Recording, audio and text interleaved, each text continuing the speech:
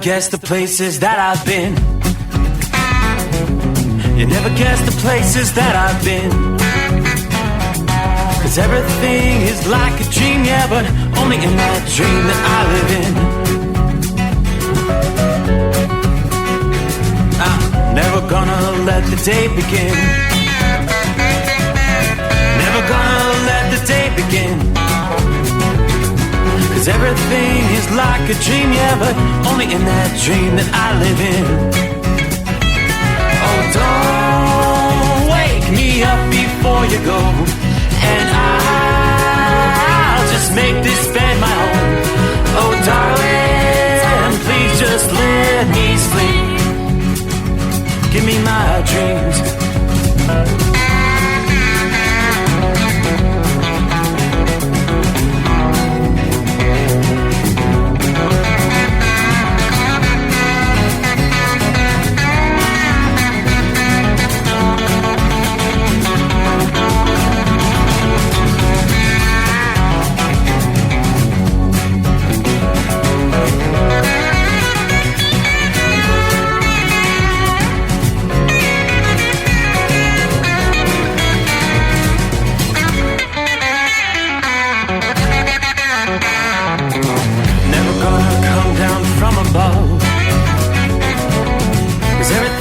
Better from above.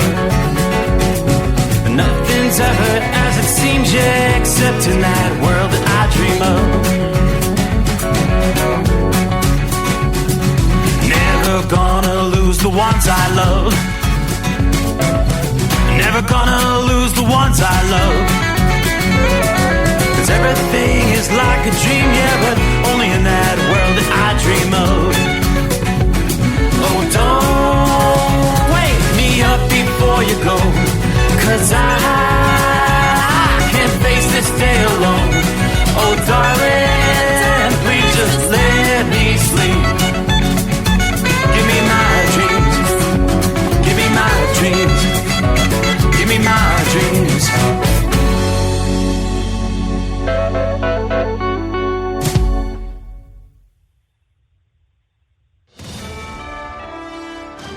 USA Radio News, I'm Anthony Lucero. President Trump has signed the Laken Riley Act into law. Speaking from the White House on Wednesday, the president talked about the Georgia nursing student who was murdered just over a year ago by an illegal immigrant, calling her unbelievable. Laken Hope Riley, the vicious criminal who murdered Precious Laken, was an illegal alien member of the barbaric Venezuelan prison gang known as Tren de Aragua. Riley's mother, Allison Phillips, attended the signing ceremony and said she's grateful to the president. We also want to thank President Trump for the promises he made to us. He said he would secure our borders and that he would never forget about Laken. The law allows for the detention of illegal immigrants who are accused of theft and violent crimes. I'm Liz Kennedy. The White House is reversing an order freezing federal grants. President Trump ordered a pause on federal aid earlier this week, which led to confusion and a judge putting a temporary stay in place. The memo caused chaos at government agencies when it appeared to jeopardize programs funding schools, housing, and health care. That memo has now been rescinded. I'm Brian Shook. While ICE agents continue around the country, 10 Venezuelan gang members, all illegal, are indicted in New York for gun trafficking. The more guns we get off the street,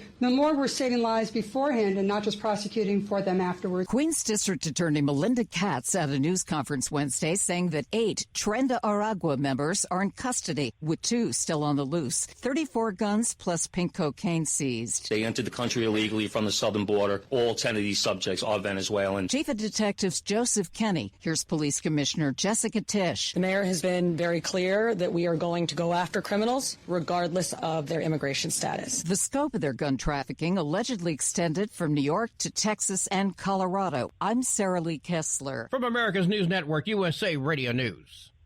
With all the recent violent protests, looting, and destruction, some areas are considering either defunding or abolishing the police.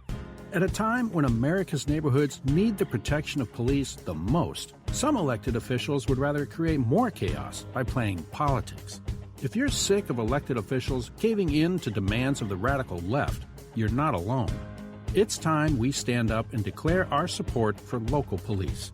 The majority of police officers are important partners in protecting our God-given rights.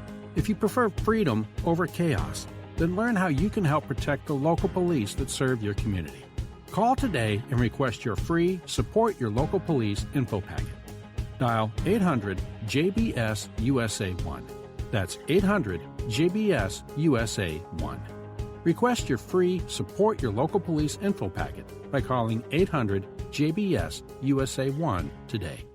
The White House says it's evaluating the effect of the new Chinese AI app on national security. U.S. tech stocks took a tumble this week after the new Chinese app DeepSeek came out as a lower-cost AI model. On Tuesday, White House Press Secretary Caroline Leavitt called it a wake-up call to the American AI industry and said the National Security Council is reviewing the app's implications. The U.S. Navy has already warned its service members to avoid using DeepSeek in any capacity due to potential security and ethical concerns.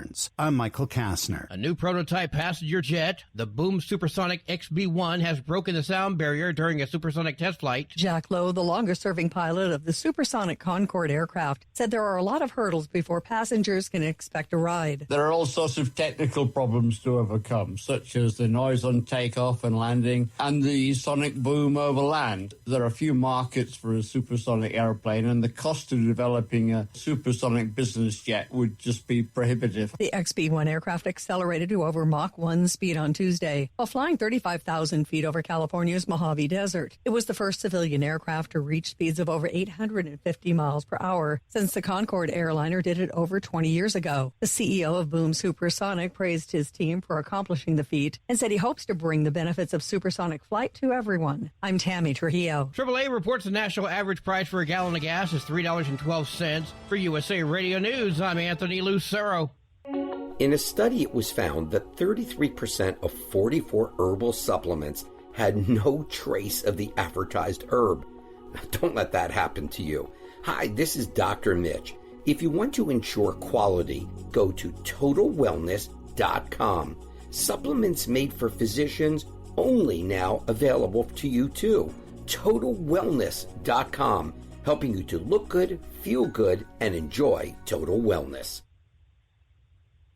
Winter is here. When the temperature drops, so does your truck's performance. Avoid fuel gelling by using Hot Shot Secret's EDT Plus Winter Defense, a 7-in-1 fuel booster and anti-gel that improves cold weather performance. The 7-point cetane boost decreases DPF regens and increases fuel economy. Be confident that your engine is running smoothly and trouble-free, even in the coldest temperatures. Hot Shot Secret EDT Plus Winter Defense, available at Pilot Flying J, Amazon, O'Reilly Auto Parts, and HotShotSecret.com. Hot Shot Secret, powered by science.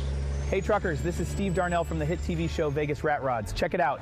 Industrial Injection has been a leader in the diesel heavy-duty industry since 1985. Whether you are looking to keep your truck on the road, you are a hard-working farmer feeding America, an over-the-seas mariner, a miner, or a construction craftsman, Industrial Injection can help keep your heavy-duty rigs and equipment running so you can keep America thriving. Get all your turbochargers, injection pumps, injectors, and engine parts at industrialinjection.com. Industrial Injection, the place to go for all your diesel parts needs. Under the dark night on the interstate, under the 100 miles in the pouring rain, these are worth all the time I've spent away. Under the dark night on the interstate,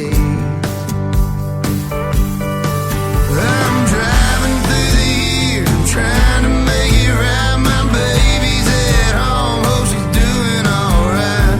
Miss my dogs and I miss my girls. I'm 1,000 miles away from my whole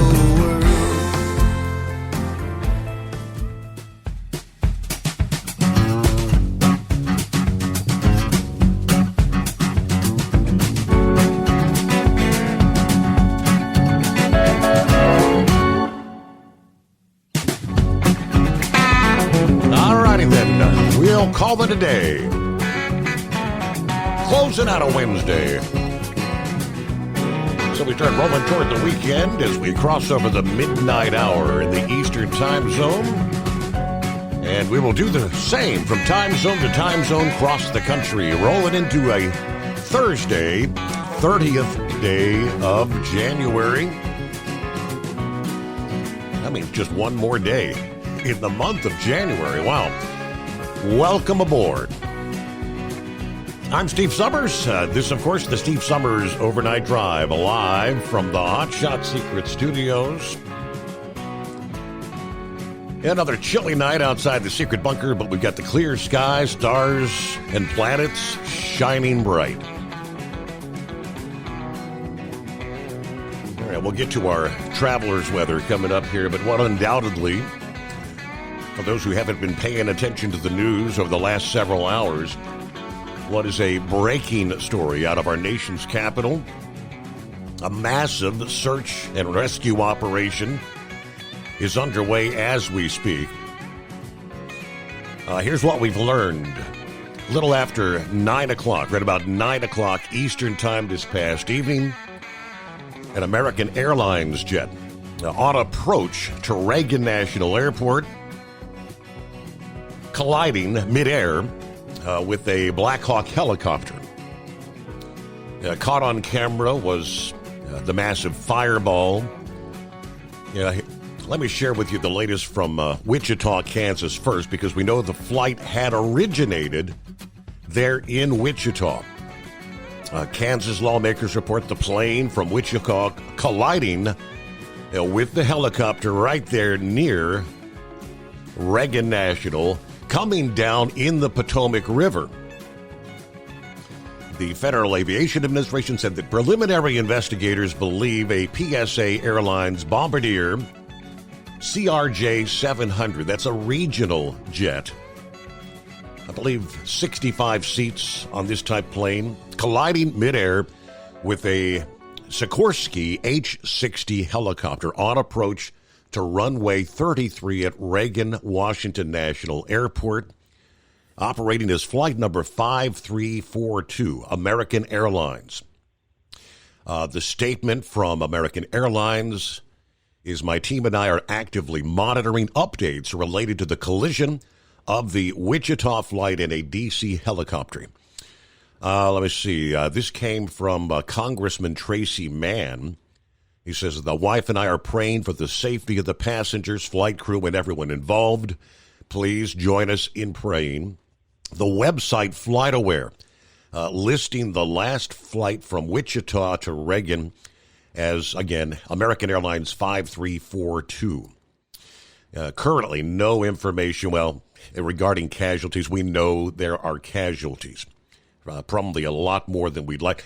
As I've kind of monitored reports coming in, I heard several hours ago that initially first responders had pulled 4 individuals from the water alive, and they were sent to hospitals.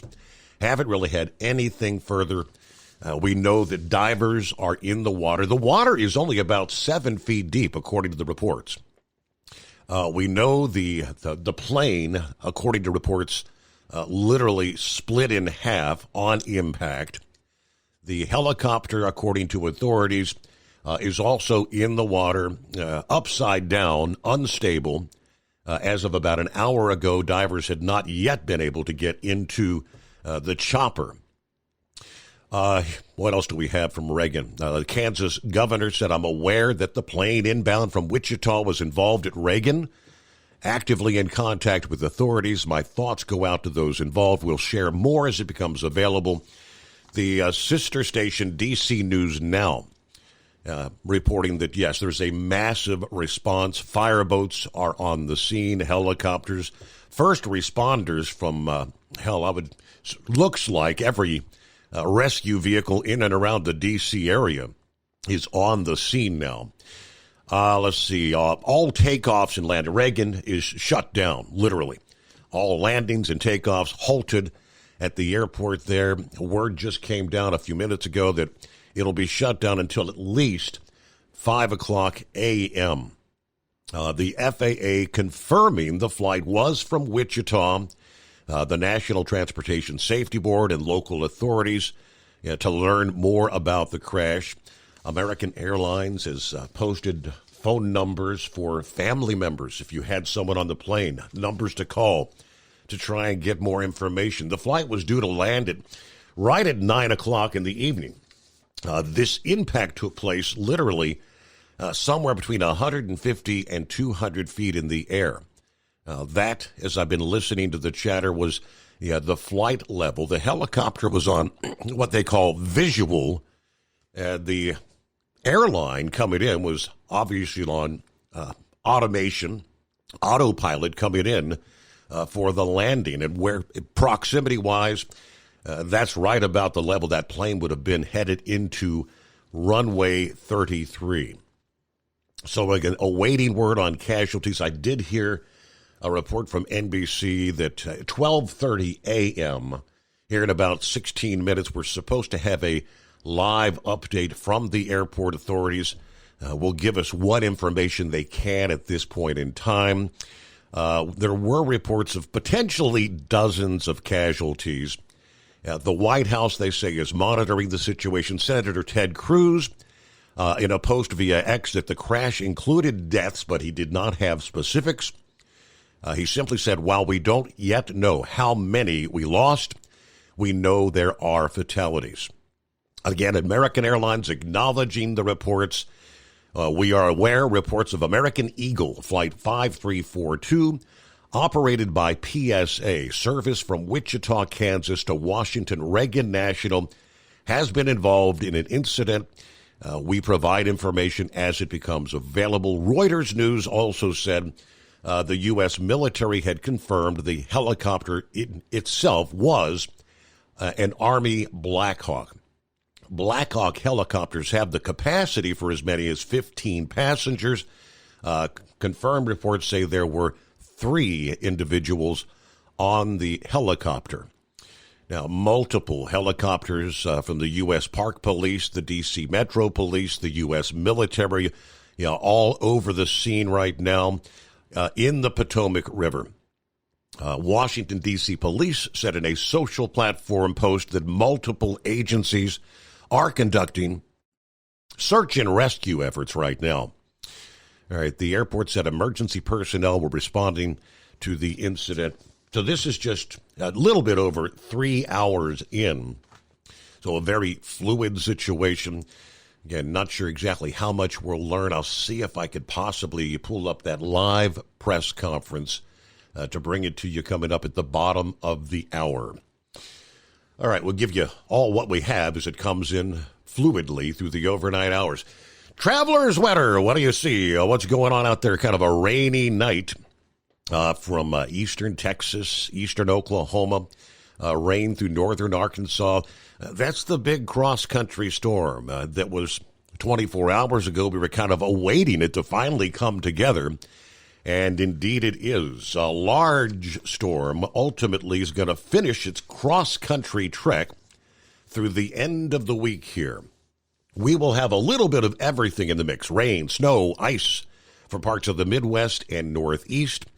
This is expected to briefly interrupt the pattern of quick-hitting cold fronts that have unleashed some of those snow showers and snow squalls and all the winds for the Great Lakes in the Northeast this week. This storm will bring a narrow band of heavy snow to Colorado through the day Thursday here, accompanied by flooding downpours and severe thunderstorms in the Deep South. As the storm organizes across the southern plains on into Thursday here, a narrow but intense band of snow is expected to take shape across eastern Colorado.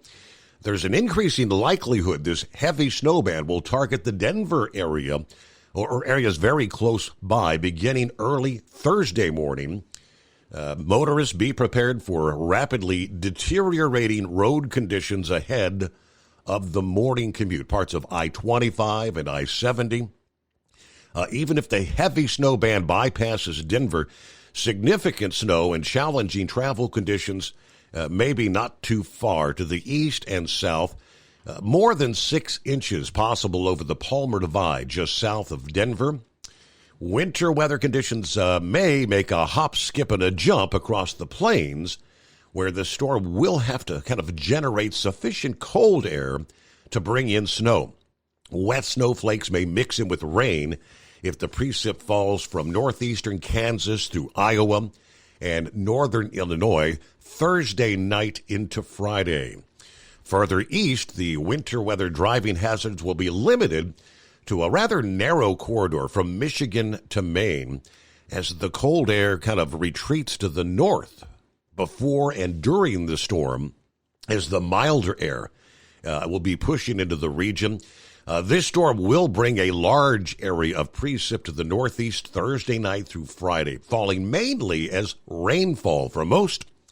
As the precip moves in during the early morning hours Friday, areas in Pennsylvania, New York, with sub-freezing temperatures will see maybe some ice accumulations via freezing rain, mainly during the pre-dawn hours. Well, even if the air temperature remains just above freezing, ground temperatures may be a few degrees lower, particularly in areas where snow has been persisting on the ground, and that's going to lead to precipitation freezing on some surfaces. Roads that remain heavily salted should face minimal issues, but bridges, overpasses, shaded areas will be the most vulnerable. Lots of mild air will be moving in with this storm. Many places that get any freezing rain will change over to plain old rain by midday and early afternoon come Friday. We may see a thin band of snow develop on the northern edge of the storm Friday and Friday night. The potential for 1 to 3 or maybe even 3 to 6 inches of accumulating snow, especially in the higher elevations, upstate New York and on up into New England. But the milder air along the I-95 corridor means it's going to be a rain event rather than snow on Friday. Temperatures in the 40s and 50s from Washington, D.C. to Boston. Travelers may still encounter some slower travel, including on the roads and at the airports.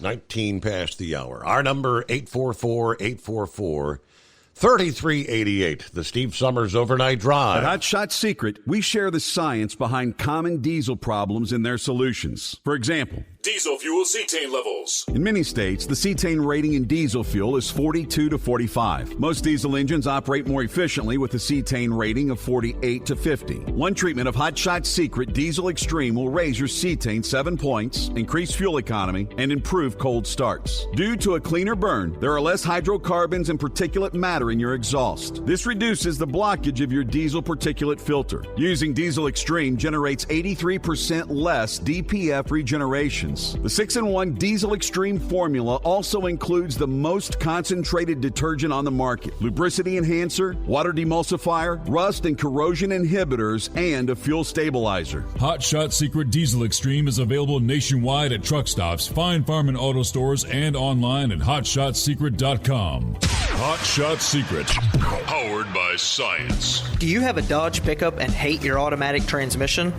Of course you do. LaVon Miller at Firepunk Diesel here, and we specialize in heavy-duty and performance transmissions for your 3-quarter or 1-ton Cummins-powered truck. So if you're interested in turning your stock slush box into a towing monster, call us today at 614-733-3744 or visit us online at shop.firepunk.com. For anything diesel, take it to Scheid Diesel. They provide a wide variety of services and diagnostics to determine what the problem is with the latest technology. From simple oil changes and preventative maintenance to fuel system diagnostics and repairs, engine rebuilds and cylinder head repairs, and rebuilds with our in-house machine shop. They also have on-site DPF cleaning for exhaust issues and DOT inspections. If your diesel is asking for some attention, Scheid Diesel has the specialist you need for anything diesel. Located in Terre Haute and Lafayette, Indiana, and Effingham, Illinois, Scheid Diesel has you covered.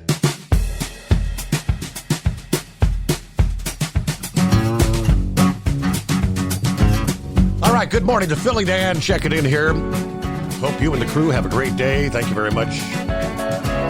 Pappy's on board. Saddle up. It's the midnight hour. Hidden beneath the Hot Shot Secret bunker, we're throwing the breakers, raising the FR3 antenna. Yes, the Stick Shed Eliminator power mic is on. Prayers for those people aboard the two aircraft crashing, falling into the Potomac, and their families tonight. Indeed. Shorty, I-95 southbound, Brunswick, Georgia, 53 degrees tonight. It's a little better, though. Finally, Orlando, turnaround number 2. Now, we'll get to some of our other listening friends coming up. Here's, again, a lot of the same information as we had already shared, but no immediate word again on casualties, although Reuters News reported shortly before 11 p.m., a little over an hour ago Eastern, that at least 2 bodies had been pulled from the river. This is based on coverage from the NBC affiliate WBAL out of Baltimore. Various wire reports saying 3 soldiers aboard the chopper, their status unknown. As we mentioned, landings, takeoffs from the airport near Washington at a halt as helicopters from agencies across the region are over the scene in search of survivors. Inflatable rescue boats being launched into the Potomac from a point near the airport along the George Washington Parkway, just north of the airport. Of course, Reuters reporting that the downed jet was in the Potomac, of course. All right, the White House briefed on the crash. According to multiple sources, President Trump said he is monitoring the terrible accident. Vice President J.D. Vance, via social media, please say a prayer for everyone involved in the mid-air collision near Reagan Airport this evening. We are monitoring the situation, but for now, let's hope for the best.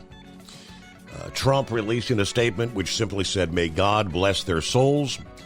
Thank you for the incredible work being done by our first responders. I am monitoring the situation. We will provide more details as they arrive."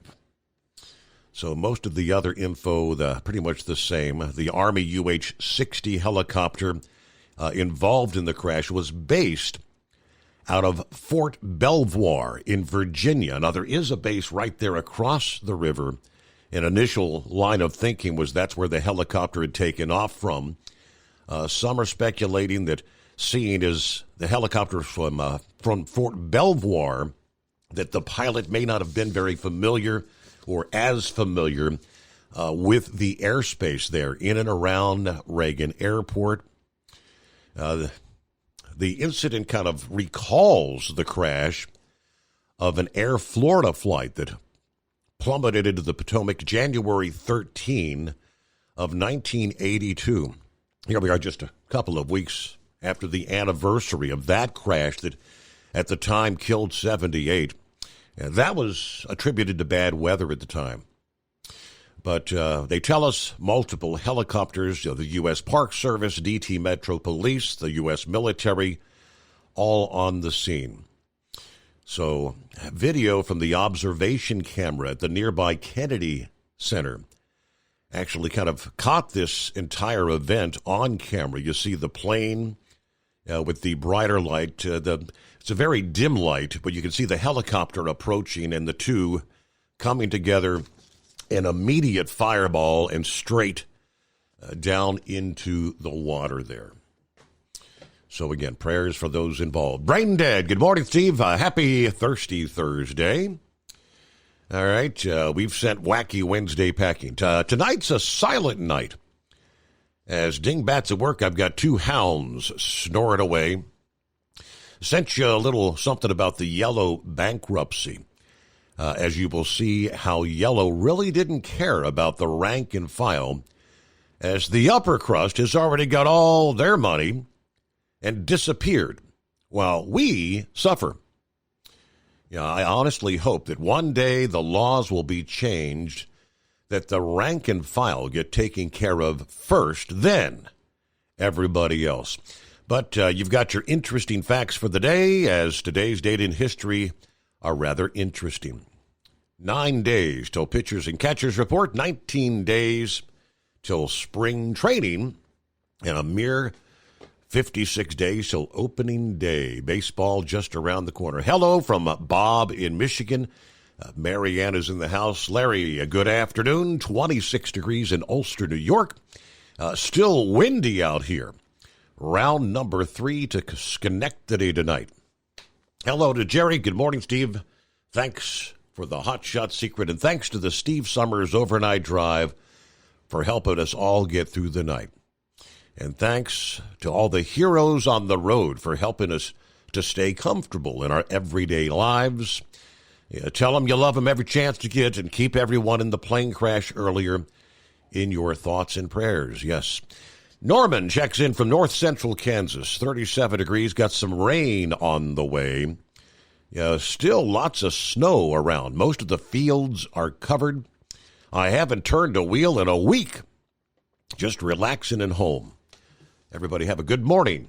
All right, there's Kentucky Lucky.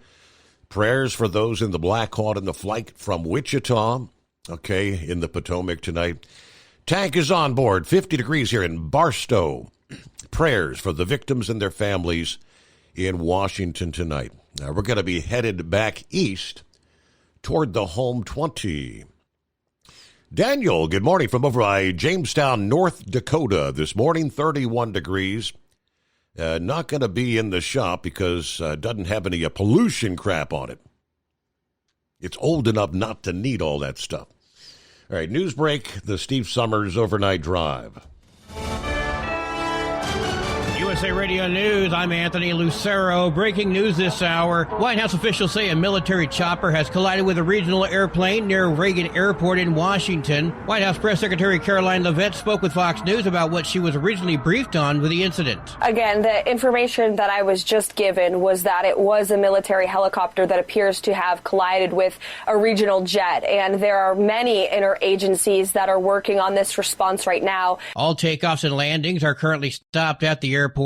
It's currently unclear how many people were injured or when flights will resume.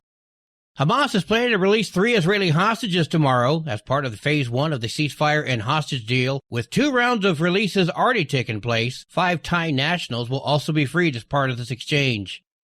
Meta is agreeing to pay $25 million to settle a lawsuit with President Trump over his suspended social media accounts. From America's News Network, USA Radio News.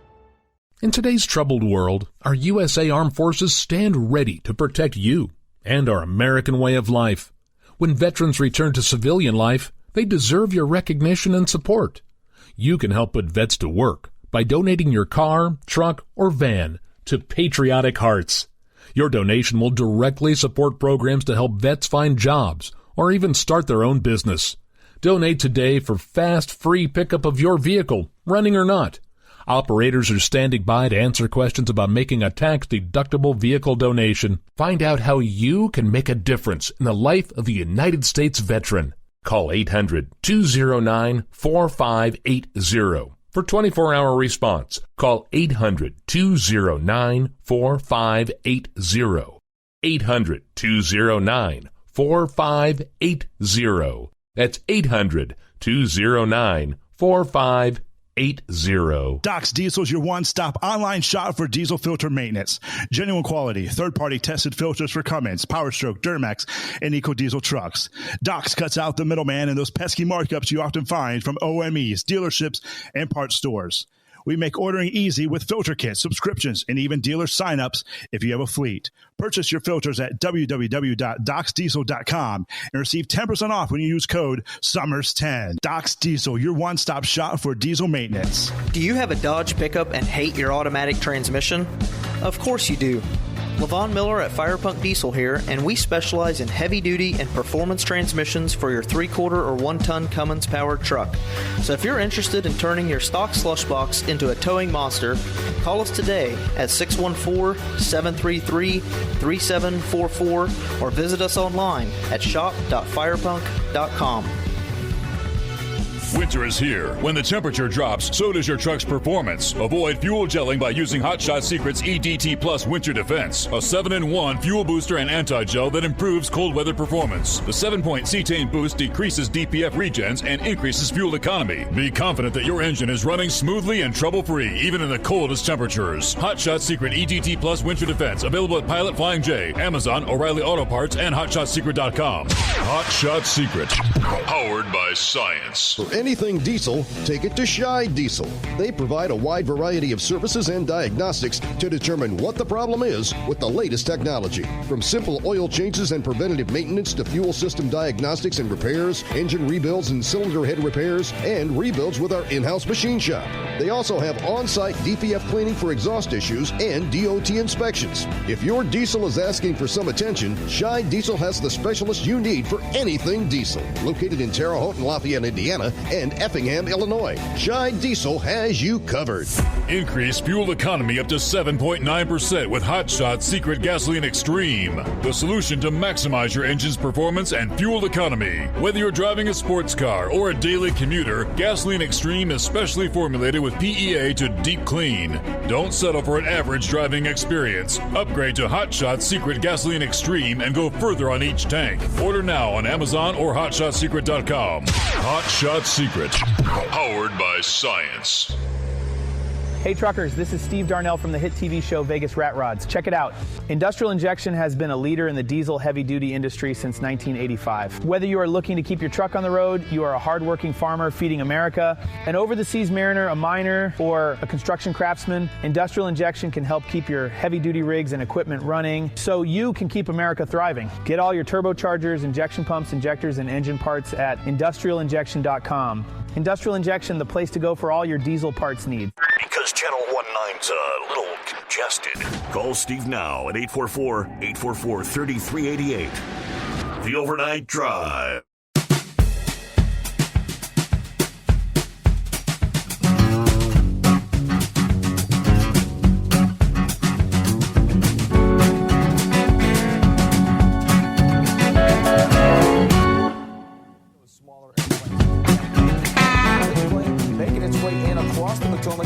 On towards 33 here. Here's the plane. The plane making its way in. At the same time, you had the helicopter coming in. Now, at the point of impact, right before this, the last time the plane pinged, it was moving at about 140 miles per hour at about 375 feet. As we heard a little bit earlier from a helicopter pilot, they're supposed to stay around 200 feet or so. So that's probably the last ping, about 375 feet, and it continued to descend in towards the runway. As it did, it collided with that helicopter there in the middle of the Potomac River. And as I've been mentioning, this part of the Potomac River to the east side here, you've got a channel that's about 20 to 30 feet deep.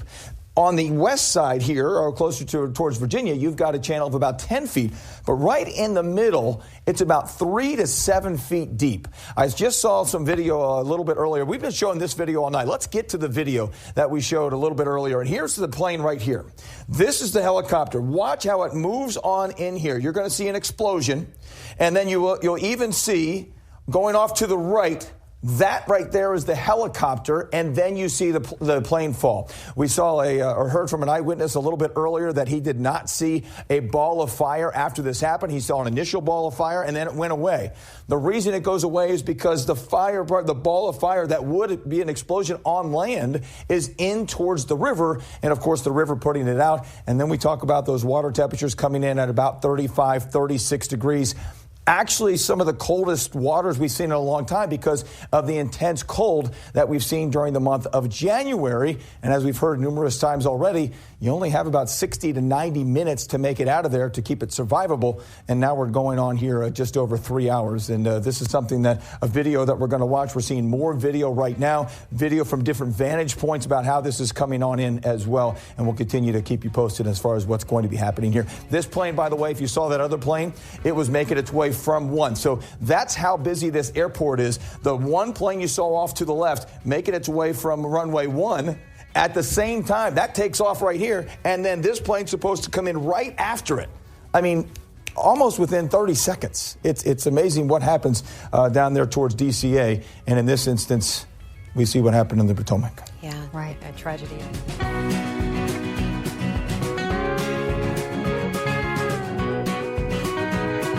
All right, just a little eavesdrop there, getting some of the latest from the D.C. area. So it's a fluid situation, obviously.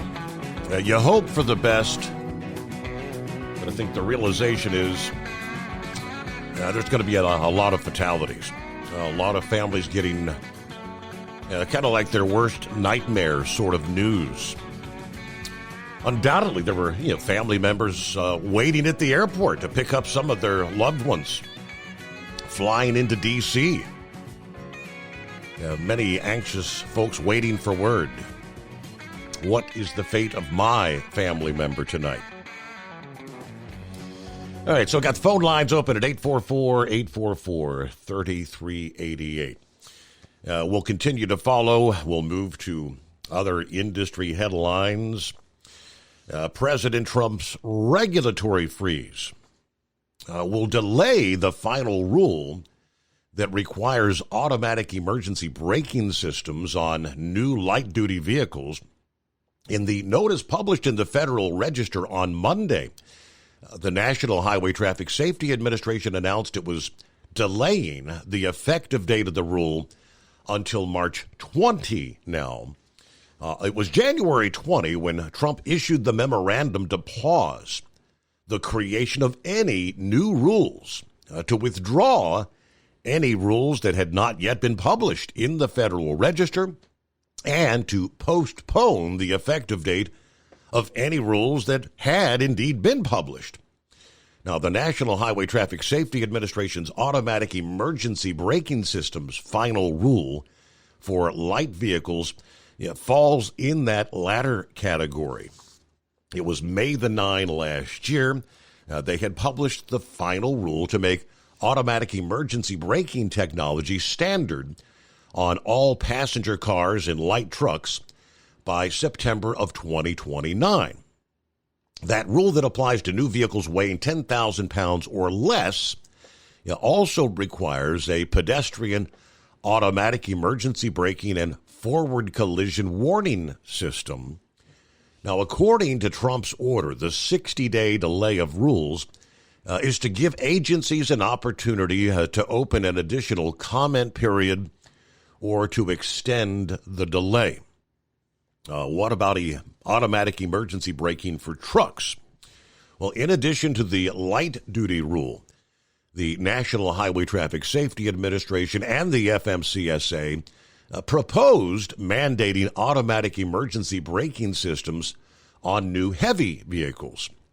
That proposal calls for all Class 7 and 8 vehicles weighing more than 26,000 pounds to be required to meet the AEB standards 3 years after the rule takes effect. All Class 3 to 6, that would be those weighing 10,001 up to 26,000 pounds, would be required to meet the automatic emergency braking and electronic stability control requirements in 4 years. Now, small volume manufacturers would have until 5 years after the final rule took effect. There would not be any retrofit requirements on existing heavy vehicles, they tell us. Now, unlike the light vehicle rule, however, the heavy-duty version never was published in the Federal Register. The National Highway Traffic Safety Administration and the FMCSA had planned on unveiling a final rule this month, but now it is unclear if and when the new administration will actually decide to proceed.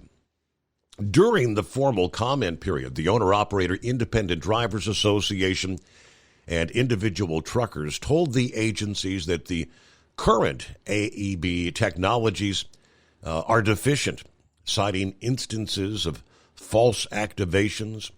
Examples included false activations being triggered by shadows, maybe from an overpass, guardrails while traveling on a curve, other rules that could be affected. The president's regulatory freeze applies, they tell us, across all agencies.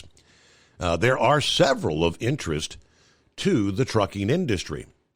Rulemakings involving minimum training requirements for commercial drivers, automated driving systems, and hair testing had all been under review at the White House Office of Management and Budget. So as of January 21, all three of those particular rulemakings were actually withdrawn. Industry update from our friends at OOIDA. Hello to Michael. Good evening from West Monroe, Louisiana, sending prayers to the families from the plane crash earlier. Hello from the Michigan Madman. The ice conditions at Sault Ste. Marie, Michigan for the SOOI 500 are the best I've seen in the last 5 years. If anyone's interested in watching, you can do so on Flow Racing. All right, thanks for the update there, Michigan Madman. Gilligan, good morning. Hello, Steve, fellow listeners. Clear, pleasant at the Speedway, Martinsville, Virginia. 45 degrees out here tonight. Everybody, keep it shiny side up. Very good. Michael talking about the water temperature there in the Potomac, like 35 degrees. Not good. Can't survive long in those sort of bitterly cold waters. Buckeye Boy checks in from Ackworth, Georgia, 42 degrees. Now, I'm hearing reports they say they pulled 16 to 18 bodies from the river. I do not know if that includes the 4 that were initially reported as pulled in alive. From what I'm seeing, there's 60 plus on the plane. Yeah, there were 60 passengers, and I believe it was it 4 or 5 crew members on the plane. There were 3 in the helicopter that was on a routine training exercise. Yeah, our thoughts with all involved. Have a great night. Everybody be careful out there. Norman said, when did you get back on YouTube? What's it been? Probably maybe 2 weeks, week or two ago. It's not been that long, but yes, we are.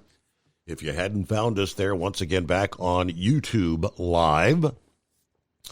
He said, I just came across it there. Okay. Listening on my phone, watching YouTube on television, chatting on the iPad.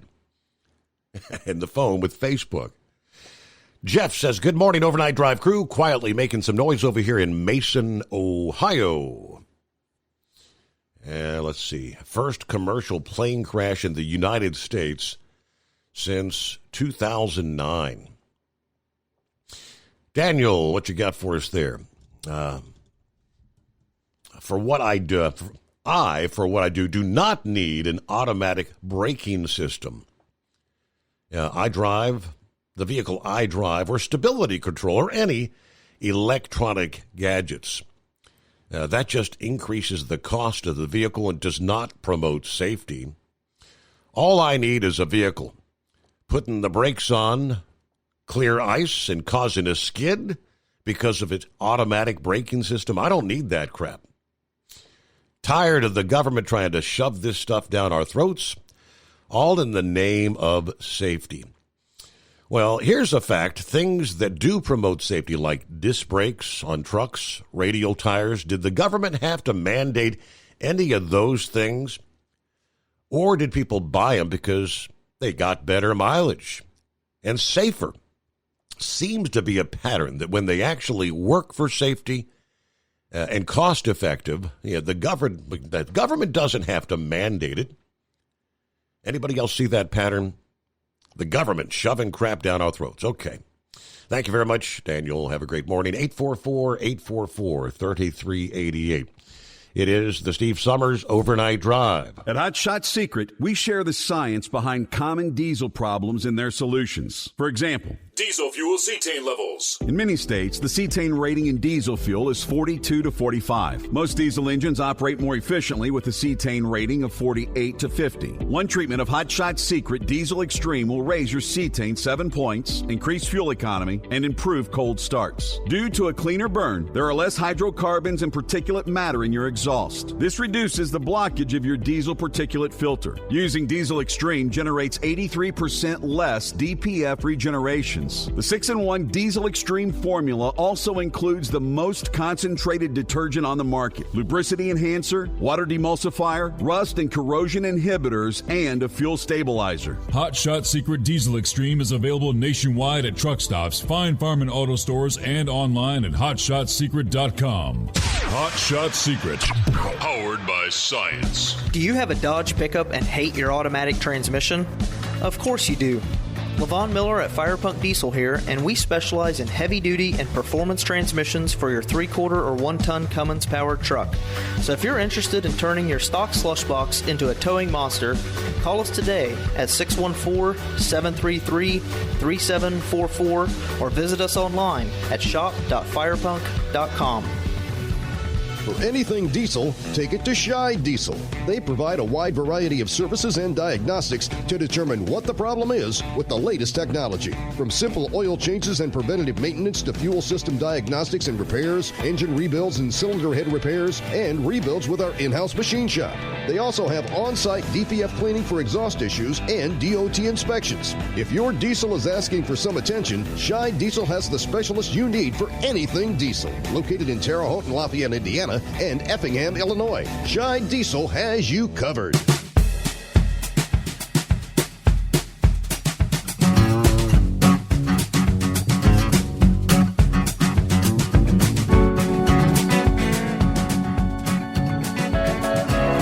So not really seeing a whole lot of new info.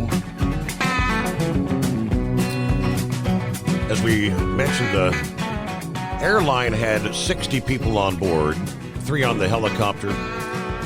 There's NBC affiliate says at least 4 people have been recovered, rushed to hospitals. It is a frantic search to find crash victims in the river. Now, water temperature about 35 degrees. At that temperature, you'd have maybe 15 or 20 minutes before suffering from hypothermia. So we're now going on 4 hours in. There is, yes, a massive emergency response, fireboats in the water. Fire departments from all around the region staging at Gravelly Point, north of Reagan National. I mean, just a sea, literally a sea of fire trucks, ambulances, police cars there on the banks of the river. But let me get over to Morning, Horse Feathers. Morning, Your Honor. Oh, you didn't call me to let me know all this was going on. If you'd seen this in your show prep at all, I hadn't heard anything about this because until your show comes on there, I pretty much listen to the satellite radio, and well, of course they don't give you much news over there on those channels there. So until we get to you to listen to live coverage on the air, we really don't get a whole lot of news out here in the evening. Wow. But anyways, so I was just, after I started listening to you here a little bit ago, I was unloading down in Southern Maryland, and I was checking out the Google Maps. Really it doesn't look like there's any delays around the Capitol Beltway anywhere, or even going up in towards DC, either 295 or the 395. So I'm not, maybe it's, the most of the congestion and everything is probably going to be right there around Reagan. Mm-hmm. Right there is what you said, the George Washington Parkway and everything. And but as far as emergency services around there go, there's quite a bit. I mean, DC has their share of things that are for the water rescue. PG County, Prince George County is, on the east side of the river there. They have a lot of contingencies set up for water rescue. Montgomery County to the north has a lot of water contingencies, water rescue contingencies set up. Yeah. So there's a lot in the area. There's a lot down here in Southern Maryland, St. Mary's County and Charles County. They also have quite a bit because the rivers flow all the way out to the Chesapeake from up there in D.C. and above. And as you're saying about the river temperature, what part of the problem with the river temperature right now is the snowfall we've had Not that it's anything extreme compared to the rest of the country, but with these mid-40 temperatures we've been having here the last few days, we've been getting a lot of runoff up in the northern part of the state, which all feeds into the top there of the Potomac River up there on Harper's Ferry, Virginia, and on down, the tributaries on down. So there's a lot of snowmelt water in there, which, of course, is very, very cold. I mean, it's just above freezing when it goes into the rivers. Mm-hmm. So that's one of the reasons the river temperature's down. It's not just the air temperature, but just the runoff that's going into the river. So anyways, yeah, they got a lot to deal with. Now that was said, there was American Airlines and Eagle flight. Correct. Now they don't run a large jet plane, right? They have a smaller commuter sized plane they normally run. Yeah, it's 65 seats. It's really, if you ever flown on one, it's a small regional jet. And I mean, when you're getting on board, it's only about, right at 6 feet tall. You got to kind of hunch down to get back to your seat. It's very, very tight quarters. Yeah. So anyways, I guess we don't have any idea of who would be on it yet. I guess they're probably still holding that information back. But, of course, going in and out of D.C., you just don't know, if it could be anybody from the government on there as well. That's crossed my mind as well. Running the government. Mm-hmm. So anyways, we got a lot of things to find out about and sit back and wait for the facts and, of course, not start jumping to conclusions. I guess the other thing there for actually assistance coming in is Joint Base Andrews is really only a hop, skip, and a jump away there from, especially in the air, to get across, because they're not, probably 3-4 miles away, as the crow flies. So yeah, there's be kind of an interesting night to kind of keep track of there. And as you say, prayers and best of thoughts to everybody, and hope for the best, and maybe we'll get lucky with a few. But anyways, based on that, it's kind of a grainy video, but the video that actually captured the impact, and they did confirm that the plane itself split in half. So two separate pieces down there.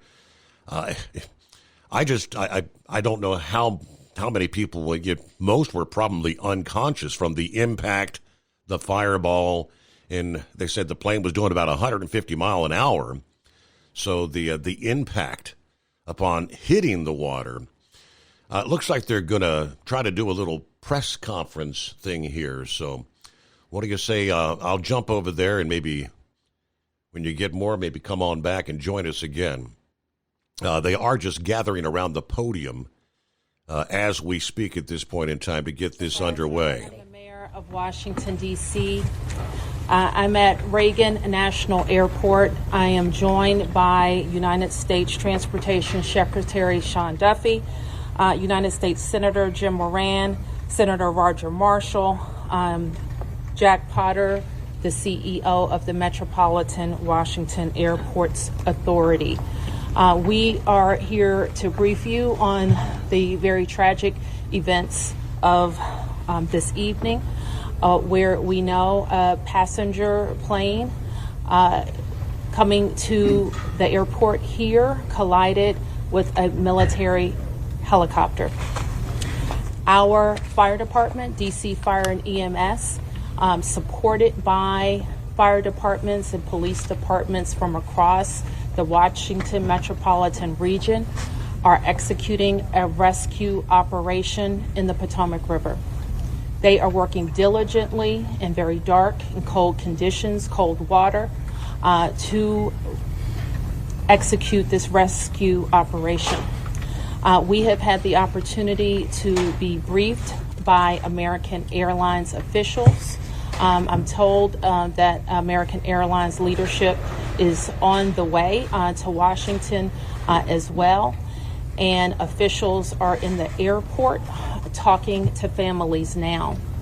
We do have a 1-800 number where families should contact us, should contact American Airlines for more information, and we will be providing that information shortly. I am going to turn to a number of officials to provide as much information as we can this evening, and we expect to have more frequent briefings at daylight. So with that, I'm going to turn to Secretary Duffy. Thank you, Mayor Bowser. I think for all of us, we want to extend our thoughts and prayers to those individuals who were impacted by the events tonight, their families. We know this is a very difficult time for all of them. I want to join the mayor and everyone here to extending our thank you to the first responders who, again, in very difficult situations and environments, are out there searching and attempting to rescue. Tonight, I spoke with President Trump and his team in the Situation Room. I had a conversation with Secretary Pete Hegseth as well, and then with the Kansas delegation and the mayor and others in leadership, as well as Governor Youngkin from Virginia and Governor Kelly from Kansas. From the Department of Transportation and FAA's perspective, we are going to offer full support to those on the ground, to the mayor, but also to the NTSB, who is going to be conducting the investigation in this matter. We are going to provide all the support that's necessary. Mayor. Thank you. So with that, I want to ask Chief John Johnley from DC Fire and EMS to provide an update. Good evening, everyone. I'm John Donnelly, Chief of DC Fire and EMS. This evening at 8:48, an alert was sounded, initiating a large regional response to a report of an aircraft crash on approach to the airport.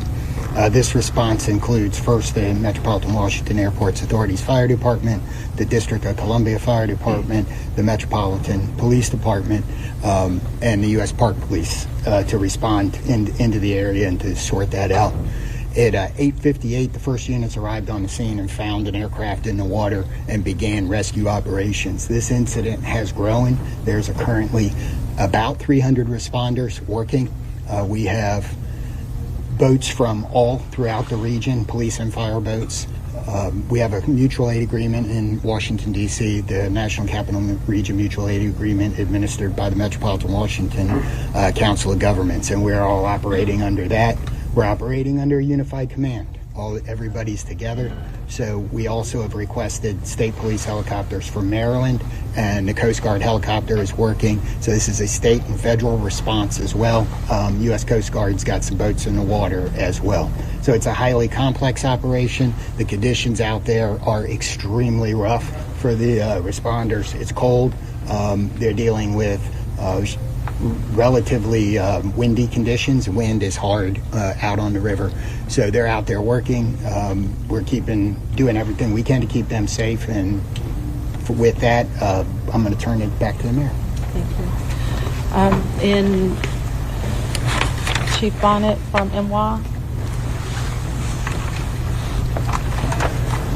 I'm Rick Bonnet, Fire Chief of MWA Fire and Rescue. Our unit, as Chief Donnelly already alluded to, at 2048, we received an alert from the FAA tower of an aircraft incident involving a commercial aircraft and a helicopter. Our units immediately responded and deployed 3 boats and immediately called for mutual aid resources. Again, as Chief Donnelly said, it's an active operation that's going to last many hours as we continue to work through recovery efforts and rescue operations. This will be ongoing for quite a while. Our thoughts and prayers are with the families and our communities, and we appreciate all DC's support to our agency and our federal partners. So with that, I wanted to turn to the senators who are from Kansas who wanted to say a few words. First, Senator Moran, and then Senator Marshall. Mayor, thank you, and Mr. Secretary, thank you, and to our first responders, thank you very much for all that's taking place here. I'm Jerry Moran. I'm a United States Senator from Kansas, and I chair the subcommittee and Commerce Committee on Aviation. So we have really a serious and sad circumstance that we want to be here to be helpful, and we're praying that our responders are safe and the folks who are on that flight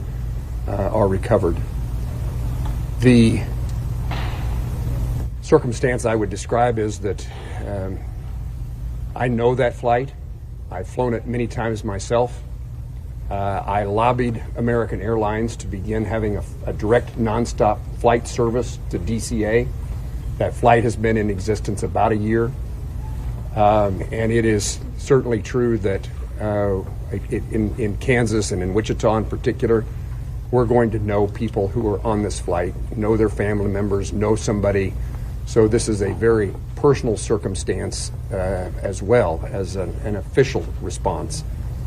And again, we will do everything we can to make certain that we're supportive of the rescue efforts, and we'll do everything we can to make certain that our subcommittee and Congress is engaged in what needs to take place following the outcome of this evening and this month's kind of investigation. I've talked to NTSB, I've talked to the White House, I've talked to the Department of Defense, and I've talked to the CEO of American Airlines, and there is all of us pulling together for the best outcome possible. I'm honored to be here with my colleague, Senator Marshall, as we try to make certain that we care for those certainly back in Kansas that were on that flight.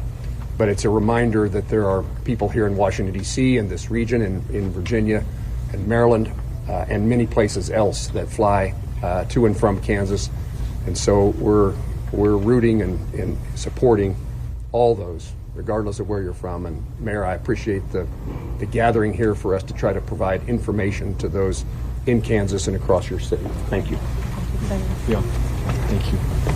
Well, thank you, Senator Moran and Mayor, Secretary. You know, when one person dies, it's a tragedy, but when many, many, many people die, it's an unbearable sorrow. It's a heartbreak beyond measure. And I know Senator Moran and I are here just to say we care. We wish that there was more we could do, but unfortunately there doesn't seem much at this time. I want the folks to back home to just know that we care, that we love them, and that this is a time when we'll have to join arms together and help each other out. We've been through things like this before, through tornadoes and floods and things, but it's really hard when you lose, you know, probably over 60 Kansans simultaneously. And I don't want to forget the pilots and the flight attendants, you know, are do their job, and the military personnel we lost. You know, all those lives are so valuable, and it is such a tragedy that we lost them. You know, I think often in times like this, I try to find a scripture that, you know, is apropos, and this is from the book of Psalms. It says, "The Lord is close to the brokenhearted and saves those who are crushed in spirit." Certainly we're crushed in spirit tonight. We mourn with the families who lost loved ones, and we truly are joining them in prayer and wrapping our arms around them in love and compassion. Thanks for everybody for coming out tonight, and thank you for your thoughts and your prayers. So certainly I speak for the people of Washington, 700,000 of us who are extremely sorry for the families who are experiencing loss tonight. And so we want you to know that we will continue to work with American Airlines to share information as frequently as possible and make sure that we're getting accurate information out to the public. But my sorrow for all of the people and crew on the plane and our military personnel on the helicopter is very deep. I do want to turn to Jack Potter, who is the CEO of our Airports Authority, responsible for Reagan National Airport and Dulles International Airport, to talk to you about how the airport responded and what's going to happen next. Good evening. As was said, I'm Jack Potter, the President and CEO of the Metropolitan Washington Airports Authority. Thank you all for being here tonight and under these very, very grim circumstances. First of all, I want to let you know that we're providing support to all the families who are involved. American Airlines has established a phone number for them to reach out. That's been published, but let me repeat it. It's 1-800-679 8215. So families of folks that were on the plane are asked to contact them. We did have folks who were at the airport to pick up loved ones, and so American has set up a center in their in their lounge at the north end of the airport, and we've directed the families there, and there are folks there counselors there to work with the families. We did have aircraft that were in the air. They were diverted to Dulles Airport, some 19 aircraft. We had personnel, United and others had personnel. We want to thank WMATA for extending their hours on the Metro to make sure that those folks were accommodated. Right now, as was said earlier by the chief, we're in a rescue mode. We will continue in that rescue mode. I want to thank all of the mutual aid responders, all the counties, the districts, folks from Maryland and Virginia. Everybody's on site doing the best they can, and numerous boats out in the water right now. NTSB is on site. I want to thank all of the folks behind me, the secretary, the mayor, the two senators for all of their support, and we're going to continue to work through the night. I do want to make an announcement. People are, concerned about what's going to happen in the morning. Reagan National Airport will be closed until 11 o'clock. That's when the first flights will take off. But we're going to continue to do our best and work through this situation over the course of the night, and we hope to have more news as it develops. But for right now, it's a very difficult situation out there with the cold. It's very dark, but there are numerous boats out there. There are dive teams out there. So, again, we'll continue to work this situation, and I'll turn it back to the mayor. Thank you very much. Thanks for that update. And you've heard that in the National Capital Region, the district, of course, is Washington, D.C. is at the center, but we are a close region. We have heard from the governors of Maryland and Virginia, the mayor of the city of Baltimore, all who have sent us personnel to help in the rescue operations. Last thing I'll note is just to our local viewership, and just please let our first responders do their work. Try to let our vehicles get to scenes and through scenes. We don't want anybody else to get hurt because of moving vehicles, okay? So we will be able to take a few questions. There's not a lot that we can say. We won't be able to say anything about an investigation. As you know, once fire and EMS completes the rescue operation, then the investigation goes over to the National Transportation Safety Board. And I'm sure the Safety Board, NTSB, will provide information about when they will be briefing about an investigation. So we'll take a few. Yes? Can you confirm that both aircraft are in the water, and perhaps Chief Donnelly can explain what's involved in conducting an operation like this in these conditions? Yes, both aircraft are in the water. The focus now is rescuing people, and that's what all of our personnel are focused on. And Chief, I think he's given a pretty good description, but if there's anything else you want to add, Chief? I would just say that the boats are out doing searches. We have divers on both aircraft, and they're searching the aircraft at this point. Right. Yes. Have any survivors been found, and how many bodies have been recovered? All we can confirm tonight is the number of people on each aircraft, 64 people on the American Airlines plane and 3 people on the military helicopter. And we can't provide any more information about recovery efforts. The 2 people have talked about lost loved ones. So how do you know that there are 3 people who have lost loved ones? I didn't say I didn't know people had lost loved ones. I said we can't talk about any of the recovery efforts in specific tonight. Yes. Secretary Duffy. So I'll call on who's next. Yes. Thank you, Mayor Bowser. Will this affect operations at Dulles and BWI? Will the Potomac River traffic be closed to boats? Yes. And so Jack has talked about, can you talk about Dulles? I'm not sure we can talk about BWI, but we can talk about Dulles. Right. There is no impact at BWI or at Dulles. As I said earlier, our airport here, Ronald Reagan National Airport, will be closed until 11 o'clock. Obviously, that will be fluid. We'll learn more, but we wanted to advise passengers who might be coming to the airport in the morning that we will be closed until at least 11 o'clock. A question for Secretary Duffy. A question for Secretary Duffy. Yeah, 1 second. You're next. Hi, Mayor. Thank you so much. So, just other than the current situations, like we know the water is extremely cold and it's very dark outside. Although Senator is saying that there are numerous boats in the water, but what's the biggest challenges for the rescue team? What best scenario we can expect in the coming few hours till morning? So the challenges are access.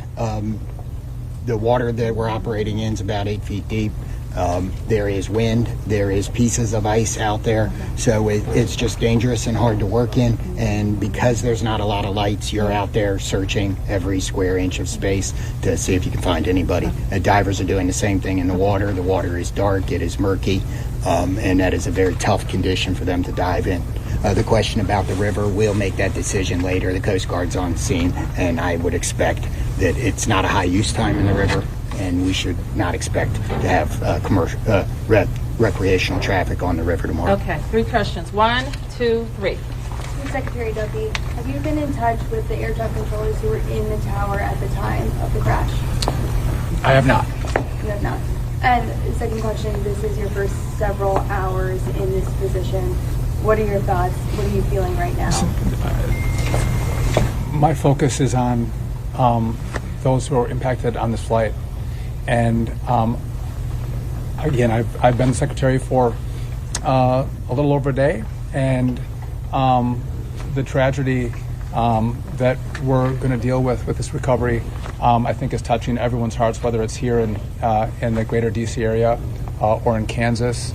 And again, I think everyone here is thinking and praying for those who potentially have lost a loved one. And thank you. Okay, your question?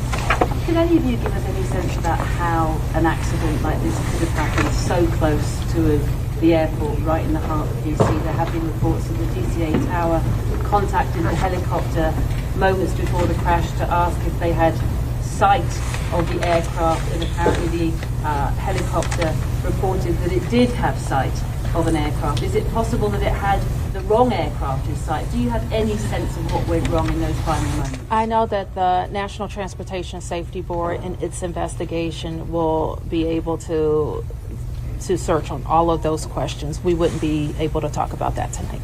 Yes. All right, listening in live from our nation's capital. Yeah, really not a whole lot of new information. No mention of actual live rescues. No word. I guess we know there's fatalities. They can't give numbers. I guess the one thing we can gather is it's a very difficult situation out there in very cold waters. It's going to be many hours trying to get the bodies out of these aircraft. Undoubtedly, it's got to be a horrific scene under the water. It appears the helicopter, like broadside, it just split the plane literally in half.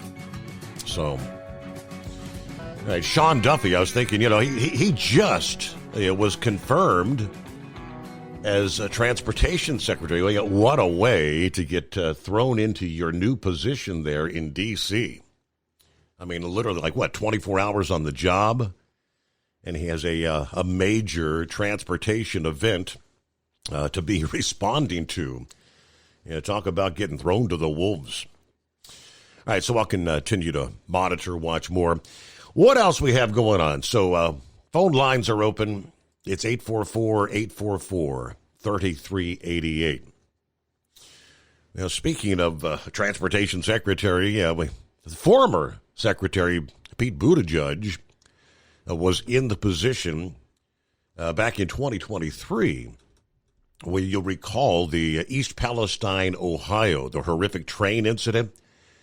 Norfolk Southern and the village of East Palestine have reached a $22 million settlement to resolve all claims by the village resulting from that derailment and hazmat release. According to the announcement, a joint statement on the East Palestine website Monday says the village recognizes the approximately $13.5 million that Norfolk Southern has already spent in the village, including replacement of fire and police vehicles, improvements to the water treatment plant, exterior renovation of the East Palestine Railroad Station. Norfolk Southern also remains committed to spending $25 million on improvements to East Palestine City Park. Kind of a refresher, it was defective wheel bearing that led to the derailment, 38 cars, at about 9 in the evening on February the 3rd, while 12 more became involved in a subsequent fire. 11 of those cars were carrying hazardous materials. Fearing an explosion, Norfolk Southern eventually conducted that vent and burn of the highly toxic vinyl chloride, a move that the National Transportation Safety Board would eventually determine was unnecessary, that actually ended up spreading the material throughout the area. That led to intense scrutiny of rail safety on a national scale. It cost Norfolk Southern $2.2 billion, including cleanup and legal expenses. As of the end of 2024, it also led to a proxy fight that saw activist investor Ancora Holdings make an unsuccessful attempt to gain control of the board at Norfolk Southern. They did gain some seats and eventually reached a settlement, giving it further influence. They say a planned regional safety training center in East Palestine, however, will not be built, as the railroad and the village have determined it's not feasible, according to that joint statement. They will transfer 15 acres for that planned facility to the village to be used, whatever the village decides to use it for. Norfolk Southern had broken ground on the $20 million facility, which had been planned for first responders from Ohio, Pennsylvania, West Virginia, and the surrounding region. All right, lines available. Knucklebusters on board. Got you coming up in 2. The Steve Summers Overnight Drive, live from the Hot Shot Secret Studios. Do you have a Dodge pickup and hate your automatic transmission? Of course you do. Levon Miller at Firepunk Diesel here, and we specialize in heavy-duty and performance transmissions for your 3-quarter or 1-ton Cummins-powered truck. So if you're interested in turning your stock slush box into a towing monster, call us today at 614-733-3744 or visit us online at shop.firepunk.com. For anything diesel, take it to Scheid Diesel. They provide a wide variety of services and diagnostics to determine what the problem is with the latest technology. From simple oil changes and preventative maintenance to fuel system diagnostics and repairs, engine rebuilds and cylinder head repairs, and rebuilds with our in-house machine shop. They also have on-site DPF cleaning for exhaust issues and DOT inspections. If your diesel is asking for some attention, Scheid Diesel has the specialist you need for anything diesel. Located in Terre Haute and Lafayette, Indiana, and Effingham, Illinois. Scheid Diesel has you covered. Winter is here. When the temperature drops, so does your truck's performance. Avoid fuel gelling by using Hot Shot Secret's EDT Plus Winter Defense, a 7-in-1 fuel booster and anti-gel that improves cold weather performance. The 7-point cetane boost decreases DPF regens and increases fuel economy. Be confident that your engine is running smoothly and trouble-free, even in the coldest temperatures. Hot Shot Secret EDT Plus Winter Defense, available at Pilot Flying J, Amazon, O'Reilly Auto Parts, and HotShotSecret.com. Hot Shot Secret, powered by science. Doc's Diesel is your one-stop online shop for diesel filter maintenance. Genuine quality, third-party tested filters for Cummins, PowerStroke, Duramax, and EcoDiesel trucks. Doc's cuts out the middleman and those pesky markups you often find from OMEs, dealerships, and parts stores.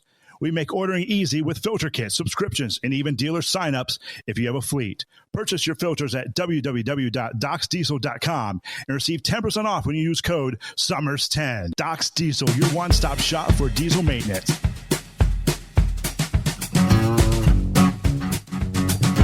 All right, they did finally conclude the press conference there. Again, not a whole lot of new information being revealed at this late night, early morning hour. Now 1:21 a.m. Eastern Time. Stacy, I guess, just joined us. Yeah, like many others who may not have been with us out of the box. And what did I miss? What's going on? In D.C., about 9 o'clock Eastern this past evening, an American Airlines flight and a military helicopter colliding and coming down in the Potomac River. Both aircraft in the water. There was video from the webcam network EarthCam showing the moment of the collision, a big fireball. President Trump has been briefed. Our newly sworn in Transportation Secretary Sean Duffy, as we just heard a few moments ago, is on the scene. We know the airline had 60 passengers, 4 crew. The helicopter had 3 on board. They are not giving any numbers. Earlier reports said at least 4 people had been recovered and rushed to hospitals. The mayor refused to address that. No numbers on live or deceased, how many they've pulled from the waters. All right, so there you go. Knucklebuster, what's happening? Morning, Mr. Steve Summers. Tennessee called me and she said the news that she's watching has reported no survivors. So I don't know. Okay. We'll just have to find all that out in the morning. I would suspect that. I mean, I don't know who the information was from, like the NBC affiliate out of Washington said 4 had been recovered and rushed to hospitals. Maybe they had subsequently passed. Maybe they were dead when, early information is always sporadic. Some is true, some is false, right? Right, absolutely. We just have to wait and see what daylight brings. Yeah. I remember that one back in the 80s there, but it was a whole different scenario because they just slid off the end of the runway. And that's, but this was a mid-air collision. That's a whole different ball game there, Yeah. I can today it's that crashing and burning that bothers me, right? But my prayers are for all of them up there involved, even the first responders, because that's a bad thing to be seeing up there and dealing with in all this cold weather. Anyway, I sent Horse a picture last night as to why I would never be getting up off of the couch during a Super Bowl game to go get a cake or a pie or cookies or anything. I got a daughter, she does all that stuff, so she used to teach classes to people to decorate the cakes and stuff. So I got him hungry with all them pictures, I think. Anyway, I read on the Bible and Bio, Peter Ducey there was amazed that they would actually answer a question at one of them White House press briefings up there every day. So, you think that's a bunch of garbage? No, that girl, she did answer all the questions, right? Right, she did, yes. Didn't him haul around, yeah. And she's a lot better looking than that other girl was there. So, anyway, well, I'm getting passed by one of them lease drivers there. I met a real big Billy Big Rigger today, Steve. Oh, yeah? IDA type there, but let me tell you, he had chicken lights all over that truck. He got out of that truck wearing a big 10-gallon, looked like one of them Hobble Cartwright hats. Had big square toe boots on, chain drive wallet. It was really funny. He pulled right in front of me, so I couldn't help but notice him there. And he went inside the building to check in. But when he come back out, he drove away, Steve. I guess he's at the wrong business. I don't know. But anyway, well, that's all my bull on it for right now. So, like I said, my thoughts and prayers go out for everybody up there in D. It's going to be a long night for them. Yes, it sure is. Yep. Well, thanks for checking in there, Knucklebuster. Have a good morning. Safe travels. Alrighty, 26 past the hour. Hey, clear lines at 844-844-3388. Well, we have the sprawling storm that's going to bring the heavy rain and even some severe weather from Texas to the Carolinas here in the last couple of days of January. This is the same system that brought some of that rain, the much-needed rain, to Southern California Sunday and Monday. Kind of regenerating now as it heads through the southern plains tonight. And then it races off to the Atlantic coast.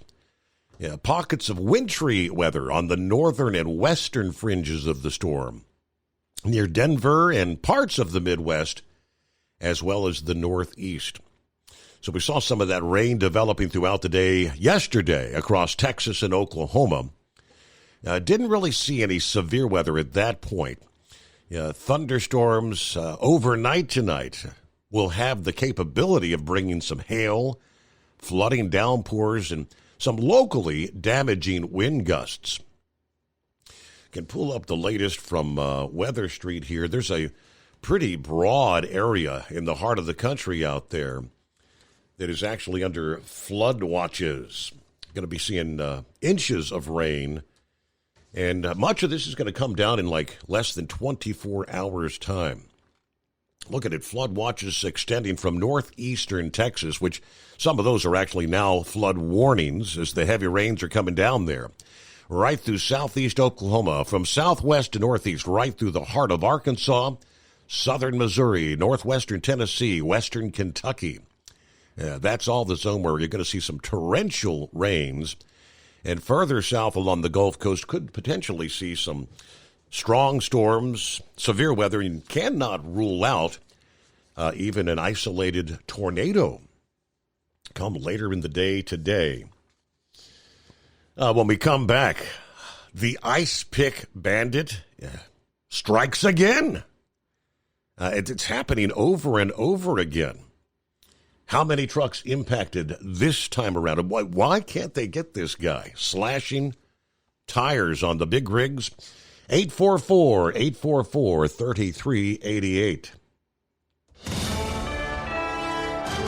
USA Radio News, I'm Anthony Lucero. Breaking news this hour. White House officials say a military chopper has collided with a regional airplane near Reagan Airport in Washington. White House Press Secretary Caroline Leavitt spoke with Fox News about what she was originally briefed on with the incident. Again, the information that I was just given was that it was a military helicopter that appears to have collided with a regional jet, and there are many interagencies that are working on this response right now. All takeoffs and landings are currently stopped at the airport. It's currently unclear how many people were injured or when flights will resume. Hamas is planning to release 3 Israeli hostages tomorrow as part of phase 1 of the ceasefire and hostage deal, with 2 rounds of releases already taken place. 5 Thai nationals will also be freed as part of this exchange. Meta is agreeing to pay $25 million to settle a lawsuit with President Trump over his suspended social media accounts. From America's News Network, USA Radio News. In today's troubled world, our USA Armed Forces stand ready to protect you and our American way of life. When veterans return to civilian life, they deserve your recognition and support. You can help put vets to work by donating your car, truck, or van to Patriotic Hearts. Your donation will directly support programs to help vets find jobs or even start their own business. Donate today for fast, free pickup of your vehicle, running or not. Operators are standing by to answer questions about making a tax-deductible vehicle donation. Find out how you can make a difference in the life of a United States veteran. Call 800-209-4580 for 24-hour response. Call 800-209-4580. 800-209-4580. That's 800-209-4580. Doc's Diesel is your one-stop online shop for diesel filter maintenance. Genuine quality, third-party tested filters for Cummins, PowerStroke, Duramax, and EcoDiesel trucks. Doc's cuts out the middleman and those pesky markups you often find from OMEs, dealerships, and parts stores. We make ordering easy with filter kits, subscriptions, and even dealer sign-ups if you have a fleet. Purchase your filters at www.docsdiesel.com and receive 10% off when you use code SUMMERS10. Doc's Diesel, your one-stop shop for diesel maintenance. Do you have a Dodge pickup and hate your automatic transmission? Of course you do. Levon Miller at Firepunk Diesel here, and we specialize in heavy-duty and performance transmissions for your 3-quarter or 1-ton Cummins-powered truck. So if you're interested in turning your stock slush box into a towing monster, call us today at 614-733-3744 or visit us online at shop.firepunk.com. Winter is here. When the temperature drops, so does your truck's performance. Avoid fuel gelling by using Hot Shot Secret's EDT Plus Winter Defense, a 7-in-1 fuel booster and anti-gel that improves cold weather performance. The 7-point cetane boost decreases DPF regens and increases fuel economy. Be confident that your engine is running smoothly and trouble-free, even in the coldest temperatures. Hot Shot Secret EDT Plus Winter Defense, available at Pilot Flying J, Amazon, O'Reilly Auto Parts, and HotShotSecret.com. Hot Shot Secret, powered by science. For anything diesel, take it to Shy Diesel. They provide a wide variety of services and diagnostics to determine what the problem is with the latest technology. From simple oil changes and preventative maintenance to fuel system diagnostics and repairs, engine rebuilds and cylinder head repairs, and rebuilds with our in-house machine shop. They also have on-site DPF cleaning for exhaust issues and DOT inspections. If your diesel is asking for some attention, Shy Diesel has the specialist you need for anything diesel. Located in Terre Haute and Lafayette, Indiana, and Effingham, Illinois. Shy Diesel has you covered. Increase fuel economy up to 7.9% with Hot Shot Secret Gasoline Extreme, the solution to maximize your engine's performance and fuel economy. Whether you're driving a sports car or a daily commuter, Gasoline Extreme is specially formulated with PEA to deep clean. Don't settle for an average driving experience. Upgrade to Hot Shot Secret Gasoline Extreme and go further on each tank. Order now on Amazon or HotShotSecret.com. Hot Shot Secret, powered by science. Hey truckers, this is Steve Darnell from the hit TV show Vegas Rat Rods. Check it out. Industrial Injection has been a leader in the diesel heavy-duty industry since 1985. Whether you are looking to keep your truck on the road, you are a hard-working farmer feeding America, an over-the-seas mariner, a miner, or a construction craftsman, Industrial Injection can help keep your heavy-duty rigs and equipment running so you can keep America thriving. Get all your turbochargers, injection pumps, injectors, and engine parts at industrialinjection.com. Industrial Injection, the place to go for all your diesel parts needs. Keep the bugs off your glass and the smokies off your ass. This is the Overnight Drive with Steve Summers.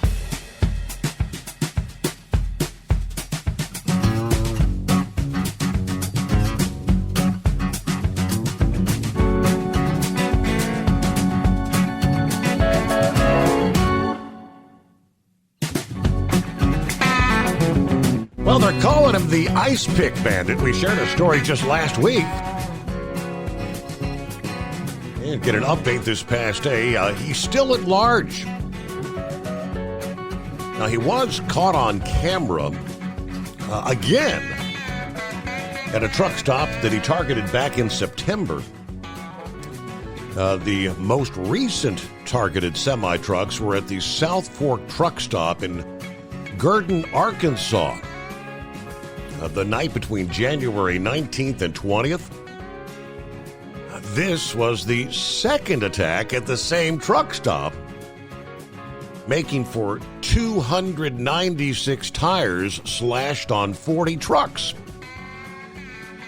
The Clark County Sheriff, Jason Watson, says there's no rhyme or reason for his actions. Yeah, there's no rhyme or reason with the trucks he picks. We just can't figure out the motivation of this guy.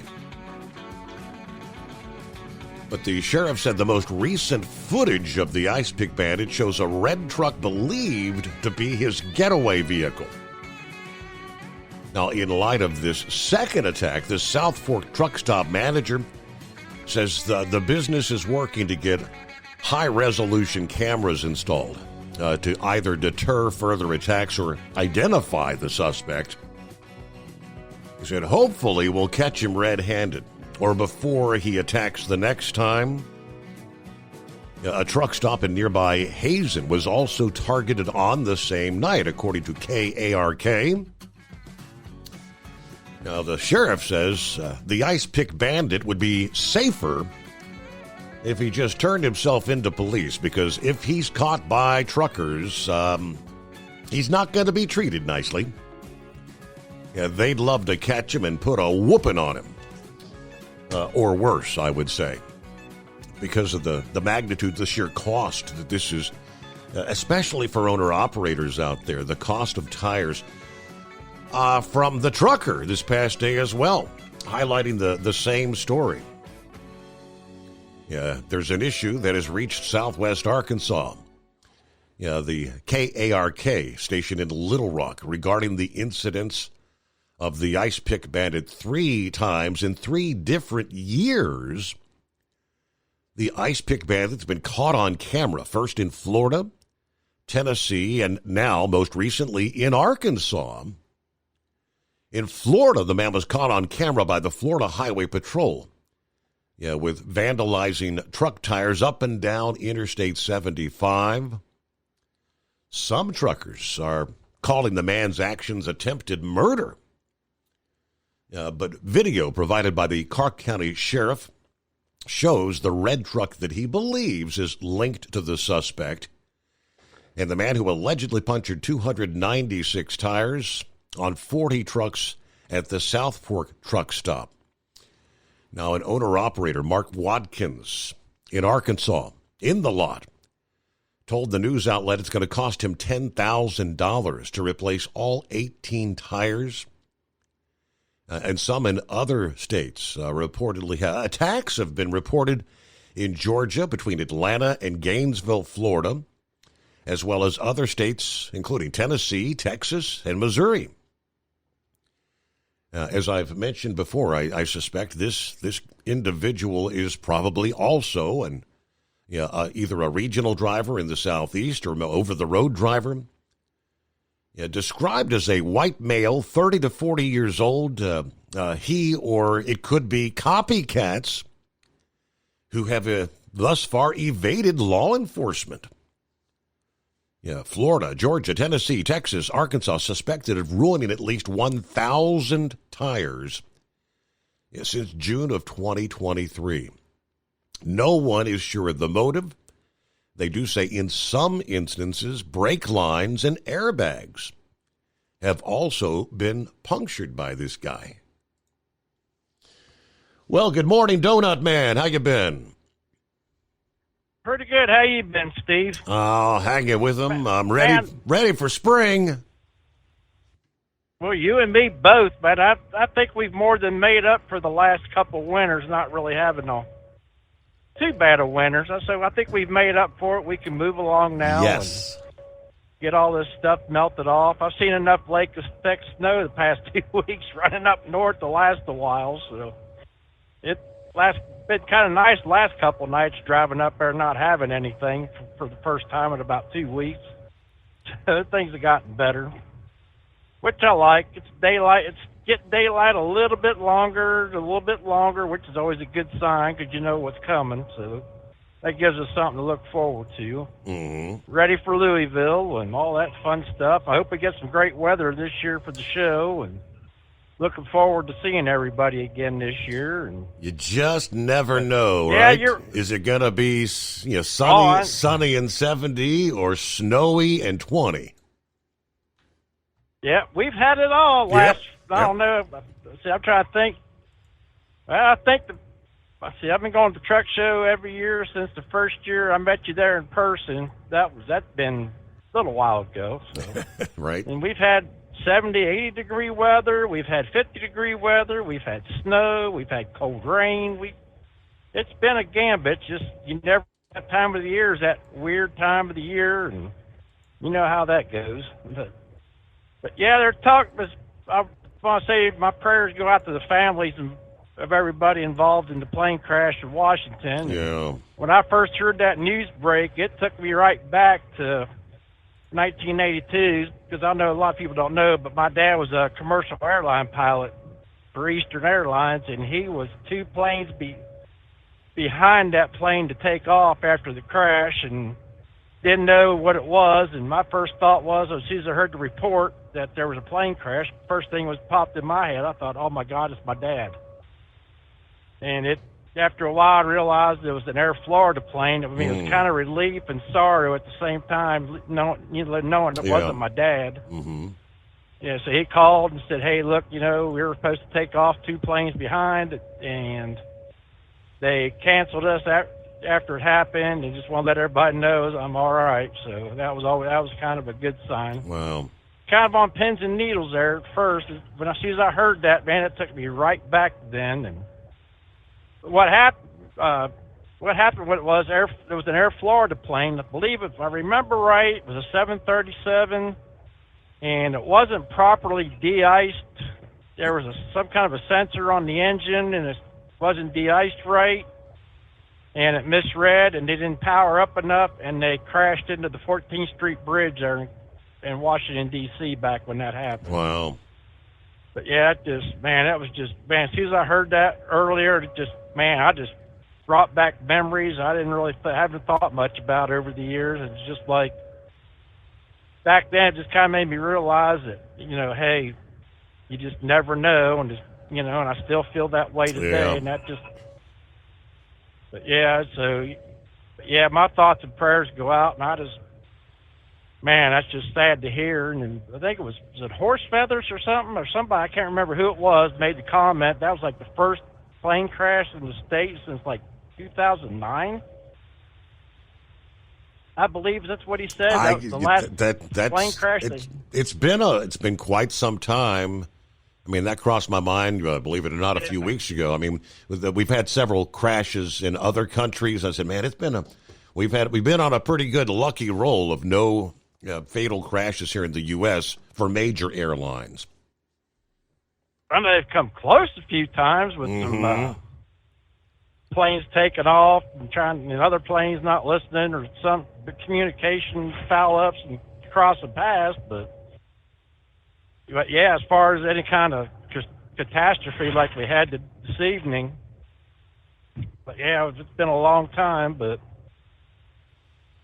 yeah, I don't know, just words can't put into words how what to say, and because there's like you said, you got families, at the airport, and people back, I'm sure people back where the flight originated from, and what their families are going through. I can't imagine, because I came close to going through something like that, but God, I guess God was watching over, but yeah, I just hate to hear that, but hopefully they get to the bottom of it and get things straightened out. Yeah.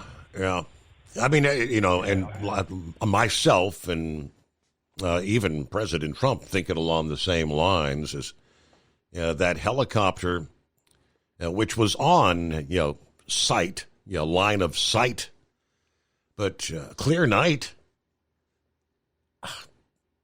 headed straight toward the plane. And I don't know, Donald Trump posted here right about an hour ago, I guess, said the airplane was on a perfect routine line of approach to the airport. The helicopter was going straight at the plane for an extended period of time. It's a clear night. Now, the lights on the plane were blazing. Why didn't the helicopter go up, down, or turn? Why didn't the control tower tell the helicopter what to do instead of asking if they saw the plane? This is a bad situation that looks like it should have been prevented. Not good. Yeah, again, via the real Donald Trump. Don't know. They were interviewing a helicopter pilot on the DC NBC affiliate a bit earlier. Talking about when you're flying line of sight, and that this particular copter had come out of the other, what was the name of the base in Virginia, rather than the one right across the river, that the pilot may not have really been familiar with the flight paths there. But he said when you're in a helicopter, there's lights, and you see the lights of the city. There's lights everywhere. And a lot of times, he said, you can convince yourself something's not there that is, or vice versa. Yeah, sometimes you feel like something's there that's not. But early word was that there's no signs of any nefarious activity. They always come out with that. But way too early, can't draw any assumptions. But Yeah, what a horrible scenario. 844-844-3388, the number to dial us up here. Dirty Harry's on board. Good morning, Steve. Yeah, America woke up to some sad news, praying for the victims. Left too much airline crash. All right. Had a crash here in Buffalo back in 2009. Keep all the victims in your prayers. Jeffrey joins us here this Thursday morning. Hey, it is Friday Eve, isn't it? Let's see. He said he's hearing they're saying Team USA figure skating and coaches may have been among the passengers. Yeah, the flight that originated in Wichita, Kansas. That's what's you're going to be finding out who was on board. And, of course, any flight going into Reagan there in D.C., you wonder, might there have been, there could have been, representatives, senators. The one senator that spoke in the press conference a little bit ago said he was very familiar with that flight. He has flown that flight into D.C., he said, many times. Yeah, straight shot, nonstop from Wichita to D.C. All right, Jeffrey said, good morning, Steve. You are a beacon of light on a dark night. Thank you much there. Do you have a Dodge pickup and hate your automatic transmission? Of course you do. Levon Miller at Firepunk Diesel here, and we specialize in heavy-duty and performance transmissions for your 3-quarter or 1-ton Cummins-powered truck. So if you're interested in turning your stock slush box into a towing monster, call us today at 614-733-3744 or visit us online at shop.firepunk.com. For anything diesel, take it to Scheid Diesel. They provide a wide variety of services and diagnostics to determine what the problem is with the latest technology. From simple oil changes and preventative maintenance to fuel system diagnostics and repairs, engine rebuilds and cylinder head repairs, and rebuilds with our in-house machine shop. They also have on-site DPF cleaning for exhaust issues and DOT inspections. If your diesel is asking for some attention, Scheid Diesel has the specialist you need for anything diesel. Located in Terre Haute and Lafayette, Indiana, and Effingham, Illinois. Scheid Diesel has you covered. Winter is here. When the temperature drops, so does your truck's performance. Avoid fuel gelling by using Hot Shot Secret's EDT Plus Winter Defense, a 7-in-1 fuel booster and anti-gel that improves cold weather performance. The 7-point cetane boost decreases DPF regens and increases fuel economy. Be confident that your engine is running smoothly and trouble-free, even in the coldest temperatures. Hot Shot Secret EDT Plus Winter Defense, available at Pilot Flying J, Amazon, O'Reilly Auto Parts, and HotShotSecret.com. Hot Shot Secret, powered by science. Doc's Diesel is your one-stop online shop for diesel filter maintenance. Genuine quality, third-party tested filters for Cummins, PowerStroke, Duramax, and EcoDiesel trucks. Doc's cuts out the middleman and those pesky markups you often find from OMEs, dealerships, and parts stores. We make ordering easy with filter kits, subscriptions, and even dealer sign-ups if you have a fleet. Purchase your filters at www.docsdiesel.com and receive 10% off when you use code SUMMERS10. Doc's Diesel, your one-stop shop for diesel maintenance.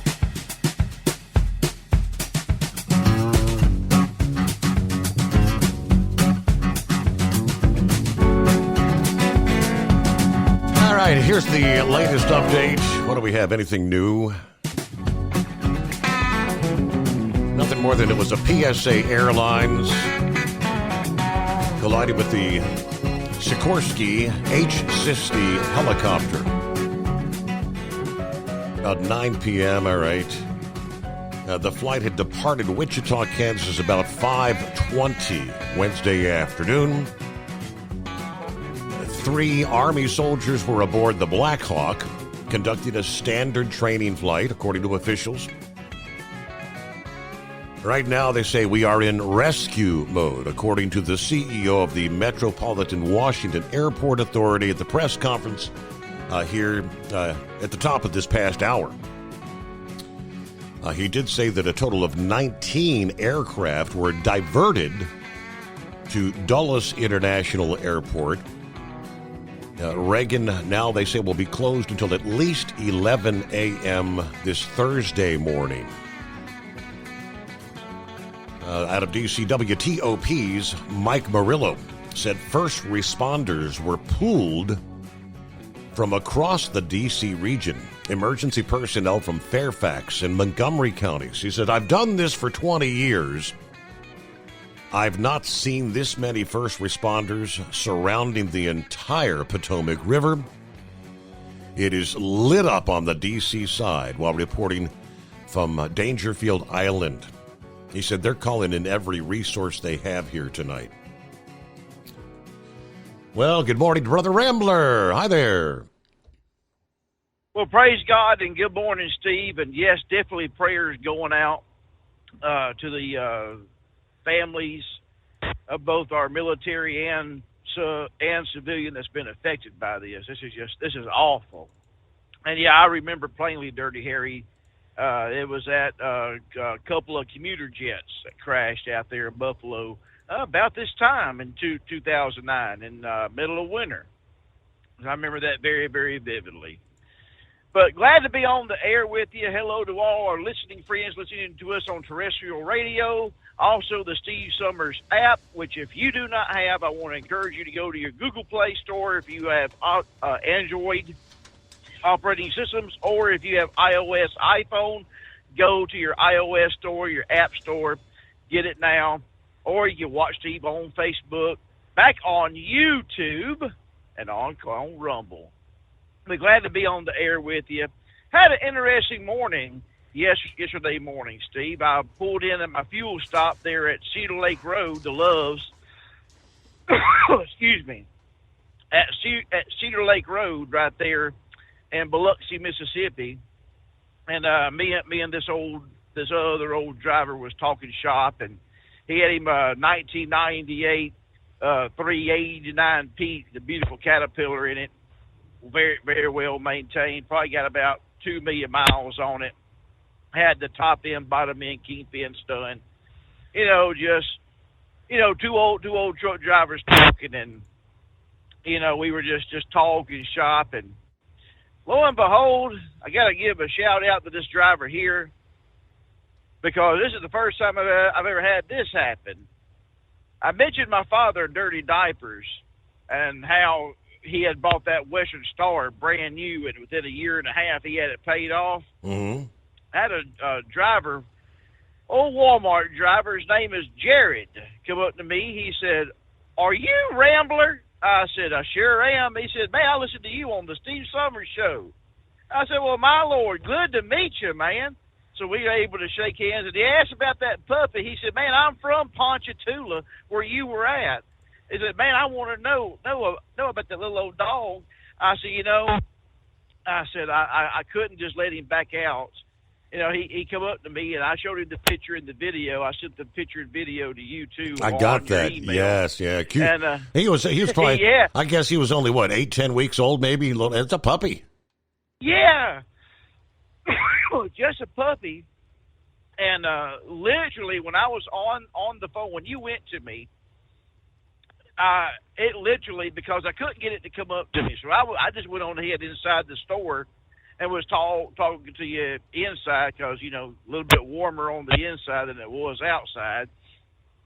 And I just felt something against my foot, and I looked down, and I heard whining and whimpering, and, oh, it's just so adorable. But I believe someone else had got him, because I wasn't going to let the dog back outside the store. I just, I had a little bit of food, old fat man like me carries a little bit of food with him.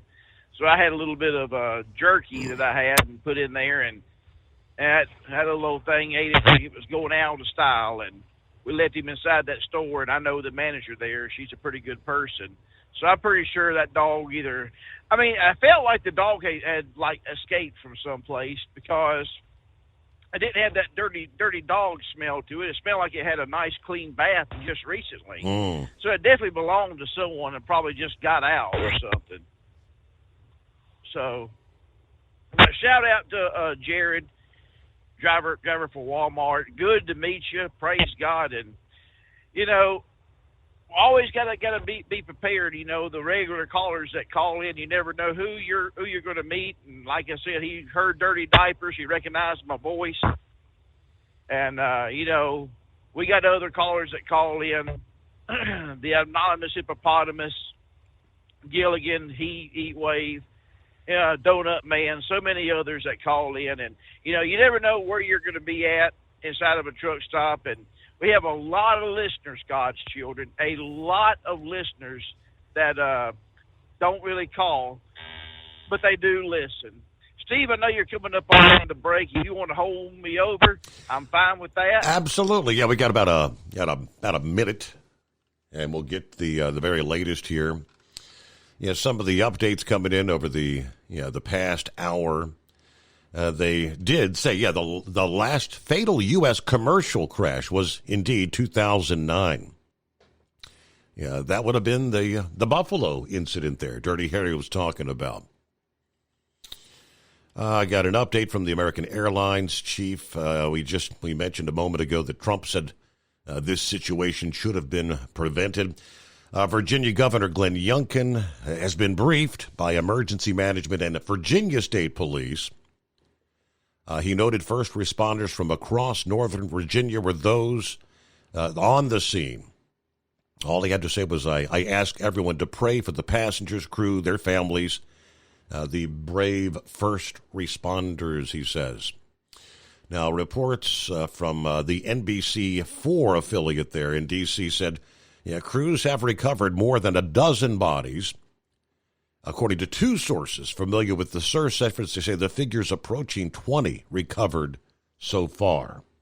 At Hot Shot Secret, we share the science behind common diesel problems and their solutions. For example, diesel fuel cetane levels. in many states, the cetane rating in diesel fuel is 42 to 45. Most diesel engines operate more efficiently with a cetane rating of 48 to 50. One treatment of Hot Shot Secret Diesel Extreme will raise your cetane 7 points, increase fuel economy, and improve cold starts. Due to a cleaner burn, there are less hydrocarbons and particulate matter in your exhaust. This reduces the blockage of your diesel particulate filter. Using Diesel Extreme generates 83% less DPF regeneration. The 6-in-1 Diesel Extreme formula also includes the most concentrated detergent on the market, lubricity enhancer, water demulsifier, rust and corrosion inhibitors, and a fuel stabilizer. Hot Shot Secret Diesel Extreme is available nationwide at truck stops, Fine Farm and auto stores, and online at hotshotsecret.com. Hot Shot Secret, powered by science. Do you have a Dodge pickup and hate your automatic transmission?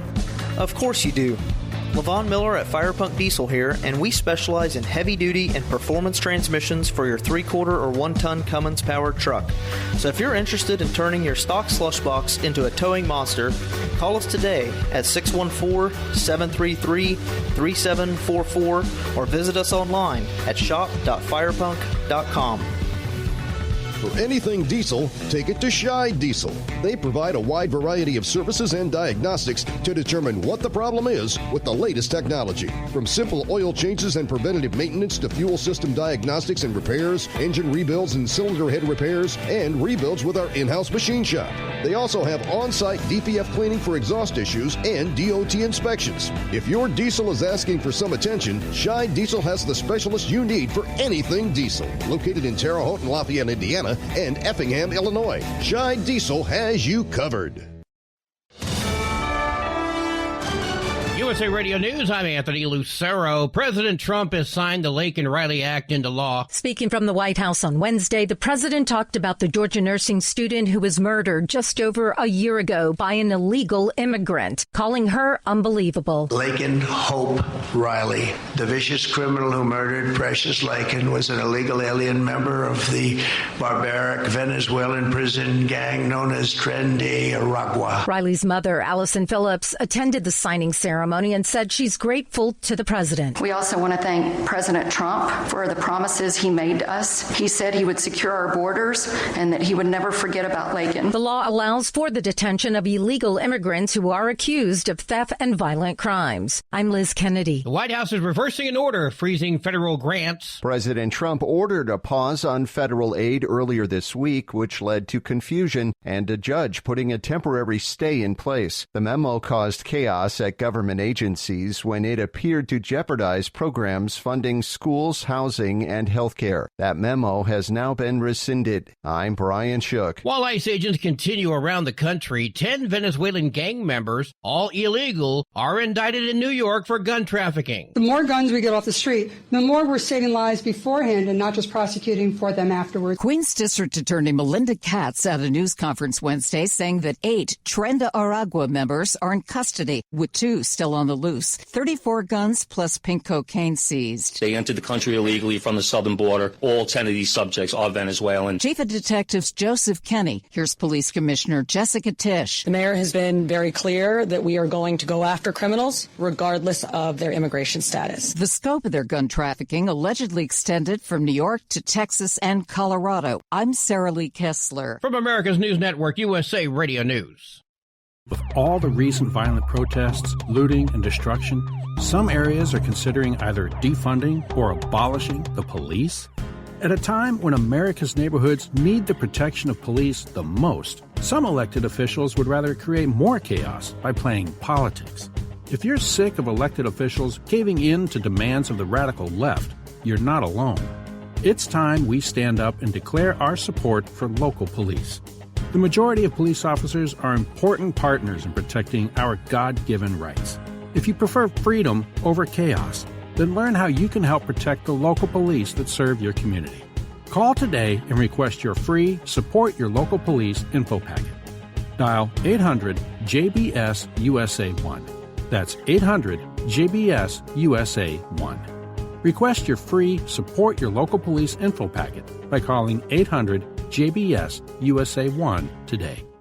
The White House says it's evaluating the effect of the new Chinese AI app on national security. U.S. tech stocks took a tumble this week after the new Chinese app DeepSeek came out as a lower-cost AI model. On Tuesday, White House Press Secretary Caroline Leavitt called it a wake-up call to the American AI industry and said the National Security Council is reviewing the app's implications. The U.S. Navy has already warned its service members to avoid using DeepSeek in any capacity due to potential security and ethical concerns.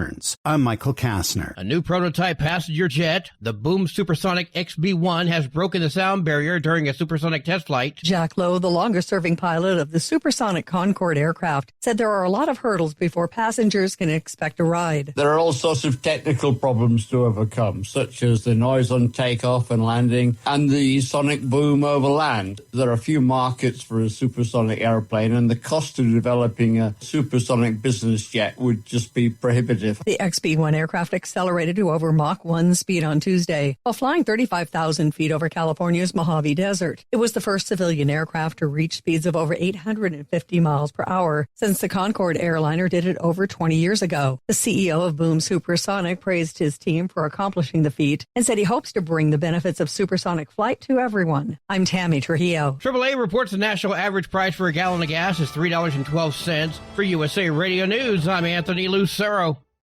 In a study, it was found that 33% of 44 herbal supplements had no trace of the advertised herb. Don't let that happen to you. Hi, this is Dr. Mitch. If you want to ensure quality, go to TotalWellness.com. Supplements made for physicians, only now available to you too. TotalWellness.com, helping you to look good, feel good, and enjoy total wellness. As an independent trucker, you work hard to meet your goals. The Owner-Operator Independent Drivers Association has been helping small business truckers for over 50 years with benefits, services, information, and discounts. You work hard, but OOIDA works even harder to give you advantages that large fleets enjoy. And all of our programs support our representation on your behalf in Washington, D.C. Become a member at OOIDA.com, making a difference in the lives of truckers. Fuel filtration is a big deal. Poorly filtered diesel fuel can damage injection systems, reduce efficiency, and rob horsepower, among other things. By removing the water, air, and debris from fuel, fast fuel systems can triple the life of your injection system while restoring power, optimizing fuel economy, and more. Not sure what your truck needs? Give us a call at 636-433-5410 or learn more at fastride.com. Keep the bugs off your glass and the Smokies off your ass. This is the Overnight Drive with Steve Summers.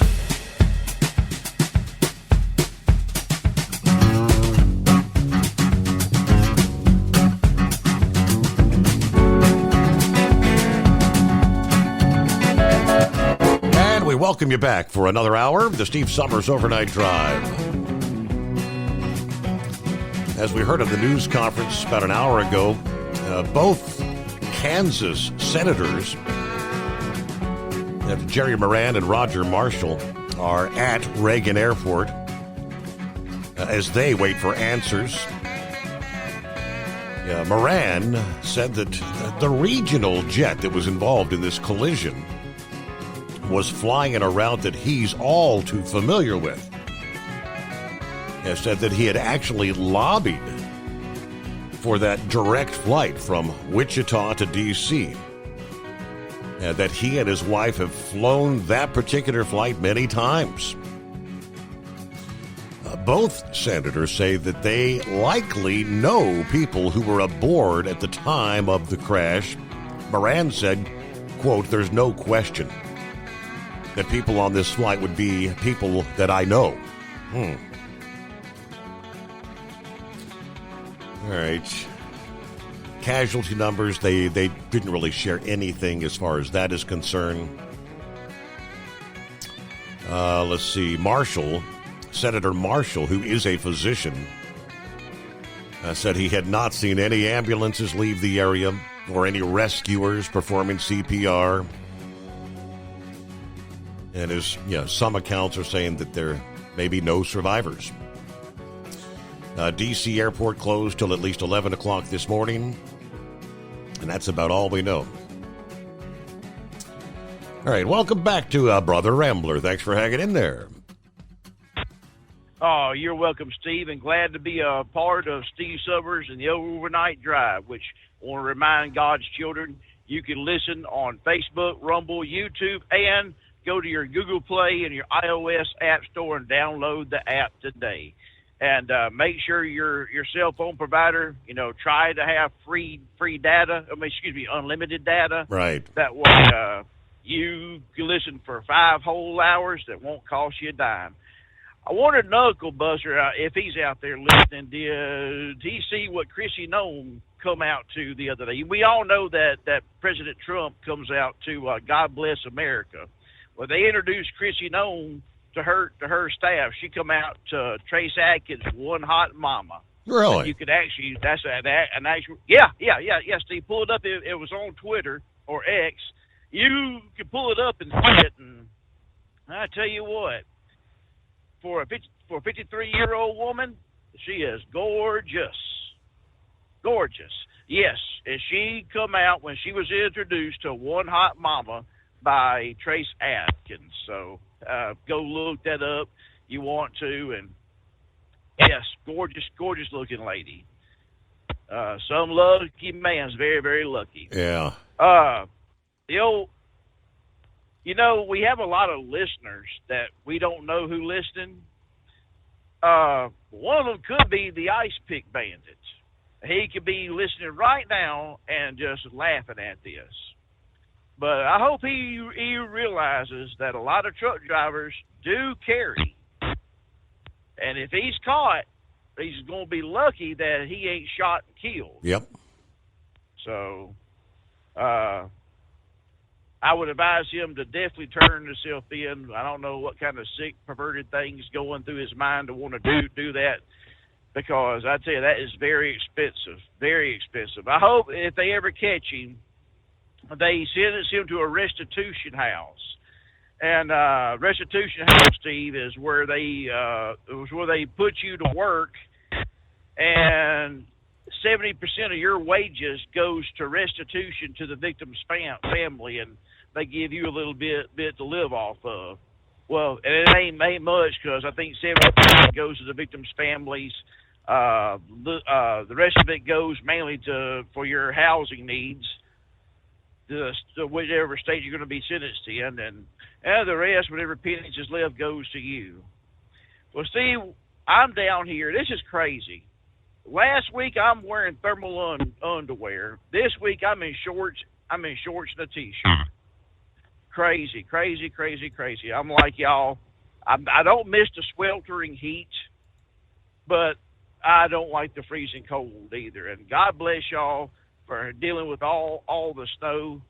I tell you, I was glad that, that my children, and they're older now, got to see it. I'm glad my Huskies, Rocky and Coda, got to see it also. Right. But as far as that goes, well, Steve, I come off the road thinking I will never have to see it again. But, yeah, I've had to deal with a couple of ice storms and 9 inches of snow in my yard. Steve, we're just going to be getting ready for church this Sunday over at Determined Ministries Church. The Lord's always going to have a great message for us. And we're going to sing some of your old favorite songs, and going to try and sing or play some modern songs, too, that, a lot of people, they like contemporary Christian, and there's nothing wrong, and I like it, too. If I'm not listening to the 80s classics, I'm an 80s child all the way.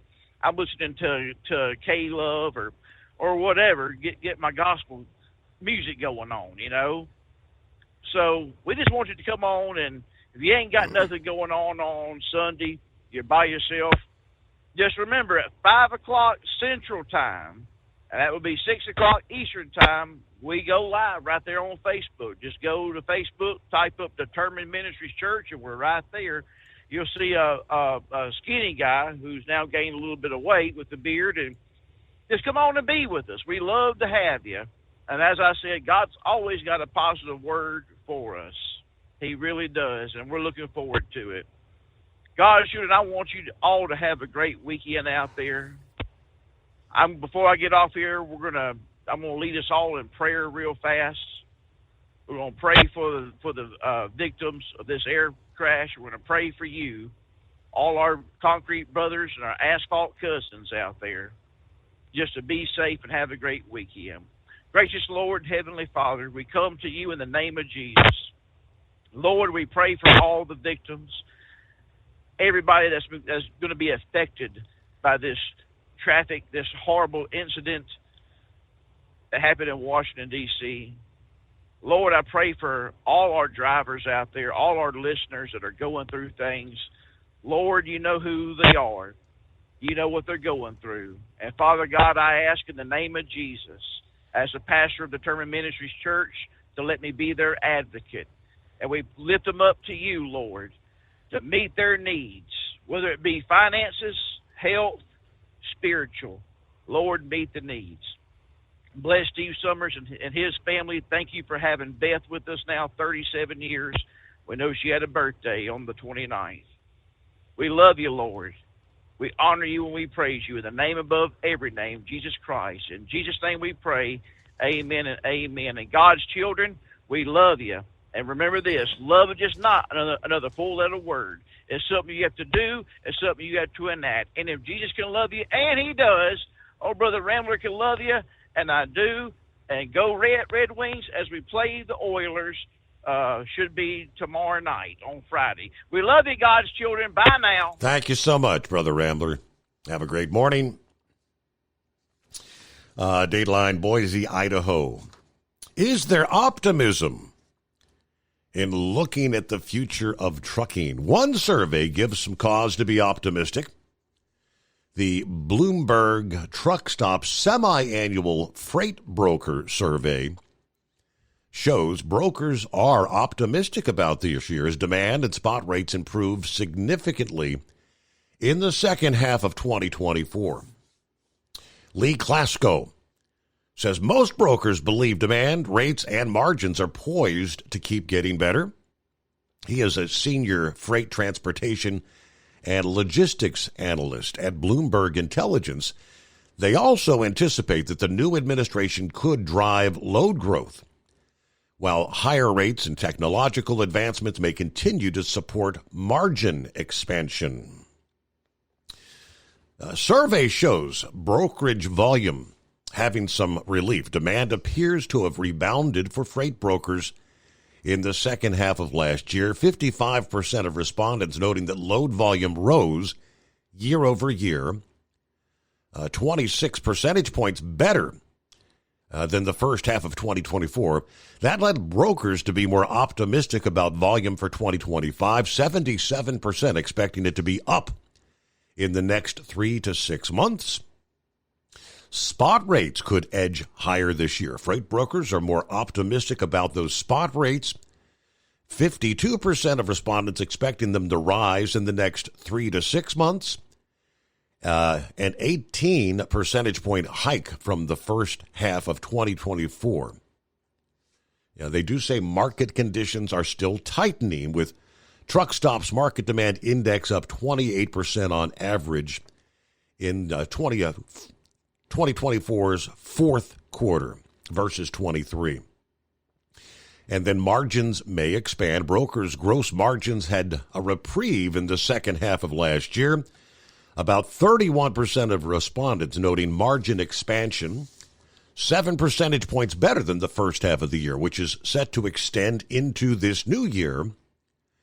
About 67% expect margins to improve in the next 6 months, 30 percentage points better than the prior survey. So brokers are showing growing optimism for the year ahead, with our latest survey revealing 52% plan to expand their teams. 89% feel better equipped to combat fraud, according to the chief executive officer at Truckstop. Truckstop is committed to delivering solutions that empower brokers to work with speed and confidence, helping them streamline operations, fight fraud, and increase profitability. Okay, they give some other numbers there, but optimism for the future in the trucking industry. I'd say that's good. Let's face it, winter is here. When the temperature drops, so does your truck's performance. You know what I'm talking about. The hard, cold starts, rough idling, and fuel gelling.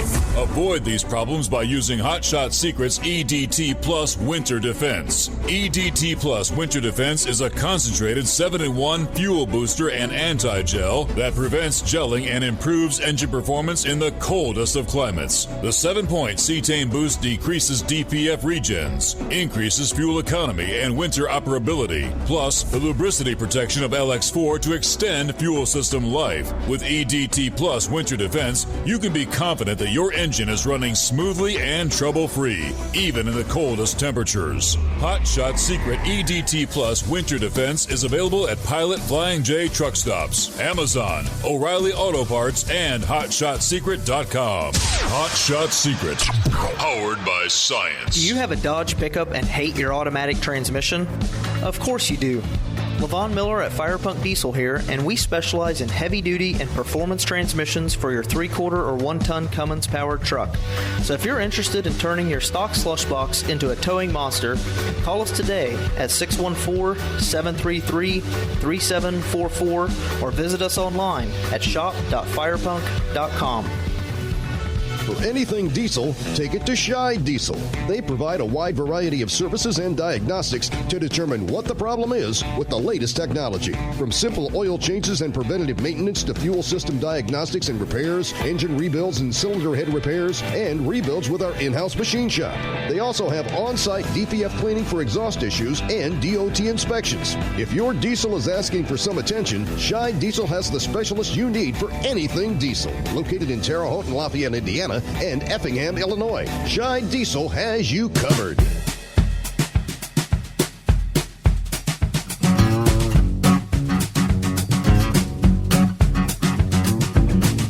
Yeah, some of the first high-resolution pictures coming in from there in the middle of the Potomac at this hour.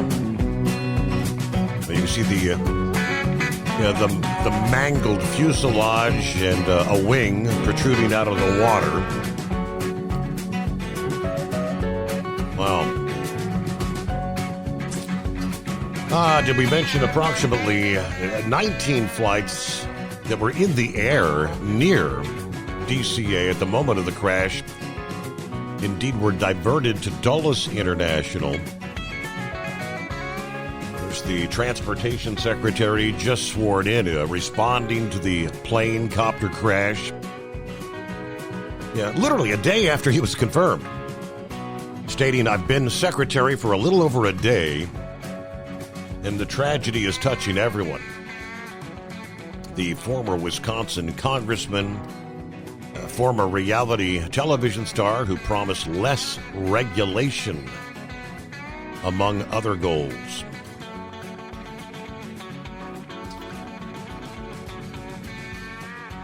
All right, back to the phones we go and see what's going on with Philip. I guess it's off to work we go, huh? Yes, sir. Woke up this morning and was getting ready for work, and I looked at my phone and I saw the deal with this crash out in D.C. And I'm kind of like Ramberry, praying for the families and everything. Stephen, in the mid to late 80s, I worked with aircraft. I worked at a flight school. I worked at the airlines. And I also worked for a company that you might know. It's called Piper Aircraft. I worked for them for almost 2 years. And when I worked with them, I learned a lot about how the investigation work is done, especially like when situations like this happen with mid-air crashes. And it's something that it goes through with a fine-tooth comb, so to speak. And there's going to be a lot of things put into place. I'm pretty sure the NTSB is already starting to get their stuff together so they can start their investigation. So the first thing they got to do is we're going to go out there and get everybody out. Then they'll start the recovery after that and salvage. And it's tough. It's tough business. I mean, this is the sad reality of the other side of the picture that we see when we step onto an airplane and fly. And we have to entrust a lot of things to a lot of people, especially your life. And it's part of the deal when you want to go fly on an aircraft, whether you're in the military or whether you're in a civilian. It's just part of the thing. They'll be pulling all the data recorders out, the flight recorders. The flight recorder records the crew and what goes on with them as far as their transmissions with the towers and air traffic control. And then they also have an in-cabin microphone that records what was going on actually in the cabin as well. The flight data recorder is hooked into the computer in the airplane. It'll record all the data, that the attitude the airplane was in, what was it doing, how were the engines running, all the performance stuff on the aircraft and how everything was going. And then there's another computer that's in there that actually is the secondary one that's not hooked to the computer, that is actually seeing all that real time, what's going on, and documenting it as well. Those are what you'll hear the term black boxes that they bring out. And NTSB, when they do these investigations, they meet the manufacturer of the aircraft, they meet with the people who own the aircraft, and they go through all the preliminary investigation with that. And each person in the NTSB has a different job, just like anything else. They do forensics. All the people who are injured will be, all their stuff will be investigated. It depends. It's a big thing, Steve, when you see an aircraft crash. Did you remember the 1982 crash there, Flight 90, Steve, in Potomac? Trying to recall 82. That one doesn't really ring a bell. That was a 737. That was a 737 that crashed into a bridge there on the Potomac, going to the same airport, killed a bunch of people. And what was funny is when I was kind of looking at this morning before I left, they actually had a train crash the same day that killed some folks in D.C. at a metro station. It was a crazy day on that one. But this airport has had issues. It's one of those things, and I mean, there's certain airports that have issues when you're coming in. The first one that was documented at this airport was in 1949. It was a P-38 Lightning World War II aircraft that ran into a DC-4 Eastern Airlines aircraft, another mid-air condition. So, and that was before they had the air traffic control that we have nowadays. And, but all these big airports, when you bring in the flights the amount they do, you're looking at your chances go up the more airplanes you shove in there. And it's, you look at O'Hare, you look at, you know, Denver, all of them, LA, his big airports. Case in point, down here, Orlando, OIA, a lot of flights coming in and out that your statistics go through the roof. How are your feelings about the flight there? Some of the coverage I was watching earlier, Philip, they were sharing just how busy this particular airport is, the number of flights on a daily basis, that a number of pilots, they say, complain that I guess the separation distance between one versus the next coming in, going out, is very, very short, and the complaining that they need to have more separation between planes. They said this is the busiest runway. I mean, more flights in and out than even LAX in Los Angeles. Yes, it's a busy airport, and what they mean by separation, guys, when the planes come in, they're put into a pattern, and they're circling, and the separation is the distance between each plane. And you want enough separation to where an airplane can land, it can get on the taxiway, and then you can have the next plane. You'll hear the term on final. And what means on final is when the airplane's on its final approach. So I know you're hitting the news here, Steve. Do you want me to hold over? We can do that. You got about a minute before news break. Yeah, the flight separate. I mean, I live in the flight path for CVG Airport. And some nights are much busier than others. A lot of Amazon flights. I guess certain nights, when the Amazons, it seems like there's maybe like a 3-minute separation between, one after another. Some nights for hours and hours. It'll just be one after. Now, this particular airport, they were saying that, when there was a flight, you could see in the video footage that caught this on camera, there was a flight that had just come off the runway, and it was headed outbound. You kind of like headed toward the camera, and you see that it would have literally been like, a minute later? Something like that. This particular plane would have been coming into the airport, but kind of like a tight pattern. Very difficult airport to get in and out of, apparently, according to a number of pilots. Our number, 844-844-3388. All right, back with more after this. The Steve Summers Overnight Drive live from the Hot Shot Secret Studios. USA Radio News, I'm Lance Pry. Texas state troopers are warning that a border shooting this week is likely just the start of more violence. Lieutenant Chris Alvarez says the Mexican cartels are pushing back against the administration's tough new border security measures. It's to try to get them out of a certain area so they can smuggle people that don't want to be caught or smuggle drugs. Alvarez says the cartels are desperate to maintain control of their smuggling routes. And we've seen that throughout the years, that the cartels use that type of tactic towards law enforcement or even towards our military. The Mexican cartels are now identified as an international terrorist organization. A man accused of attempted murder of a police officer is on the run after escaping from a North Carolina jail. Authorities say John Matthew Nye escaped through the ventilation system of a Craven County jail earlier this week. Police say he should be considered armed and dangerous. Craven County is near the south end of the Outer Banks, North Carolina. America's News Network, USA Radio News. So you may ask, who are these people? These hundreds of thousands of people who've decided to do something different with how they pay for health care, and they join Medi-Share. It's a good question. Medi-Share members are people who realize they have a choice. They're not stuck with a status quo that they don't like. And we know this from research of Medi-Share members. They tend to have certain values in common, like their faith. They love that they're actually sharing with one another. They don't have to be part of a system that forces them to pay for things they don't support. They also value joining with other people who prioritize healthier lifestyles and encourage each other. They value customer service that's for them and their families. And they're entrepreneurs, people who work in the gig economy, pastors, school teachers, business people who do clearly value saving money. That's a big part of this, up to $500 a month with Medi-Share. You too can do something different. You can start saving now. Here's the number. Call 855-SHARE-40. That's 855-SHARE-40. 855-SHARE-40. Doc's Diesel is your one-stop online shop for diesel filter maintenance.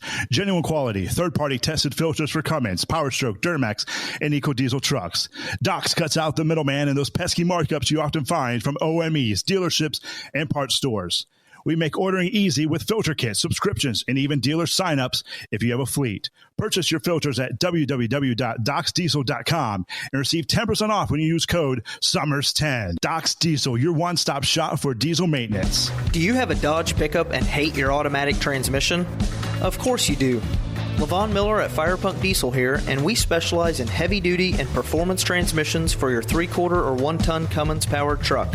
So if you're interested in turning your stock slush box into a towing monster, call us today at 614-733-3744 or visit us online at shop.firepunk.com. Winter is here. When the temperature drops, so does your truck's performance. Avoid fuel gelling by using Hot Shot Secret's EDT Plus Winter Defense, a 7-in-1 fuel booster and anti-gel that improves cold weather performance. The 7-point cetane boost decreases DPF regens and increases fuel economy. Be confident that your engine is running smoothly and trouble-free, even in the coldest temperatures. Hot Shot Secret EDT Plus Winter Defense, available at Pilot Flying J, Amazon, O'Reilly Auto Parts, and HotShotSecret.com. Hot Shot Secret, powered by science. For anything diesel, take it to Scheid Diesel. They provide a wide variety of services and diagnostics to determine what the problem is with the latest technology. From simple oil changes and preventative maintenance to fuel system diagnostics and repairs, engine rebuilds and cylinder head repairs, and rebuilds with our in-house machine shop. They also have on-site DPF cleaning for exhaust issues and DOT inspections. If your diesel is asking for some attention, Scheid Diesel has the specialist you need for anything diesel. Located in Terre Haute and Lafayette, Indiana, and Effingham, Illinois, Scheid Diesel has you covered. Increase fuel economy up to 7.9% with Hot Shot Secret Gasoline Extreme, the solution to maximize your engine's performance and fuel economy. Whether you're driving a sports car or a daily commuter, Gasoline Extreme is specially formulated with PEA to deep clean. Don't settle for an average driving experience. Upgrade to Hot Shot Secret Gasoline Extreme and go further on each tank. Order now on Amazon or HotShotSecret.com. Hot Shot Secret, powered by science. Hey truckers, this is Steve Darnell from the hit TV show Vegas Rat Rods. Check it out. Industrial Injection has been a leader in the diesel heavy-duty industry since 1985. Whether you are looking to keep your truck on the road, you are a hard-working farmer feeding America, an over-the-seas mariner, a miner, or a construction craftsman, Industrial Injection can help keep your heavy-duty rigs and equipment running so you can keep America thriving. Get all your turbochargers, injection pumps, injectors, and engine parts at industrialinjection.com.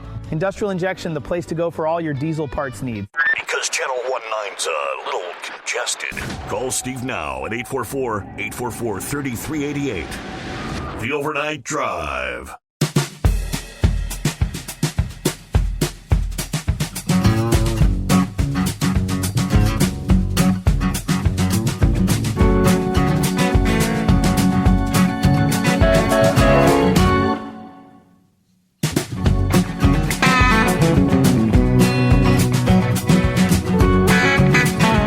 Coming up, we'll get to some other industry updates from the past day.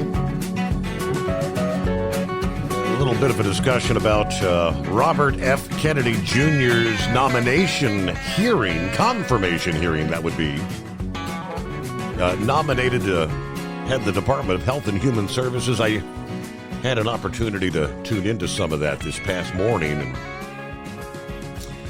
I personally don't have a real good feeling about Robert F. Kennedy getting confirmation. And I'm not alone. Some are saying that it was a pretty rough performance. And he may not even get out of the committee to even go to the full Senate for a vote. We'll, again, give you more on that coming up here. All right, Philip, thanks for hanging in there. Yeah, no problems, buddy.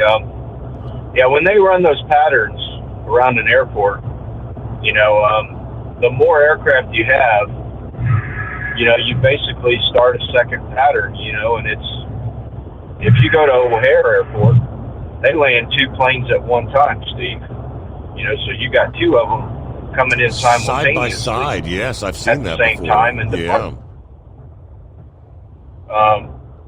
So, I mean, it's one of those things that think about this, Steve.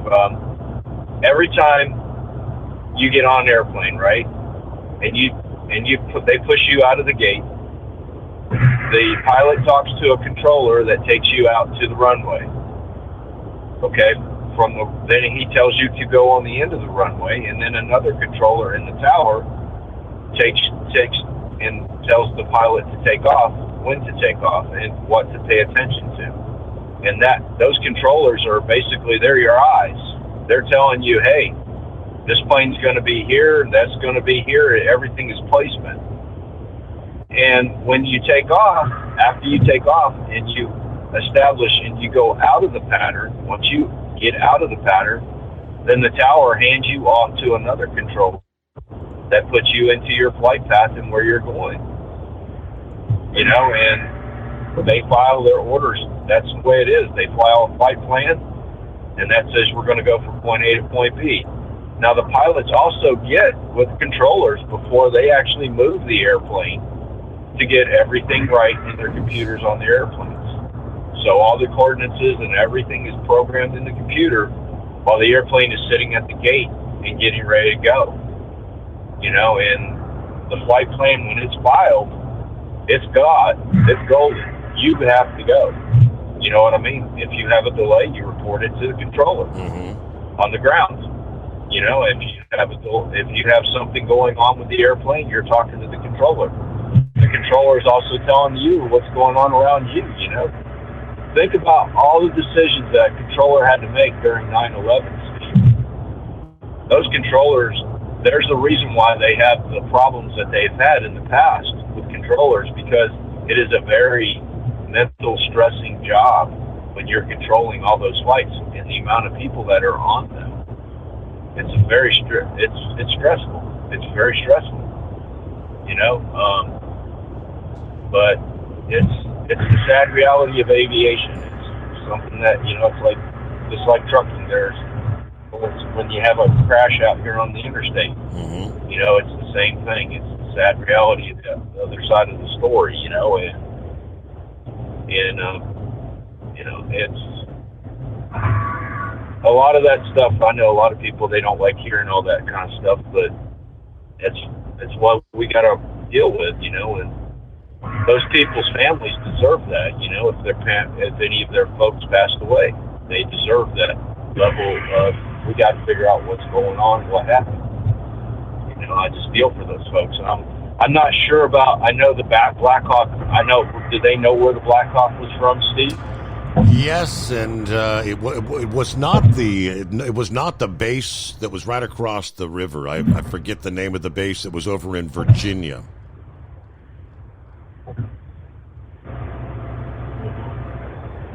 Now, there's something that a lot of folks don't understand about aviation as well, dealing with the government.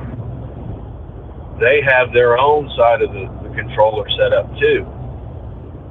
So some of those military aircraft, they're talking to the regular controllers like the other airplanes, but they're also talking to their military controllers.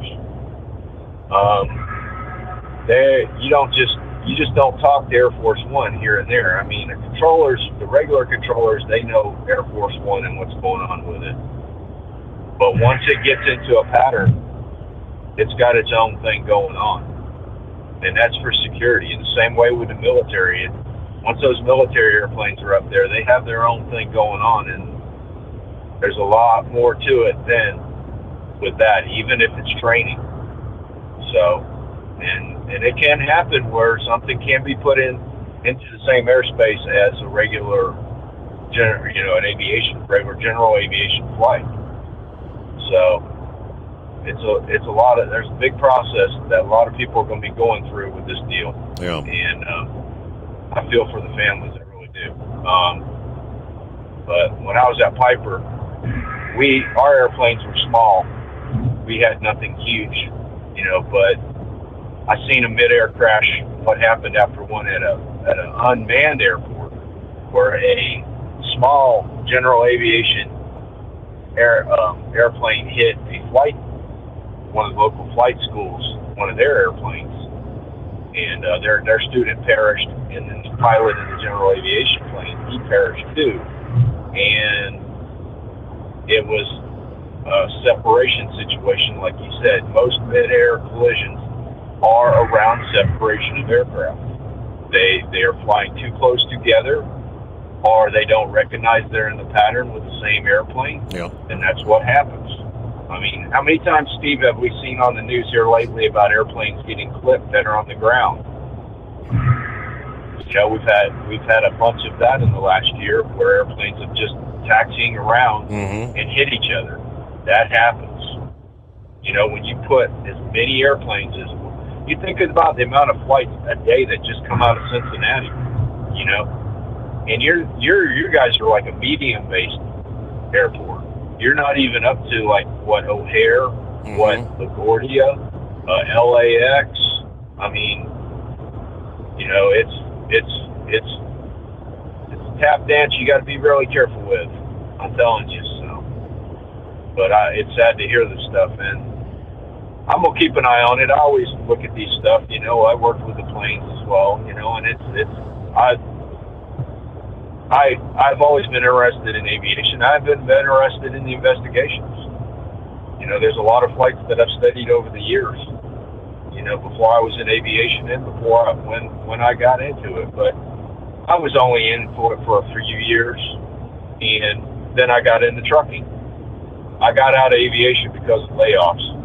You know, our aircraft factory went through layoffs, and I got sick of that, and I needed steady income. So then I got into trucking. You know, and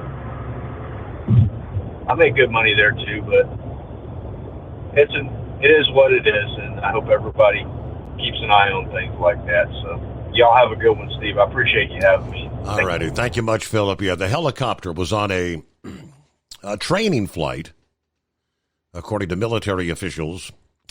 We can confirm the aircraft involved in tonight's incident was an Army UH-60 helicopter from Bravo Company, 12th Aviation Battalion, out of Davison Army Airfield, Fort Belvoir, on a training flight. Said the military's working with local officials to provide more details. Now, I did hear one blurb that there were, quote, no VIPs aboard that particular flight. These helicopters, from what I'm hearing, oftentimes are used to shuttle VIPs from one locale to another. So we'll see if that holds true as well. You're going to always see a lot of disinformation, misinformation, people making assumptions that may or may not be true until you get the official word. Who knows? Who may have been on that plane headed into D.C., right? Could be VIPs. All right, see what Eagle has on his mind this morning. What's going on, Eagle? Well, I'm gonna say this, Steve. I'm gonna say this because I know you got your opinion. I know your previous caller has his opinion, who has no aviation experience. But I'm gonna say this, Steve. You might not agree with what I'm gonna say. We've had this discussion before about these type of incidents. I have my opinion, and other people have theirs. I'm gonna go all the way back to earlier this year, up in when we had the ship crash into the bridge, and everybody seems to think that was a mistake, even though he made a direct U-turn with the engines going full blast, but it was a mistake, right? Okay, so now we go to tonight. We go to the night. I'm using my two eyes. Like I said, you got your eyes, Steve. Your previous caller has his eyes. I'm going by what my eyes tell me. I saw the video. The helicopter, as a matter of fact, you can go to what Donald Trump said, and Donald Trump has said exactly what I'm saying right now. That you can clearly see that the airplane is lit up, lights going, everything. Helicopter, you can see the helicopter coming, does not try to divert its path whatsoever, flies directly into that plane. These are professional pilots, Steve. This is not no amateur. This is a military pilot that's flying that helicopter. It's not some guy off the street. This guy, no telling how many years experience this guy had. You mean to tell me that this guy didn't see them lights of that plane sitting there and run directly into him? Now, like I said, everybody has their opinion. I got mine. But to me, it seems as though this was done on purpose, and it was done for a reason. Like I said, I'm going about, you could take Donald Trump's words. He's saying exactly what I'm saying, that this accident shouldn't have happened, that pilot on that helicopter should have seen that plane with them lights on tonight. As simple as that. Like I said, we'll never know the truth because everybody involved is dead. Maybe we can get some the black boxes from the helicopter or the airplane to maybe get some further details. But I'm going by what I see. Like I said before, everybody has an opinion, and I got mine. Right. I'm moving on to a different subject. Now, I want to talk about this other deal with Guantanamo Bay and the illegal aliens. Let's talk about this. First of all, Donald Trump should not try to put these individuals in Guantanamo Bay. He said his objective was to get these people out of the country. This is just going to cost the U.S. more money to open up this facility and to house and to clothe and to feed these people. That is not the responsibility of the American taxpayer. These people came into the U.S. illegally. Donald Trump's job is to get these people out of the country or flight out of the country back to where they come from and let their country provide for their well-being, their food, or whatever the hell else they need. But it's not, the taxpayers of America should not have to take care of these individuals. As simple as that.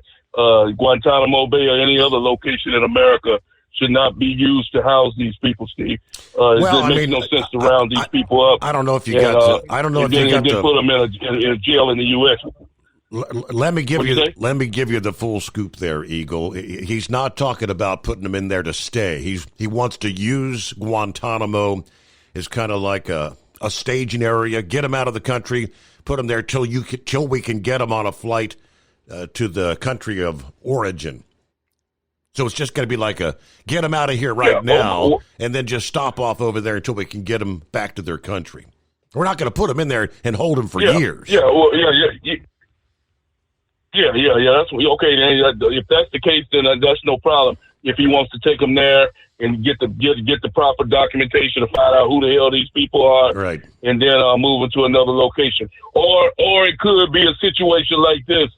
If these people are kicked out of the country and they decide they want to come back, then you put them in a permanent detention facility in the United States, since it's obvious that their country is not going to keep them, stop them from trying to get back into the U.S. Maybe they have to do something like that. Now, I want to go back to what I said last night, Steve, because I overheard you talking to Pappy about it. You heard about what I said after I talked to you about the situation where Trump said that American repeat offenders would be placed into another country due to because Donald Trump is tired of dealing with them, and I'm tired of dealing with them too. And I have no problem whatsoever if Donald Trump, I know it's going to be, but probably wouldn't go through because we have a Congress that won't do the right thing for some reason. But that would be a good idea, because the prison system, like Pappy said, like he said, you got people that's 35 years old and been arrested 40 times more than they've been alive. It makes no sense. It's just like a revolving door. And a lot of prisoners, like they say, before they even put the paperwork in the judge's hand, they got back on the streets again. It makes no sense to arrest these people just to have them back out on the streets a couple of days later. So it's obvious, and the criminals know the same thing, Steve. So it's obvious that something else needs to be done.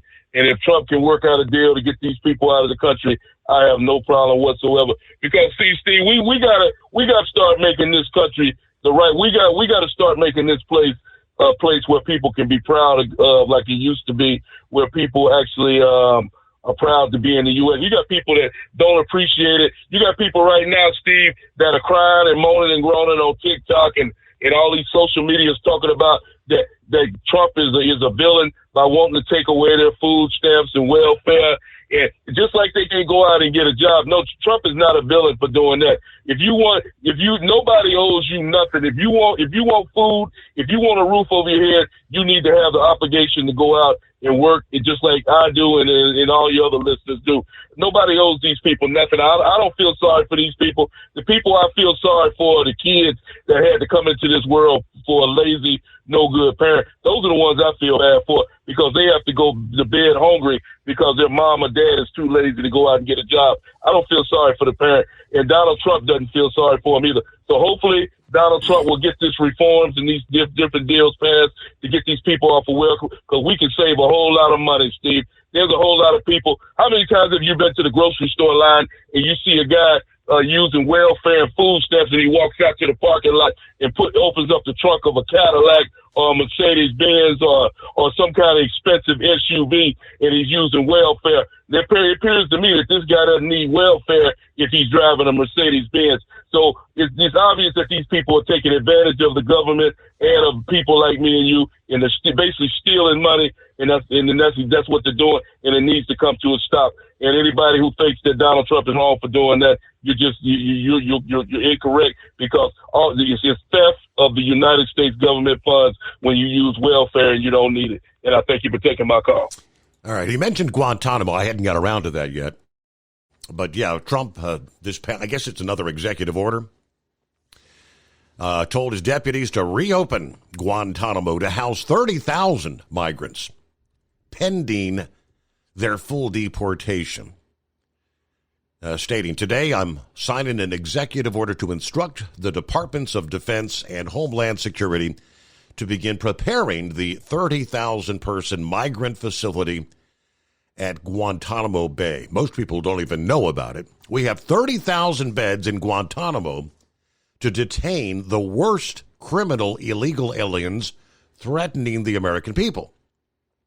Some of them are so bad we don't even trust their home countries to hold them because we don't want them coming back. So we're going to send them out to Guantanamo. Now, this will double our capacity immediately.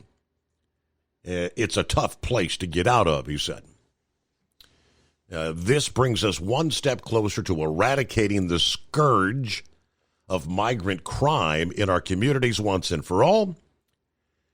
And it was just an unforced error that we even have to be doing this. Now we need Congress to provide full funding for the complete, total restoration of our sovereign borders, as well as financial support to remove the record numbers of illegal aliens. The likely purpose is to provide a zone where migrants can be housed until they can be flown back to their home countries. They say Trump spoke in a flat, undramatic tone, likely to kind of muffle the Democrat claims that he hates migrants. Right now, Trump's deputies are deporting slightly more than 1,000 migrants each day. But, of course, the illegal migrant population is at least 13 million, and 2 million of which have committed crimes or have already been ordered home by judges. 2 million. And that's who they're going after first. What was the headline here? Immigration and Customs Enforcement says, a week into Trump's second presidency, his efforts to crack down on illegal immigration, federal officials operating with a new sense of mission. A dozen officers from ICE gathered before dawn Monday in a Maryland parking lot, then fanned out to the Washington suburbs to find their targets. Someone wanted in El Salvador for homicide. Another convicted of armed robbery. A migrant found guilty of possessing child sexual abuse material. Another with drug and gun convictions, all in the country illegally. The worst go first, according to the director of ICE's Baltimore field office. The worst go first. The Associated Press accompanied the officers, who offered a glimpse of how their work has changed under a White House intent on deporting large numbers of immigrants living here without permission. Elliston says people considered public safety and national security threats are still their top priority. This is no different from the Biden administration, but a big change has already taken hold. Under Trump, officers can now arrest people without legal status if they run across them while looking for others that are targeted for removal. Under Joe Biden, these collateral assets, as we refer to them, were banned. If you came across an illegal while you were looking for someone else, you had to let them go. We are looking for those public safety, national security cases. The big difference is now nobody has a free pass anymore. Now, the number of what they call collateral assets is kind of fluctuated. By the end of Monday across Maryland, ICE had arrested 13. Of those, 9 were actual targets, and the other 4 were people ICE came across during the course of the morning. Of those collaterals, 1 had an aggravated theft conviction, another had already been deported twice, and 2 others had already received final orders of removal from a judge. Get them out. So they highlighted the participation of other agencies, including the FBI, Drug Enforcement Administration, the BATF, and the Department of Justice. It's a work in progress, but the worst go first. That was the headline. All right, 844-844-3388. That's our number. We're going to take care of a news break, see what we can get the very latest this Thursday morning, and we'll return. The Steve Summers Overnight Drive live from the Hot Shot Secret Studios. Let's face it, winter is here. When the temperature drops, so does your truck's performance. You know what I'm talking about. The hard, cold starts, rough idling, and fuel gelling. Avoid these problems by using Hot Shot Secret's EDT Plus Winter Defense. EDT Plus Winter Defense is a concentrated 7-in-1 fuel booster and anti-gel that prevents gelling and improves engine performance in the coldest of climates. The 7-point cetane boost decreases DPF regens, increases fuel economy and winter operability, plus the lubricity protection of LX4 to extend fuel system life. With EDT Plus Winter Defense, you can be confident that your engine is running smoothly and trouble-free, even in the coldest temperatures. Hot Shot Secret EDT Plus Winter Defense is available at Pilot Flying J truck stops, Amazon, O'Reilly Auto Parts, and HotShotSecret.com. Hot Shot Secret, powered by science. Do you have a Dodge pickup and hate your automatic transmission? Of course you do. Levon Miller at Firepunk Diesel here, and we specialize in heavy-duty and performance transmissions for your 3-quarter or 1-ton Cummins-powered truck. So if you're interested in turning your stock slush box into a towing monster, call us today at 614-733-3744 or visit us online at shop.firepunk.com. For anything diesel, take it to Scheid Diesel. They provide a wide variety of services and diagnostics to determine what the problem is with the latest technology. From simple oil changes and preventative maintenance to fuel system diagnostics and repairs, engine rebuilds and cylinder head repairs, and rebuilds with our in-house machine shop. They also have on-site DPF cleaning for exhaust issues and DOT inspections. If your diesel is asking for some attention, Scheid Diesel has the specialist you need for anything diesel. Located in Terre Haute and Lafayette, Indiana, and Effingham, Illinois. Scheid Diesel has you covered. USA Radio News, I'm Lance Pry. Robert F. Kennedy Jr. says he isn't anti-vaccine, but rather pro-safety. President Trump's pick to lead the Department of Health and Human Services is on Capitol Hill today for his first of 2 confirmation hearings. RFK Jr. on Title X within the department. I agree with President Trump that every abortion is a tragedy. I agree with him that we cannot be a moral nation if we have 1.2 million abortions a year. I agree with him that the states should control abortion. President Trump has told me that he wants to end late-term abortions, and he wants to protect conscious exemptions, and that he wants to end federal funding for abortions here or abroad. That's Title 10. I serve at the pleasure of the president. Texas state troopers are warning that a border shooting this week is likely just the start of more violence. Lieutenant Chris Alvarez says the Mexican cartels are pushing back against the administration's tough new border security measures. It's to try to get them out of a certain area so they can smuggle people that don't want to be caught or smuggle drugs. Alvarez says the cartels are desperate to maintain control of their smuggling routes. And we've seen that throughout the years that the cartels use that type of tactic towards law enforcement or even towards our military. The Mexican cartels are now identified as an international terrorist organization. A man accused of attempted murder of a police officer is on the run after escaping from a North Carolina jail. Authorities say John Matthew Nye escaped through the ventilation system of a Craven County jail earlier this week. His cellmates allegedly helped him escape and then covered for him by stuffing a mattress to make it appear he was asleep. Police say he should be considered armed and dangerous. Craven County is near the south end of the Outer Banks, North Carolina. America's News Network, USA Radio News. So you may ask, who are these people? These hundreds of thousands of people who've decided to do something different with how they pay for health care, and they join Medi-Share. It's a good question. Medi-Share members are people who realize they have a choice. They're not stuck with a status quo that they don't like. And we know this from research of Medi-Share members. They tend to have certain values in common, like their faith. They love that they're actually sharing with one another. They don't have to be part of a system that forces them to pay for things they don't support. They also value joining with other people who prioritize healthier lifestyles and encourage each other. They value customer service that's for them and their families. And they're entrepreneurs, people who work in the gig economy, pastors, school teachers, business people who do clearly value saving money. That's a big part of this, up to $500 a month with Medi-Share. You too can do something different. You can start saving now. Here's the number. Call 855-SHARE-40. That's 855-SHARE 40. 855-SHARE-40. Hamas is planning to release 3 Israeli hostages tomorrow.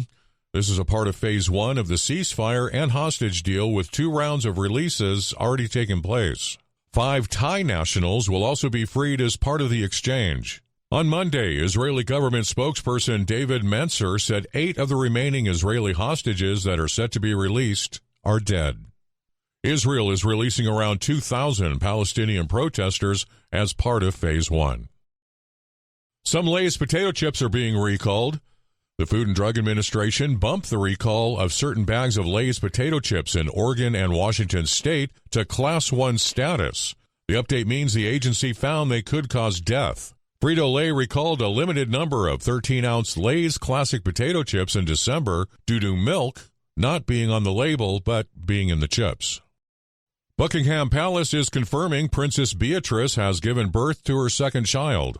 Athena was born several weeks premature, but the royal family said she is healthy and doing well. The new baby is the grandchild of Prince Andrew, the Duke of York. She's 11th in line for the throne. A Philadelphia Eagles fan is dead after falling from a light pole while celebrating the team's NFC Championship victory on Sunday. 18-year-old Temple University student Tyler Sabapathy fell, hitting his head on the concrete sidewalk. Lance Pry, USA Radio News. If something costs less, but people are happier with it, maybe you've heard switching to Medi-Share to pay for healthcare can save the typical family $500 a month. And that's huge, but it's also true that people are way more satisfied. The customer satisfaction rate for Medi-Share is double that of the typical health insurance plan. Double. Here's the number you need. 855-SHARE-40. That's 855-SHARE-40. 855-SHARE-40. Winter is here. When the temperature drops, so does your truck's performance. Avoid fuel gelling by using Hot Shot Secret's EDT Plus Winter Defense, a 7-in-1 fuel booster and anti-gel that improves cold weather performance. The 7-point cetane boost decreases DPF regens and increases fuel economy. Be confident that your engine is running smoothly and trouble-free, even in the coldest temperatures. Hot Shot Secret EDT Plus Winter Defense, available at Pilot Flying J, Amazon, O'Reilly Auto Parts, and HotShotSecret.com. Hot Shot Secret, powered by science. Hey truckers, this is Steve Darnell from the hit TV show Vegas Rat Rods. Check it out. Industrial Injection has been a leader in the diesel heavy-duty industry since 1985. Whether you are looking to keep your truck on the road, you are a hardworking farmer feeding America, an over-the-seas mariner, a miner, or a construction craftsman, Industrial Injection can help keep your heavy-duty rigs and equipment running so you can keep America thriving. Get all your turbochargers, injection pumps, injectors, and engine parts at industrialinjection.com. Industrial Injection, the place to go for all your diesel parts needs. And now, back to the Steve Summers Overnight Drive, live from the Hot Shot Secret Studios.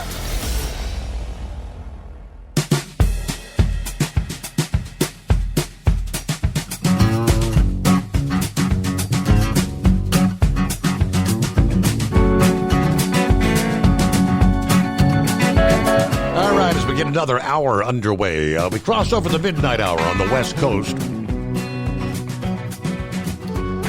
Word comes down that, I guess, confirmation. U.S. Figure Skating issued a statement confirming several members, including athletes, coaches, and family members, were aboard the American Airlines jet. U.S. Figure Skating can confirm where, sadly, several members of our skating community were aboard American Airlines Flight 5342. They added that they were returning home from the National Development Camp held in conjunction with the U.S. Figure Skating Championships, which were taking place in Wichita, Kansas, where that flight originated from. We are devastated by this unspeakable tragedy and hold the victims' families closely in our hearts. Statement from U.S. Figure Skating. The kind of things we'll be learning more about here in the coming hours. Hey, let me get to Pappy. Morning, Pappy. What's happening, Steve? Very interesting. Interesting night, right? Yeah. Yes, sir. Like Philip said, we all can make assumptions and have opinions and whatnot. So, Steve, I just figured I'll throw mine out there for you, buddy. Really not a laughing matter, but Steve, I'm no expert, but listen, man, I got many hundreds of hours flying in a helicopter with the sheriff's office. I mean, you know the sheriff's office. We had 2 helicopters. Yeah, sure. Recently just got rid of them, to purchase all these drones. They had 2 full-time pilots, but they didn't, at one point, they did have full-time observers, right? But probably for 15 years, Steve, they didn't have no full-time observers. They just had a handful of us they picked to go up and be an observer with the pilots. And I was fortunate enough to be one of them. I don't know how many hours, Steve, hundreds of hours up in the helicopter, daylight and night. So I can kind of give a little insight. And the helicopter's a lot different than an airplane, right? Mm-hmm. Steve, at nighttime, things really, really change when you're up there in that thing. When you're away from the city and you may be out in the suburbs, it's not as difficult.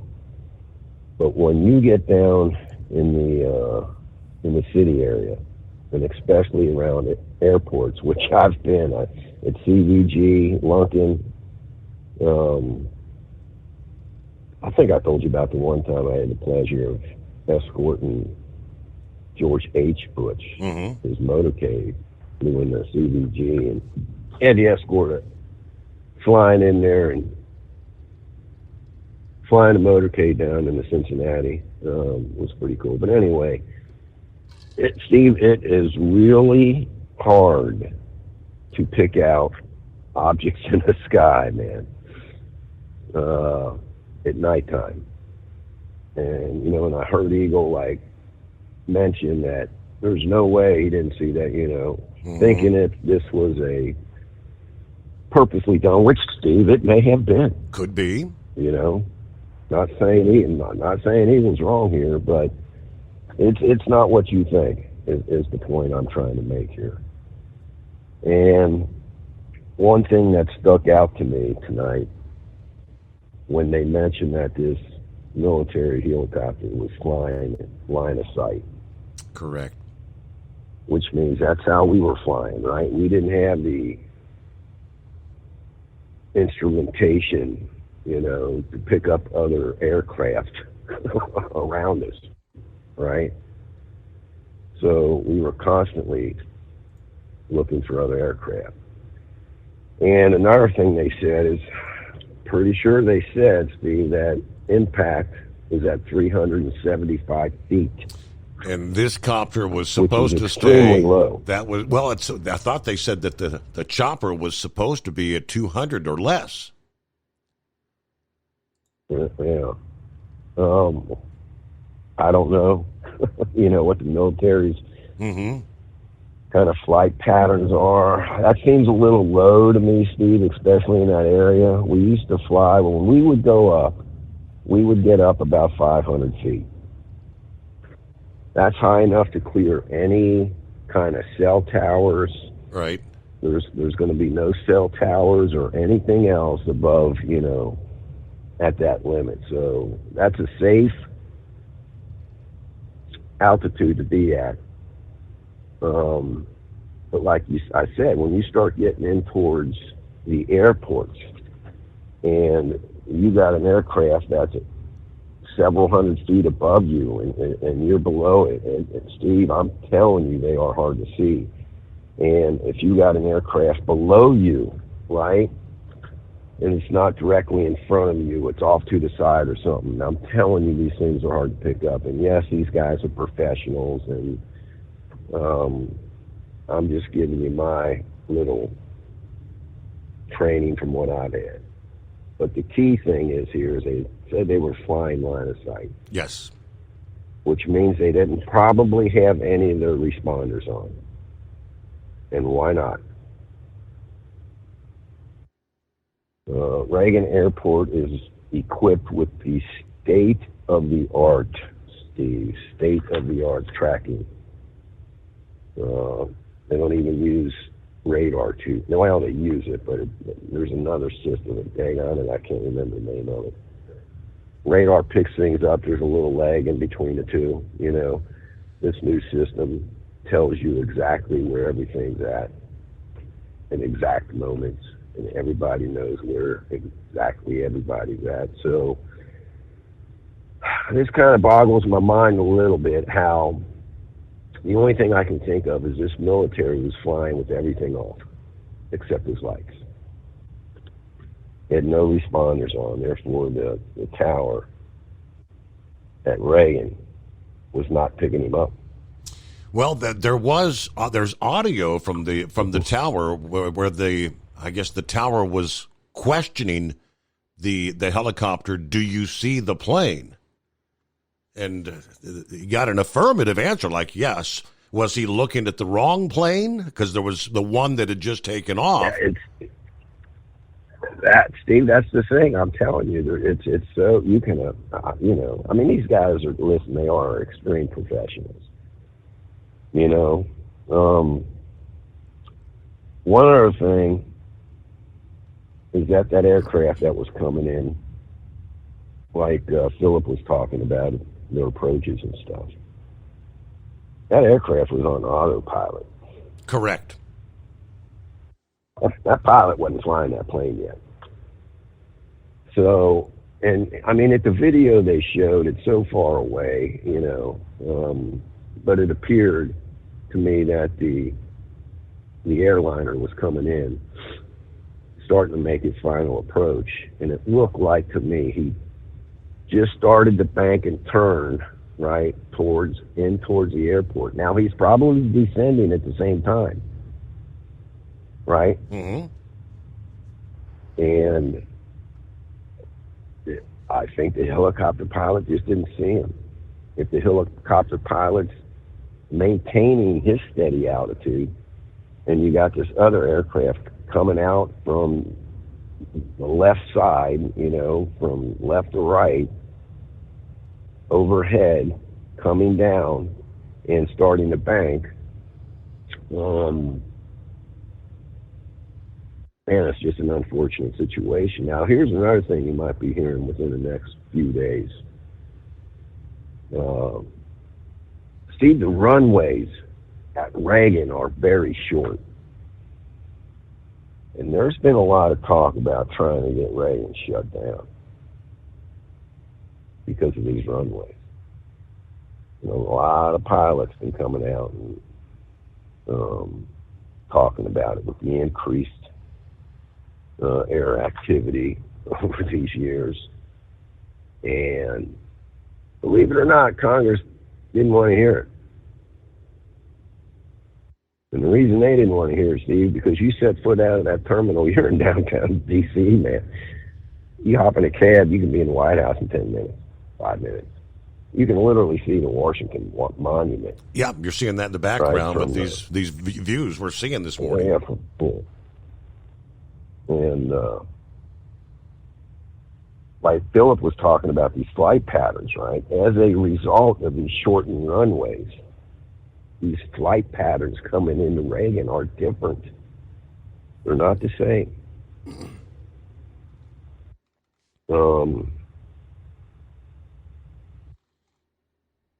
Steve, if I just had to, make a guess at this particular point in time where we're at right now, I'm going to say this is the military's pilot's fault. I don't think it had anything to do with it. Opinions are like, what we say, the magic sentence. What opinions are like. Yeah. Everybody's got one. So I don't know. I'm just saying, But, man, did you see the amount of drones that were up? That's why they shut this airport down. I don't know if anybody picked them up. I kept scanning the river trying to figure out, all right, where's the wreckage at, right? There was one spot where they showed probably 5 boats, rescue boats, obviously with their lights on. And it was hard to pick up, but I picked it up. There were 2 drones flying. These rescue boats were like in a circle, and they had a buoy out too, right there. And there was 2 drones flying in the center of that circle where these rescue boats were with their lights on. Mm-hmm. And I think that's where part of either the helicopter, I don't know if the plane split in 2, but there was some wreckage there. And that's what they were doing. They were cordoning off that particular part of that wreckage that was underwater. Now, whether they had divers in the water already, trying to get down there to see if they could do anything, I would assume if they found the wreckage, they probably did have divers in the water. Mm-hmm. All speculation, but it appeared to me that they located, some of the wreckage, and they, like Philip said, though, man, they talking about it's going to be a big investigation here. It's going to take time. First thing is search and rescue, and then salvage, and then try to put all the pieces together. It's going to take some time. But thank God we got a new administration in here. We got a new transportation secretary, not an Indiana mayor with experience. So it'll take a while, but it'll come out. It'll probably be 6 months before we get the final okey-dokey on what happened there. They never want to. Right now they're still trying to say, well, we're in rescue and recovery mode. They don't want to drop the rescue because they always like to say, is it possible? Is it possible? I think technically right now it's really just recovery mode. Sylvester? Hey, brother. Sorry, I just had a chip. I just got home. I sat down on my lunch break, I usually go onto like the news sites and that kind of stuff. But I had a message saying, "Hey, pray for Steve, not you." Not sure what flight he was on. Yeah. But he flew from Kansas City, flying from Kansas City to Washington D.C. Mm-hmm. I'm like, oh, what are you talking about? And I looked and I saw what had happened. He did not fly into Reagan. He flew into BWI. Okay. So BWI is the Baltimore, Washington. That's the big one. Then Dulles is next, and then Reagan, which they've been trying to shut down since the 90s, was there as well. But Congress doesn't want to shut it down. And the reason being is because it, like Pappy was saying, it's just so convenient. Now, I've flown into BWI, have never flown into Reagan, mainly because it's evidently a bit of a ride getting in there. You have to drop pretty quickly to get in there. Now, my background is U.S. Navy. I was a naval air crewman. I flew in P-3s. And when you're descending, you don't have a lot of visibility. Your visibility is your forward two quadrants, right? You have no clue what's going on behind you, and you definitely don't know what's going on underneath you. Now, the saying that this aircraft was on autopilot, that's normal. They usually don't break the autopilot until just before the landing. You'll find, I'll give you an example. So I was on a 747 flying into LA one time out of Australia. And as he was coming down, he flared like you normally would, right at just as your landing gear is about to touch down. But he was probably, 20 feet too high. And he put it down, just boom, dropped it. And you felt it, right? What causes that is when your altimeter isn't matching what your actual altitude is. And that can happen if you don't set it properly when you take off. Or if you go through an anomaly, and I can't remember what it's called, because the altimeters are set years ago were by barometric pressure.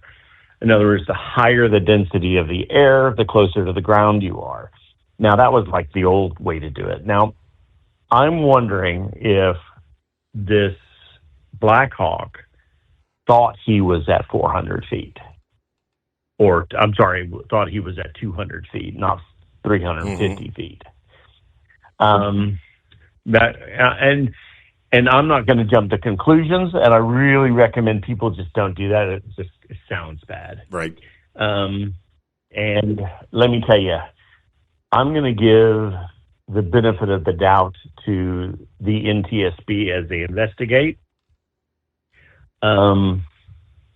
We will find out what happened.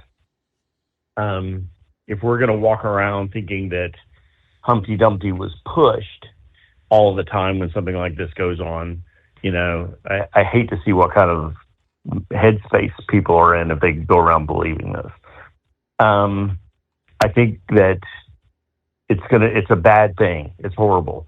I'm thankful that, what do they say? 60 passengers, 4 crew on the yes, on the aircraft. Is yes. that what they're still saying? Yes. So I think about how it would have been if it was a bigger, is it a bombardier? Is that what it's called? Mm-hmm. If it was a different aircraft, I'd like to know more about. I haven't had a chance to look it up because I was at work, but I'd like to know more about the aircraft. I'm familiar with them, but not familiar with this particular one. How old it is? What updates or upgrades it had? The one that happened was it 92 or 93 coming out of Reagan when that plane went down into the water. That was on takeoff, wasn't it, Steve? And wasn't it because of icing? Wasn't the last one, or that one in at Reagan that made the news and all that. Well, the Sullenberg, wasn't it? Yeah, when that was I think they had a bird strike. No, not that one. Okay, not that one. No, the one at Reagan, not the one coming out of JFK. I'm sorry, that was LaGuardia, wasn't it? But anyway, no. In '93, the one that was taking off and it went into the Potomac. I'm pretty sure that was caused by icing. Now, when we find out what happened here with this one, there's not been a lot of talk about the military aircraft, but that's horrible to think that this crew and these passengers have passed like this. That wasn't all I wanted to call about, though. The whole thing about Gitmo. First off, Gitmo is not in the United States. As soon as they move, these people off of American soil, even though that's not sovereign American soil, the U.S. can do a lot more with them too. As far as waiting for some country to take them, I don't know how that's going to work. Some countries are just not wanting to take them. So as long as they don't speak Spanish, I think we should be directing them out the gate and let the Cubans take care of them. What do you think about that, Steve? Okay. Put them in a Cuban jail? Yeah, right. Yeah, see how they deal with illegals, right? See if the media starts going on about how horrible and cruel it is the way they're being treated by the police down there, la policía.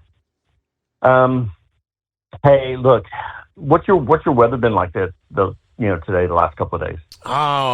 Yeah, partly cloudy. We're 25 degrees this morning. Oh, that's not too bad. Oh, big warm up. Yeah, right now it is. What is it now? 24 degrees. Oh, wait a minute. That's Celsius, isn't it? So was that 85, I think? About 80, 85, something like that.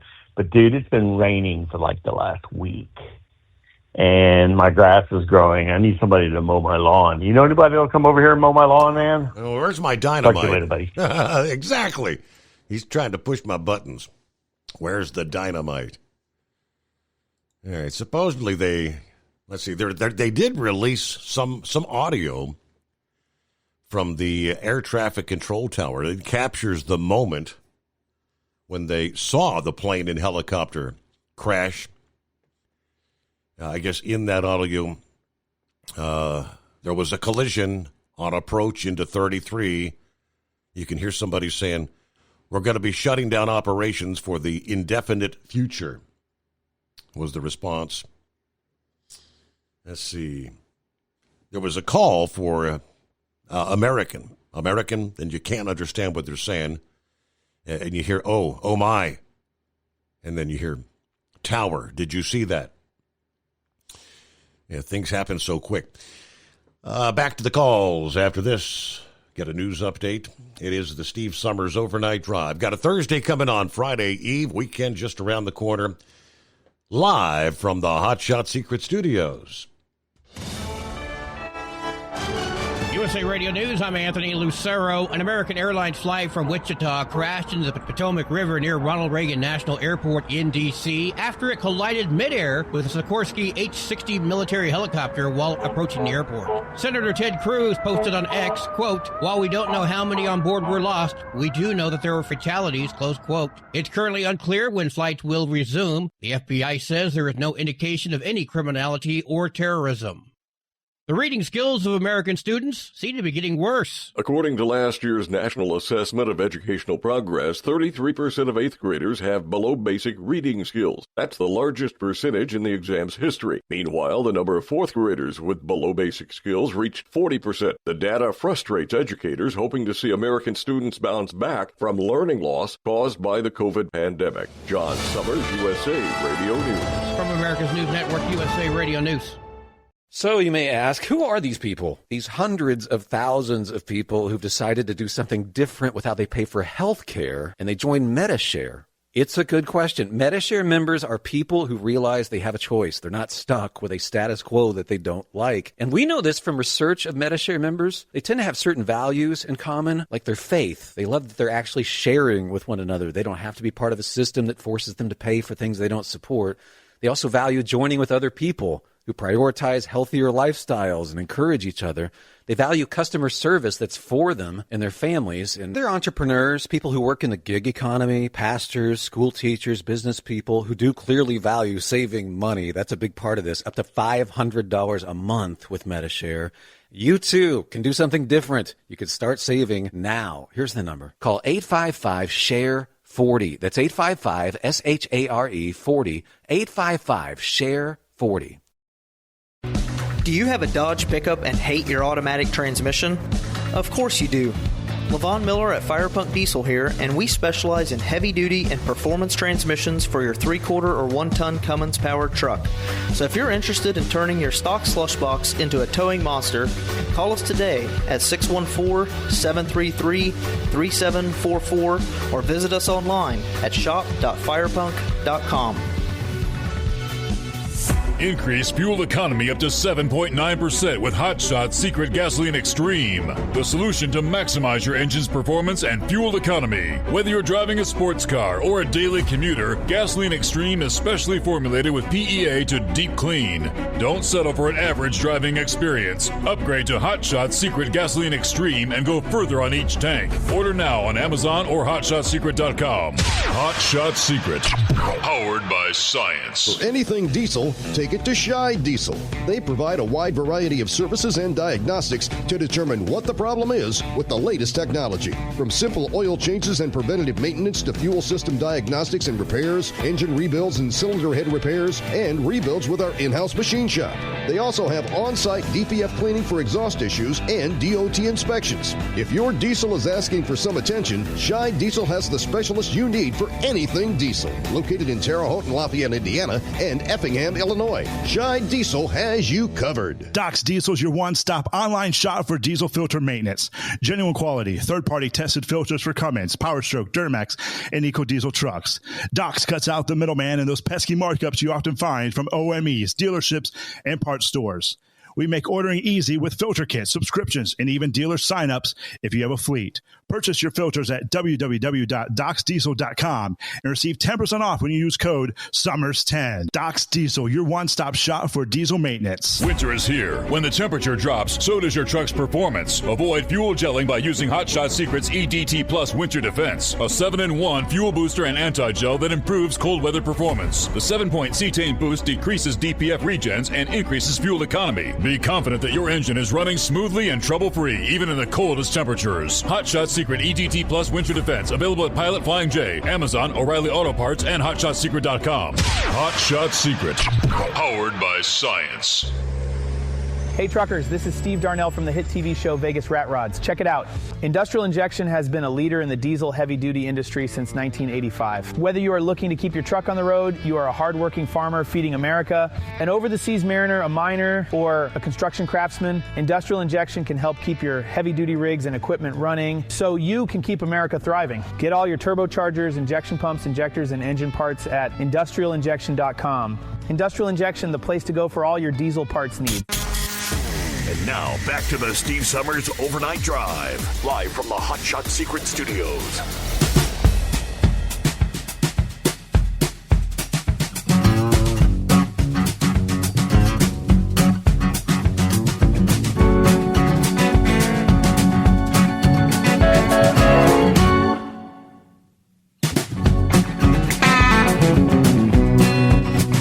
All right, hello to Roki. Kind of shares a link to the video. They've been playing that over and over and over again. It was caught on camera.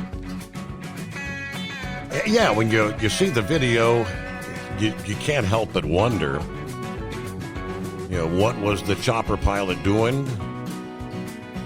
As Pappy said, though, what was he seeing or what wasn't? Was he not seeing?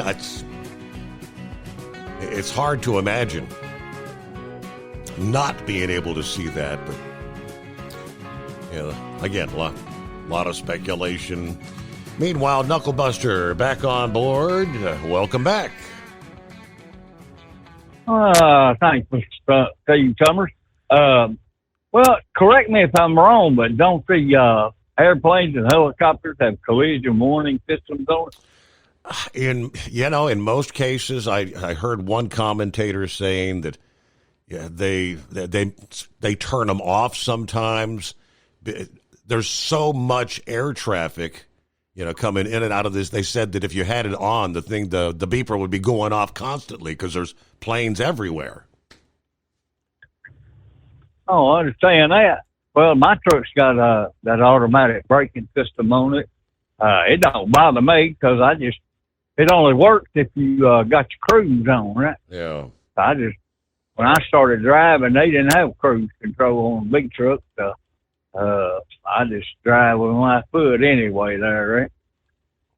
Excuse me. Well, let me get this out of the way there. I want to thank OIDA for advertising on Steve Summers' Overnight Drive show. Wait a minute, I didn't say that out loud, did I? Oh, yeah, I'm just kidding. And then I see on the news there, them inbred cousins on the other side of the pond there, Steve. They've given the world another blow. Imagine that. Well, you ready for some money? Oh, you giving out money? Some commercials for the Super Bowl have sold for over $8 million. Dang. That's a lot of money spent just to get up off that couch and go in there and get you a bag of Doritos or go get some Taco Bell delivered, right? Well, they do it every year. I guess they say it's the value, the number of eyeballs reached, and they look at the numbers and say, all right, if we're going to get this many million people to see this 30 seconds, they're willing to pay it. Yeah, more power to them. You know what Andy Reid and I think I can get his name right, Nick Sirianni, have in common? What's that? The Eagles wanted them both fired. They kept firing Andy back in 2012 when that was his final season coaching the Philadelphia Dodo Birds there. Well, I got some totally useless information for you, Steve. The longest word in the English language has 189,819 letters and takes 3 hours to pronounce. Well, that you could start on that at the start of a Monday and finish up and almost be done for the day, right, on Monday. What the hell does the word mean? Well, it's they shortened it to Titin, Titin. It means it's something to do with your muscular to protein that maintains muscular passive elasticity. Okay. Yeah, I'll just stick with anti-disestablishmentarianism, which is, you define that as against the established way. Did you know cows can only see 360 degrees around them? They can only see about 300 degrees. They just can't see or kiss their backside, see? There you go. This man built an omnidirectional motorcycle with the same type of wheels that the clowns walk on. That's what he used for wheels. I don't know. I don't think I'd want to ride on that thing there. And this guy here, he must either be a dumbass or a brave soul one. See, he's got a pair of glider wings hooked to a riding lawnmower, and he drives it off of the Swiss Alps over there and paraglides on it there. That boy got more gonads than what I got. See, he said, "Here, hold my beer." We'll talk. Yeah, absolutely there. Well, I'll tell you in that loneliest hour because we're almost getting there anyway. All righty. Yep, we're about, 20 minutes away from news break, final hour. He mentioned Super Bowl. Okay, reports emerging Wednesday that at least 10 commercials set for broadcast on Fox during the Super Bowl have sold for $8 million. The Murdoch family said that commercials had been sold at record pricing and that the numbers increased rapidly as the availability went down. ESPN reports Super Bowl ads normally increase by about $100,000 every year, but this year the increase was at about $500,000. What was unique to the Super Bowl or this marketplace was we have a lot more people that weren't in the game at all of a sudden be like, no, I've got to get in the game, according to Fox Sports. The Wrap told by one source that 30-second spots for Fox's pregame coverage have gone for as much as $4.5 million versus $2 million in the past. 30-second ads for post-game coverage might go for about $4 million compared to $2.5 or $3 million in the past. Let's see. Ads sold for $8 million. Yeah. Despite the prices not at the peak. Said, if I learned anything, we are in a period now where the live sporting event, where people and families come together to watch, is that much more coveted. There's an escalation in price and interest in the demand for live sports, but we have not reached the peak. We've still got a runway for growth.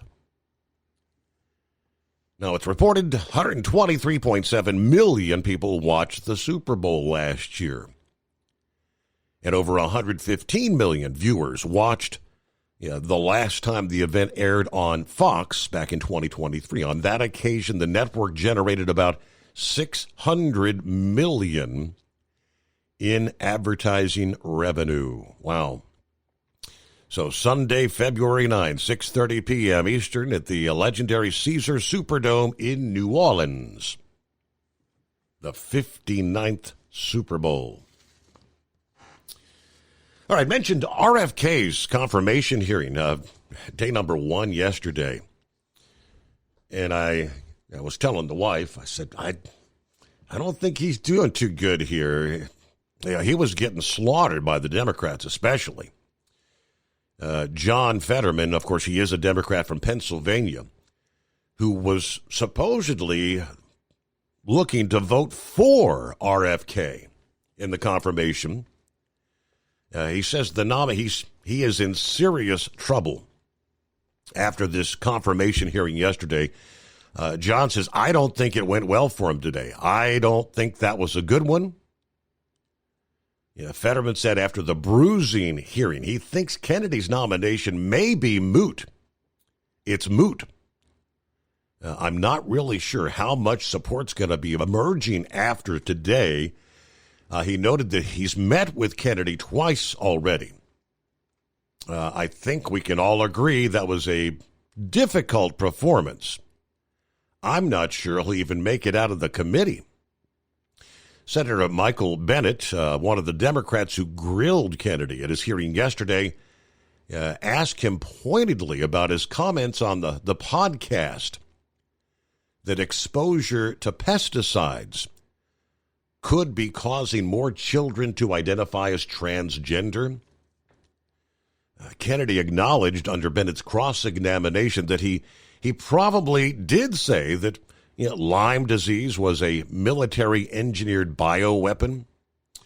Then you had Senator Ron Wyden of Oregon that tried to pin him down on his past views and statements about vaccines, which got pretty combative back and forth.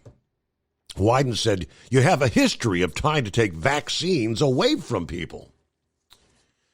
All right, so RFK's nomination will be voted on by the Senate Finance Committee. Before that happens, he will appear before the Senate Health, Education, Labor, and Pensions Committee. That'll be his second round of questioning.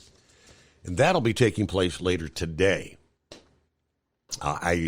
Is it possible for him to redeem himself, as they say, after what was a pretty bad performance? It is 844-844-3388. The Steve Summers Overnight Drive. Do you have a Dodge pickup and hate your automatic transmission? Of course you do. Levon Miller at Firepunk Diesel here, and we specialize in heavy-duty and performance transmissions for your 3-quarter or 1-ton Cummins-powered truck.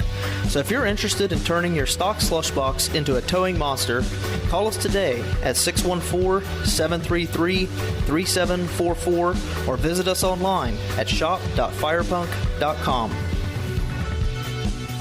Increase fuel economy up to 7.9% with Hot Shot Secret Gasoline Extreme. The solution to maximize your engine's performance and fuel economy. Whether you're driving a sports car or a daily commuter, Gasoline Extreme is specially formulated with PEA to deep clean. Don't settle for an average driving experience. Upgrade to Hot Shot Secret Gasoline Extreme and go further on each tank. Order now on Amazon or HotShotSecret.com. Hot Shot Secret. Powered by science. For anything diesel, take it to Scheid Diesel. They provide a wide variety of services and diagnostics to determine what the problem is with the latest technology. From simple oil changes and preventative maintenance to fuel system diagnostics and repairs, engine rebuilds and cylinder head repairs, and rebuilds with our in-house machine shop. They also have on-site DPF cleaning for exhaust issues and DOT inspections. If your diesel is asking for some attention, Scheid Diesel has the specialist you need for anything diesel. Located in Terre Haute and Lafayette, Indiana, and Effingham, Illinois. Scheid Diesel has you covered. Doc's Diesel is your one-stop online shop for diesel filter maintenance. Genuine quality, third-party tested filters for Cummins, PowerStroke, Duramax, and EcoDiesel trucks. Doc's cuts out the middleman and those pesky markups you often find from OMEs, dealerships, and parts stores. We make ordering easy with filter kits, subscriptions, and even dealer sign-ups if you have a fleet. Purchase your filters at www.docsdiesel.com and receive 10% off when you use code SUMMERS10. Doc's Diesel, your one-stop shop for diesel maintenance. Winter is here. When the temperature drops, so does your truck's performance. Avoid fuel gelling by using Hot Shot Secret's EDT Plus Winter Defense, a 7-in-1 fuel booster and anti-gel that improves cold weather performance. The 7-point cetane boost decreases DPF regens and increases fuel economy. Be confident that your engine is running smoothly and trouble-free, even in the coldest temperatures. Hot Shot Secret EDT Plus Winter Defense, available at Pilot Flying J, Amazon, O'Reilly Auto Parts, and HotShotSecret.com. Hot Shot Secret, powered by science. Hey truckers, this is Steve Darnell from the hit TV show Vegas Rat Rods. Check it out. Industrial Injection has been a leader in the diesel heavy-duty industry since 1985. Whether you are looking to keep your truck on the road, you are a hard-working farmer feeding America, an over-the-seas mariner, a miner, or a construction craftsman, Industrial Injection can help keep your heavy-duty rigs and equipment running so you can keep America thriving. Get all your turbochargers, injection pumps, injectors, and engine parts at industrialinjection.com. Industrial Injection, the place to go for all your diesel parts needs.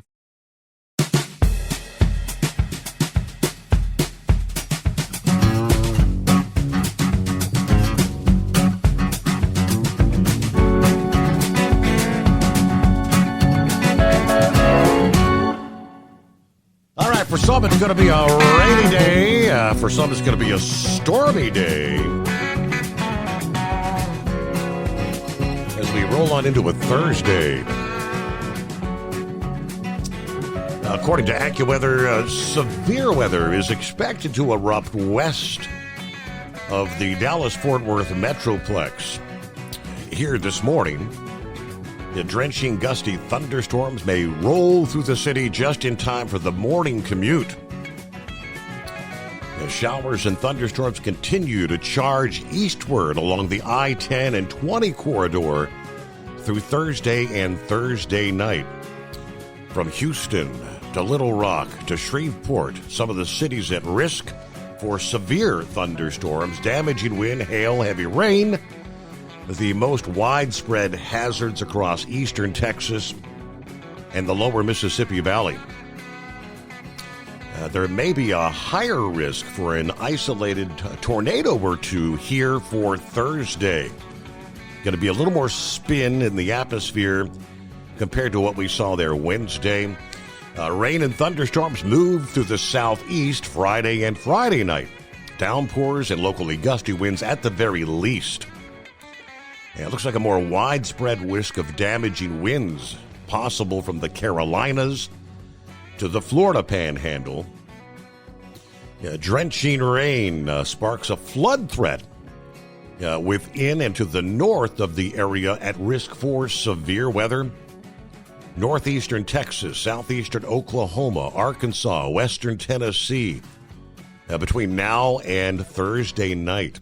While most areas from central Texas to Kentucky projected to pick up 1 to 2 inches of rain, there could be some 2 to 4 inch totals along that corridor in spots from Dallas to west of Nashville. All right, so traveling out there, moving the freight across the region, be mindful of the heavy rain threat. Be on alert for reduced visibility, ponding of water, the heightened risk of hydroplaning. Means you're going to have to slow down the freight movement just a bit through the upcoming day. Been trying to kind of follow the updates. I said the helicopter involved in Wednesday night crash is the same type of aircraft that crashed in Maryland in 2017, killing 1, injuring 2. April of 2017, a UH-60 Blackhawk crashed onto a golf course in Leonardtown, about 60 miles southeast of D.C. The helicopters in both instances were based out of Fort Belvoir and were on training flights. So there's, I don't know, who was that sent me, I think it was Seth. Yeah, you're seeing a lot of stuff being posted, a lot of conspiracy theories. The call sign was PAT-25, P-A-T-25. That was the helicopter call sign. They said that stands for Priority Air Transport, PAT, Priority Air Transport. Now, it's on Twitter. Take it with a grain of salt. PAT-25, they say, usually transports like Secretary of Defense. I don't know. But I do see it is correct. The call sign was PAT-25. And, of course, it was United Airlines 5342, or American UIA 5342.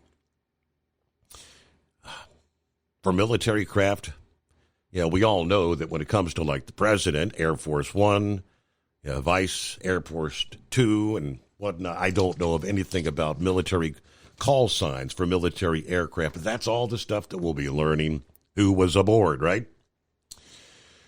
On a brighter note, let's kind of say President Trump's making plans to mark the 250th anniversary of American independence with an extraordinary celebration and a new national monument. Trump's expected to sign an executive order this past day, putting together a task force to coordinate and plan the event.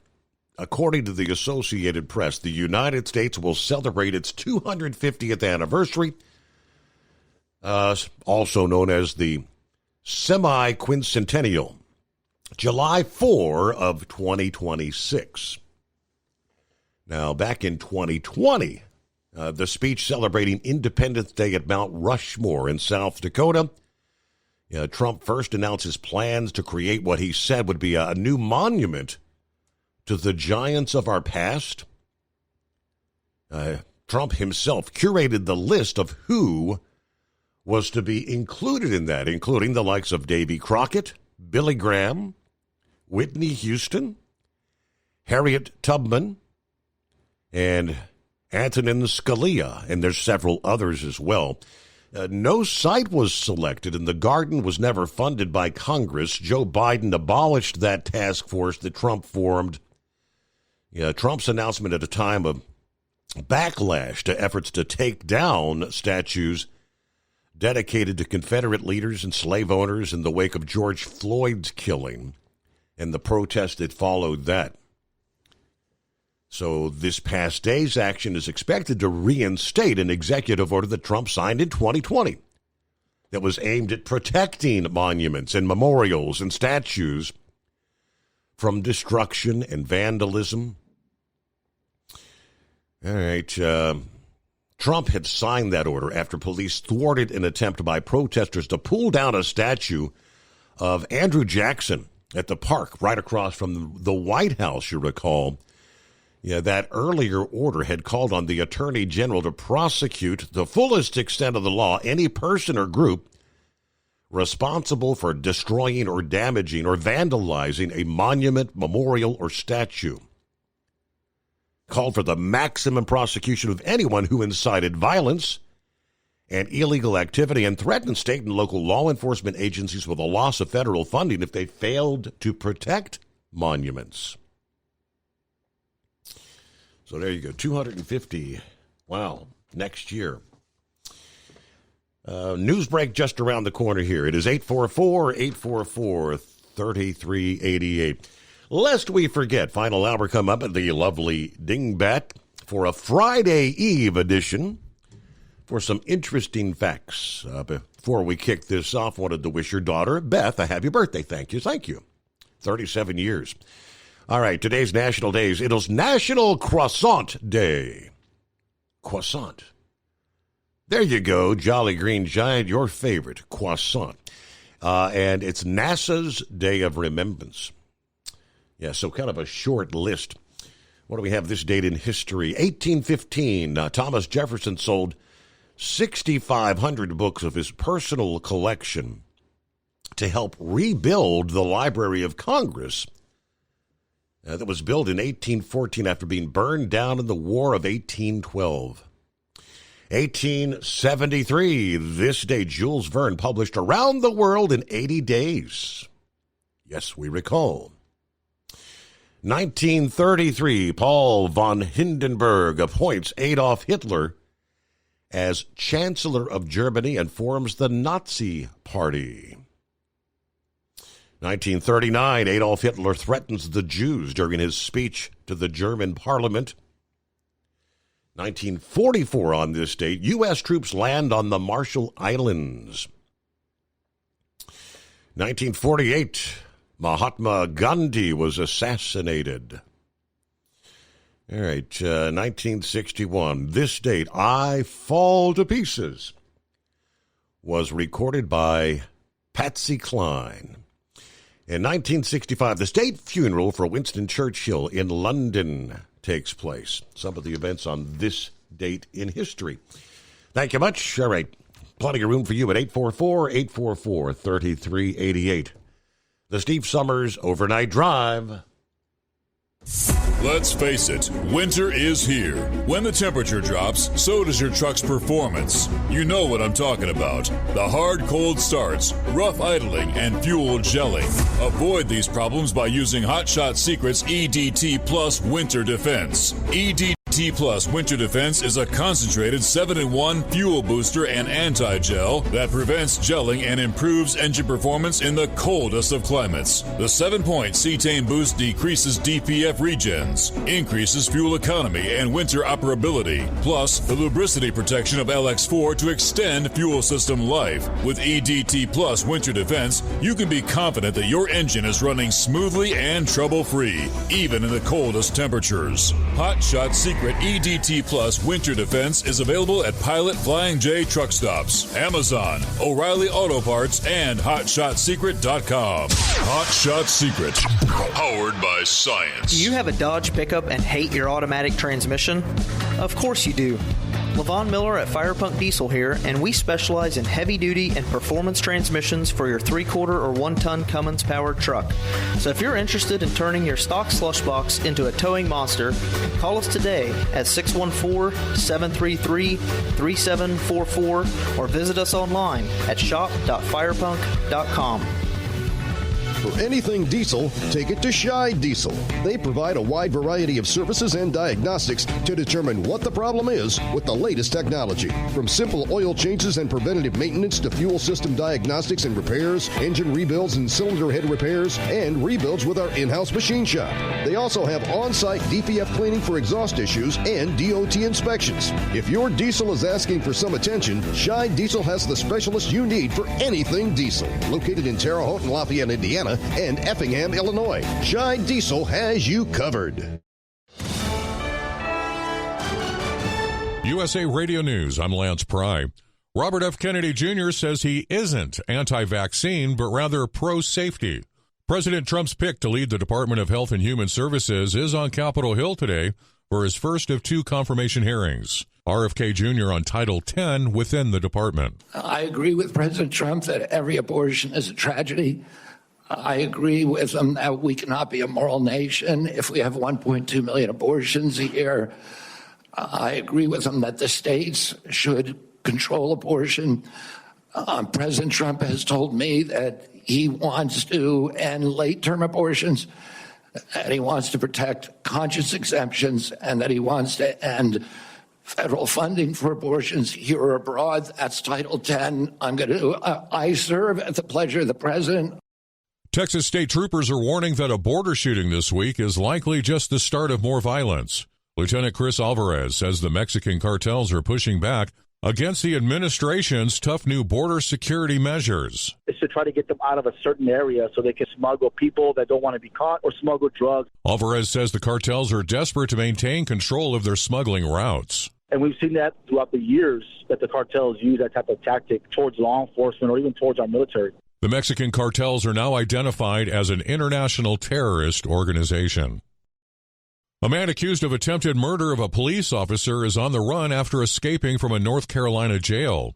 Authorities say John Matthew Nye escaped through the ventilation system of a Craven County jail earlier this week. His cellmates allegedly helped him escape and then covered for him by stuffing a mattress to make it appear he was asleep. Police say he should be considered armed and dangerous. Craven County is near the south end of the Outer Banks, North Carolina.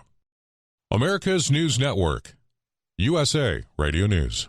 So you may ask, who are these people? These hundreds of thousands of people who've decided to do something different with how they pay for health care, and they join Medi-Share. It's a good question. Medi-Share members are people who realize they have a choice. They're not stuck with a status quo that they don't like. And we know this from research of Medi-Share members. They tend to have certain values in common, like their faith. They love that they're actually sharing with one another. They don't have to be part of a system that forces them to pay for things they don't support. They also value joining with other people who prioritize healthier lifestyles and encourage each other. They value customer service that's for them and their families. And they're entrepreneurs, people who work in the gig economy, pastors, school teachers, business people who do clearly value saving money. That's a big part of this. Up to $500 a month with Medi-Share. You too can do something different. You can start saving now. Here's the number. Call 855-SHARE-40. That's 855-SHARE-40. 855-SHARE-40. Hamas is planning to release 3 Israeli hostages tomorrow. This is a part of Phase 1 of the ceasefire and hostage deal with 2 rounds of releases already taking place. 5 Thai nationals will also be freed as part of the exchange. On Monday, Israeli government spokesperson David Mencer said 8 of the remaining Israeli hostages that are set to be released are dead. Israel is releasing around 2,000 Palestinian protesters as part of Phase 1. Some Lay's potato chips are being recalled. The Food and Drug Administration bumped the recall of certain bags of Lay's potato chips in Oregon and Washington state to Class 1 status.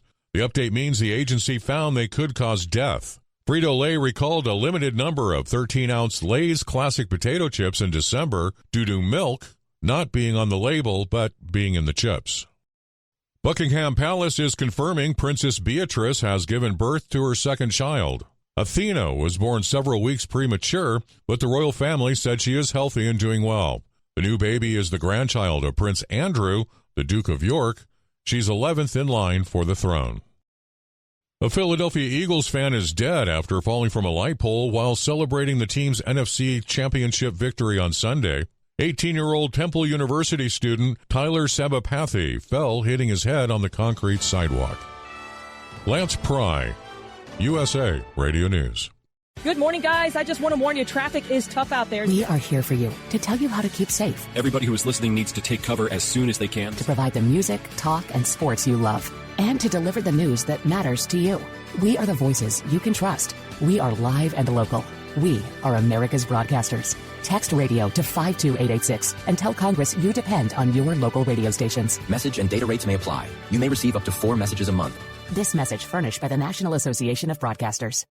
Winter is here. When the temperature drops, so does your truck's performance. Avoid fuel gelling by using Hot Shot Secret's EDT Plus Winter Defense, a 7-in-1 fuel booster and anti-gel that improves cold weather performance. The 7-point cetane boost decreases DPF regens and increases fuel economy. Be confident that your engine is running smoothly and trouble-free, even in the coldest temperatures. Hot Shot Secret EDT Plus Winter Defense, available at Pilot Flying J, Amazon, O'Reilly Auto Parts, and HotShotSecret.com. Hot Shot Secret, powered by science.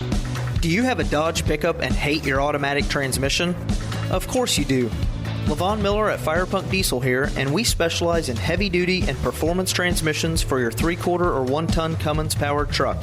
So if you're interested in turning your stock slush box into a towing monster, call us today at 614-733-3744 or visit us online at shop.firepunk.com. Keep the bugs off your glass and the Smokies off your ass. This is the Overnight Drive with Steve Summers.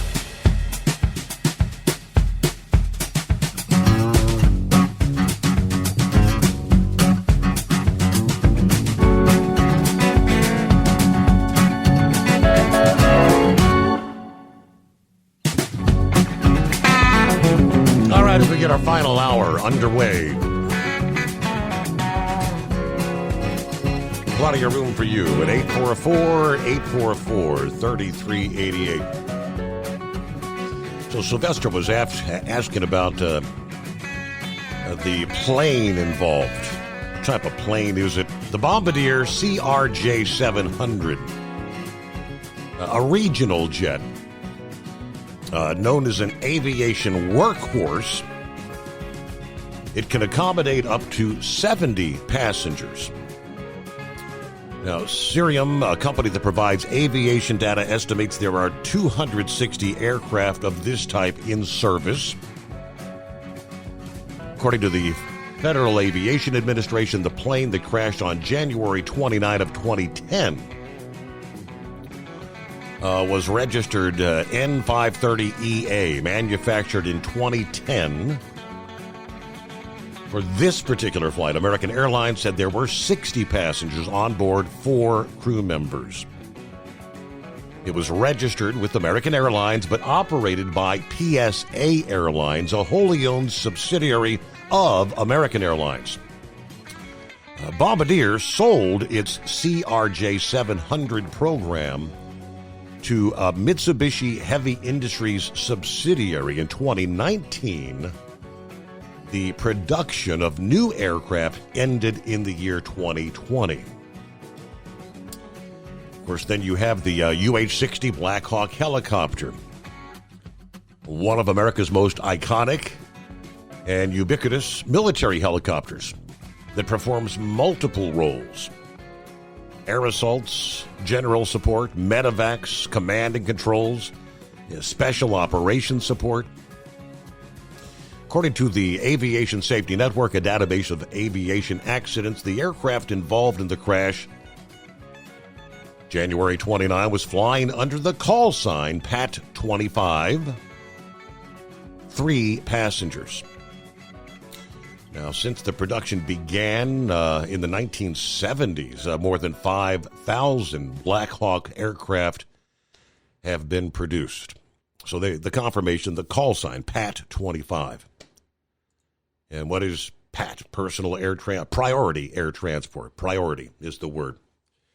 Meanwhile, Reuters, the last few hours, scores are feared dead after that collision and crashing into the frigid Potomac River near Reagan National Airport. We carried the press conference live several hours ago. Officials did not give a death toll from Wednesday night's collision.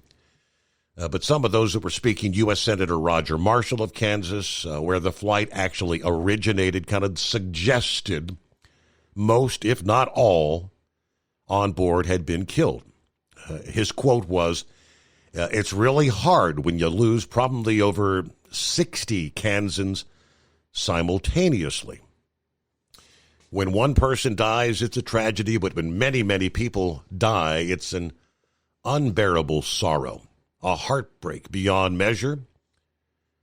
Jack Potter, the president and CEO of Metropolitan Washington Airports Authority, stated at the time, again, this is 1 a.m., that first responders were in, quote, rescue mode.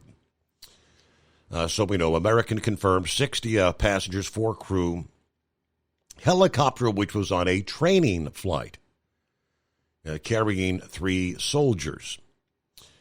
CBS News, citing a police official, said at least 18 bodies had been recovered.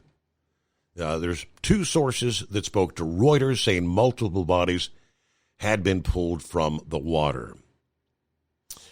So it all occurred. Passenger jet traveling from Wichita in Kansas on approach to land at Reagan.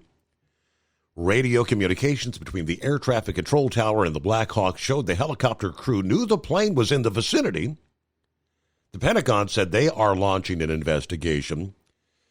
We had shared earlier where President Trump questioned the actions of the helicopter crew and air traffic controllers when he posted the helicopter was going straight at the airplane for an extended period of time. It is a clear night. The lights on the plane were blazing. Why did the helicopter not go up, down, turn?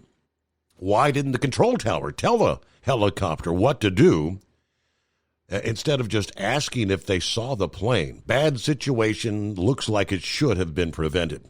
Not good. Air traffic control recordings appear to capture the final attempted communications with the helicopter. Call sign Pat 25 before it collides with the plane described as CRJ. Pat 25, do you have a CRJ in sight? Pat 25, pass behind the CRJ. That was coming from the air traffic controller, 8:47 p.m. Seconds later, another aircraft calls in to air traffic control saying, "Tower, did you see that?" Apparently referencing the crash. An air traffic controller then redirects planes that were headed to runway 33, go around. Of course, the video that was caught on camera, the webcam showing the impact, the fiery explosion that lights up the sky. So that's where things stand this early morning. It'll probably be, typically, East Coast, they like to wait till, say like 6, 7 a.m. when most of the world is up getting their morning news to hold their next press conference. After the 1 a.m., they did not give a time frame as to when the next conference might be held. Like I said, I would speculate, I'd say probably like 7 a.m. Eastern time. All right, we kick off that final hour. Eagle is back on board. What's on your mind, Eagle? Yeah. Okay, yeah, I want to talk about something, Steve, about I'll wait till well, you're not on the radio. What's the day today? Friday. Okay. What's the day today? It's Thursday. Okay, Thursday, you won't be on the radio. Okay, yeah, we're back tonight. Yeah, can you hear me? Yeah, we're back live tonight. Hello? So we'll be here Thursday night, Friday morning. We got a show come your way. Yep. Oh, okay. Well, I don't get mixed up. Today is Wednesday. Thursday. Okay, tomorrow. It's Thursday. Today is Thursday. Yeah. You'll be on the night then. Okay, my fault. I thought it was Friday. Okay, yeah, well, yeah, I'll wait till, it's going to be very interesting, Steve. I'm just going to say one quick thing about this plane, and then I want to talk about something with the immigration. When the sun comes up this morning and we get the live pictures of this accident, this plane, I want to see what it looks like when daylight comes and what happens. They claim they're going to open the airport back up at 11 o'clock. So we'll see what happens. A lot of people are trying to, one quick thing, Steve. A lot of people are already, I don't know if you checked out the internet, a lot of people trying to blame Donald Trump for this. They saying that, really? Over a week or so ago, that he laid all those people off or fired them at the airport patrol. And this has nothing to do with Donald Trump. But when you're a loser Democrat, they look for any reason to get any kind of a complaint against Donald Trump. Trump doesn't have a damn thing to do with what happened with this airplane. But that's what these people do. Look for things to capitalize on. Now, I want to talk about the situation, Steve. There's a lot of other people. There's a lot of people right now, Steve, immigrants. If you look on the internet, there's a lot of immigrants that are mad at Donald Trump right now. Because he's deporting them out of the country. Well, I heard another guy say this, and I say the same thing, Steve. The guy that they need to be mad at is Joe Biden. Because see, what Joe Biden did, Steve, and it's obvious now, he used these people. That's why they allowed the border to be open.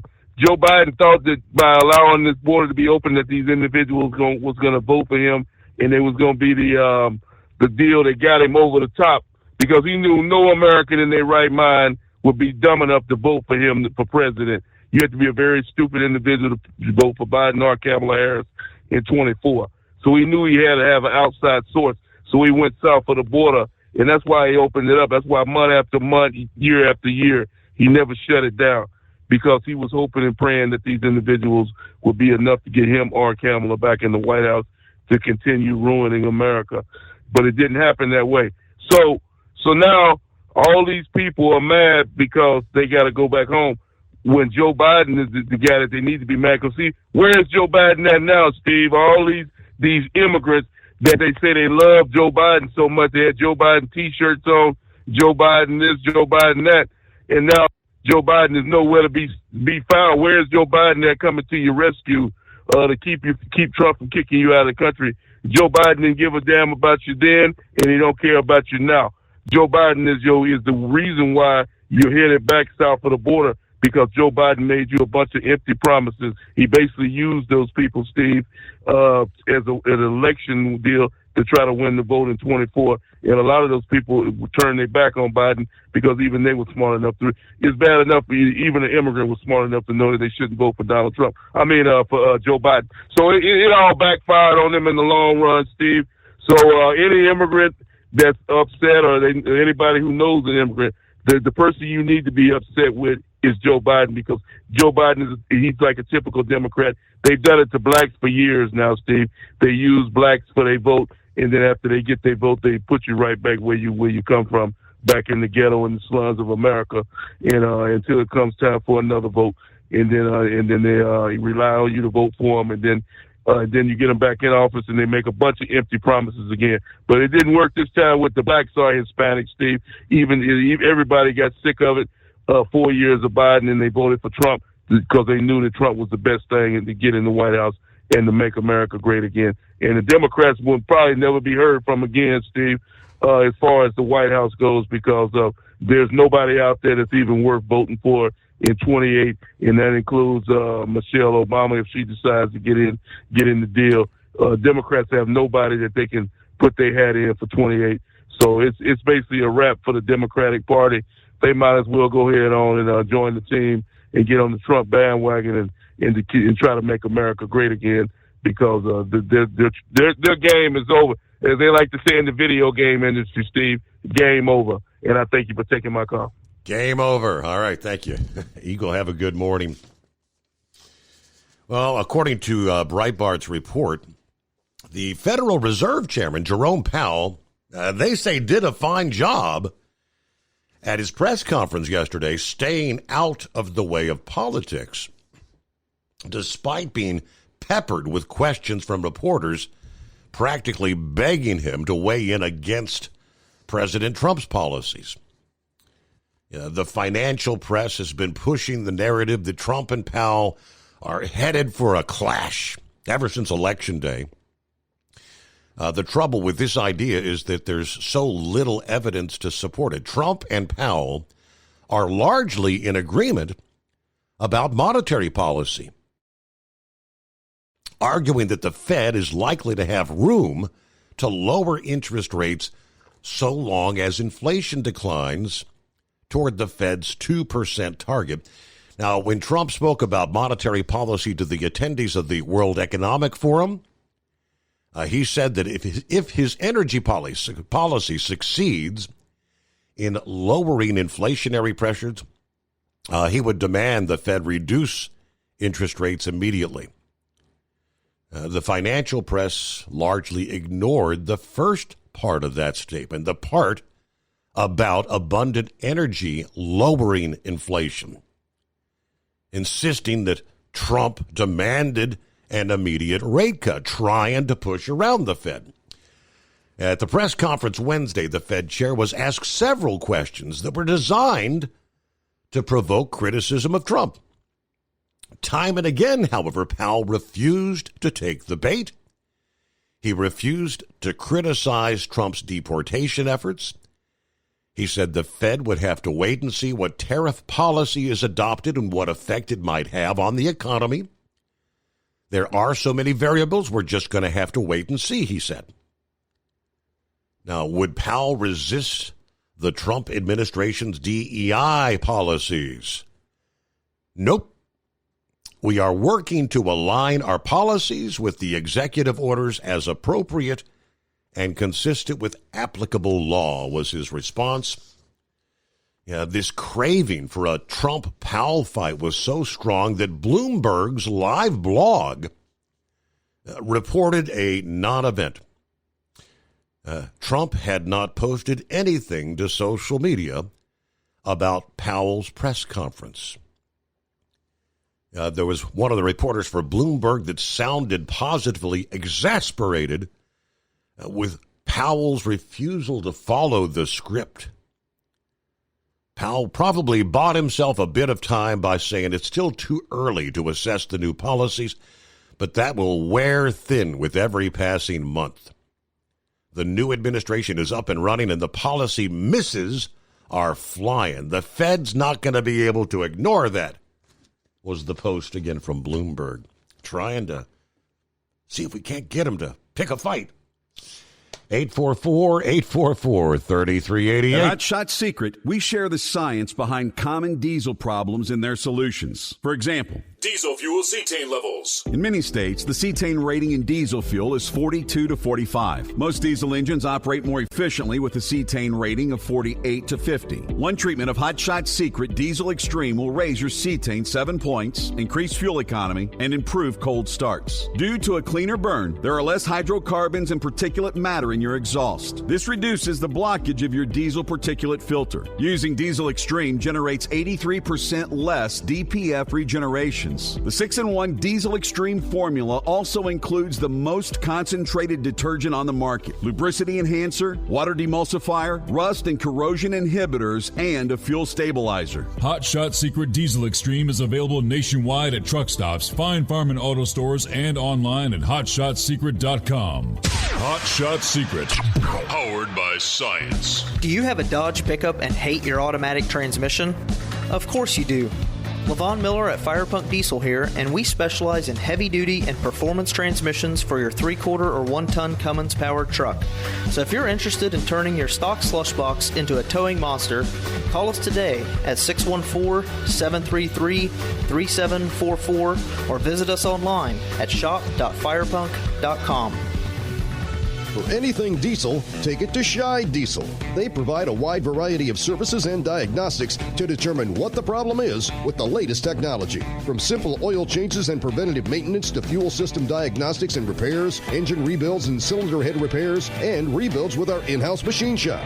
They also have on-site DPF cleaning for exhaust issues and DOT inspections. If your diesel is asking for some attention, Scheid Diesel has the specialist you need for anything diesel. Located in Terre Haute and Lafayette, Indiana, and Effingham, Illinois, Scheid Diesel has you covered.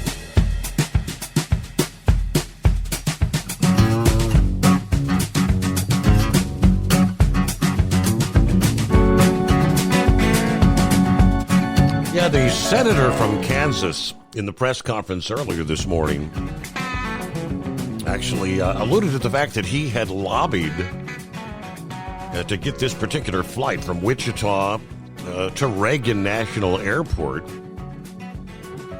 Several folks like Philip, who was it, Sylvester, kind of alluding to the fact that these representatives, Congress members, senators, they love being able to fly into Reagan because you land, you get off the plane, you're right there in the heart of D.C. Other airports would mean more travel time. All right. So it's all about convenience for them. But several were correct. There are many who've been trying to get that particular airport shut down for years. The Wichita Eagle comes out and it kind of confirms American Airlines introduced this nonstop flight from Dwight D. Eisenhower National Airport in Wichita to Washington Reagan about 1 year ago. The inaugural flight was January of 2024. How ironic. So as I mentioned, that particular senator said he had taken that flight many times, he and his wife. Flying back and forth from Wichita to D.C. From CDL Life, police asking for help identifying a motorist involved in a deadly shooting caught on a nearby trucker's dash cam in Nashville earlier this month. The deadly shooting occurred about 2 o'clock in the morning, January 12, on Interstate 40, near Fessler's Lane in Nashville, Tennessee. According to News Channel 5, a minivan was seen following a silver sedan closely on I-40 before changing lanes right in front of the semi-truck that had the dash cam recording. Motorist in the minivan pulled right up alongside the sedan and began firing shots at the sedan driver. The minivan then speeds off. 26-year-old Uriel Miller was killed in that shooting. Police say the suspect is armed and dangerous. They're looking to identify them as soon as possible. The minivan is believed to be a 2015 Honda Odyssey. But they're urging anyone who may have information on the car, the shooter, the incident, to please contact Crime Stoppers. All right, Chris checks in here on a Thursday morning. What's going on, Chris? It's plane crash, Steve. I was watching that one airline pilot on YouTube that I follow sometimes, and he was explaining these runways at Reagan. Mm-hmm. And I'll tell you, it's strange. They have a main runway that's long. I guess that's for the big airlines. Mm-hmm. And they're kind of A-shaped. So there's one off to the side, the short one, I guess the commuter flights use. They actually cross each other. Yes. But he says the approach and the autopilot, you go straight into the main runway, and then you kill the autopilot and sweep over to the right and head for this short runway. So... And the helicopter pilot was coming for the right, and if he wasn't familiar with that, maybe he saw these guys headed for the main runway, and then, well, they're going down, and all of a sudden they're heading towards him, right? That would screw you up, I think. Yeah, I've seen the aerial photos of the runways they do, cross one another. And that's why they were saying it's amazing how one jet takes off and literally 30 seconds later another may be coming in. I mean, that's very short time frame between one and the other, but yeah, and I guess the timing wise, it's just that's rife for a potential incident to occur. But hey, hold the thought there. As we are 29 past the hour, get a news break. The Steve Summers Overnight Drive. USA Radio News, I'm Anthony Lucero. President Trump has signed the Laken Riley Act into law. Speaking from the White House on Wednesday, the president talked about the Georgia nursing student who was murdered just over a year ago by an illegal immigrant. Riley's mother, Allison Phillips, attended the signing ceremony and said she's grateful to the president. We also want to thank President Trump for the promises he made to us. He said he would secure our borders and that he would never forget about Laken. The law allows for the detention of illegal immigrants who are accused of theft and and violent crimes. I'm Liz Kennedy. The White House is reversing an order freezing federal grants. President Trump ordered a pause on federal aid earlier this week, which led to confusion and a judge putting a temporary stay in place. The memo caused chaos at government agencies when it appeared to jeopardize programs funding schools, housing, and health care. That memo has now been rescinded. I'm Brian Shook. From America's News Network, USA Radio News. Lisa Wolf here to tell you about our newest website for old-time radio lovers. It's 100radioshows.com. At this site, there are 5 old-time radio shows waiting for you to download free as our gift to you for listening to this radio show. And be sure to browse the additional 700 old-time radio shows available to you for 70% off by using the promo code RADIO at checkout. For nearly 40 years, Carl Amari has been licensing the rights to classic radio shows, including Suspense, Jack Benny, Gunsmoke, My Favorite Husband, Dragnet, The Lone Ranger, and many more. Today, Carl has over 100,000 classic radio shows, and because he works with the owners and estates, they provide the master recordings, which are superior sound quality. 700 old-time radio shows available to you for 70% off by using the promo code RADIO at checkout. This is a limited-time offer, so log on to 100radioshows.com. That's 100radioshows.com. Docs Diesel is your one-stop online shop for diesel filter maintenance. Genuine quality, third-party tested filters for Cummins, Power Stroke, Duramax, and EcoDiesel trucks. Docs cuts out the middleman and those pesky markups you often find from OMEs, dealerships, and parts stores. We make ordering easy with filter kits, subscriptions, and even dealer sign-ups if you have a fleet. Purchase your filters at www.docsdiesel.com and receive 10% off when you use code SUMMERS10. Docs Diesel, your one-stop shop for diesel maintenance. Do you have a Dodge pickup and hate your automatic transmission? Of course you do. Levon Miller at Firepunk Diesel here, and we specialize in heavy-duty and performance transmissions for your 3-quarter or 1-ton Cummins-powered truck. So if you're interested in turning your stock slush box into a towing monster, call us today at 614-733-3744 or visit us online at shop.firepunk.com. Winter is here. When the temperature drops, so does your truck's performance. Avoid fuel gelling by using Hot Shot Secret's EDT Plus Winter Defense, a 7-in-1 fuel booster and anti-gel that improves cold weather performance. The 7-point cetane boost decreases DPF regens and increases fuel economy. Be confident that your engine is running smoothly and trouble-free, even in the coldest temperatures. Hot Shot Secret EDT Plus Winter Defense, available at Pilot Flying J, Amazon, O'Reilly Auto Parts, and HotShotSecret.com. Hot Shot Secret, powered by science. Anything diesel, take it to Scheid Diesel. They provide a wide variety of services and diagnostics to determine what the problem is with the latest technology. From simple oil changes and preventative maintenance to fuel system diagnostics and repairs, engine rebuilds and cylinder head repairs, and rebuilds with our in-house machine shop. They also have on-site DPF cleaning for exhaust issues and DOT inspections. If your diesel is asking for some attention, Scheid Diesel has the specialist you need for anything diesel. Located in Terre Haute and Lafayette, Indiana, and Effingham, Illinois. Scheid Diesel has you covered.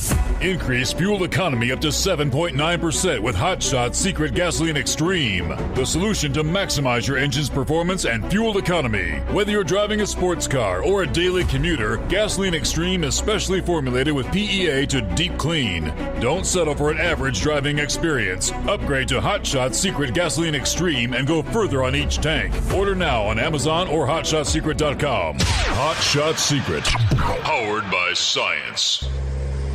Hey truckers, this is Steve Darnell from the hit TV show Vegas Rat Rods. Check it out.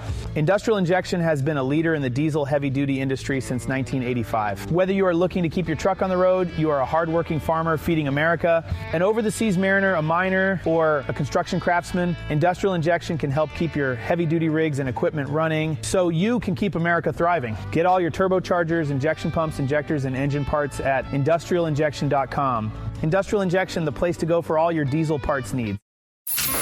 Keep the bugs off your glass and the smokies off your ass. This is the Overnight Drive with Steve Summers.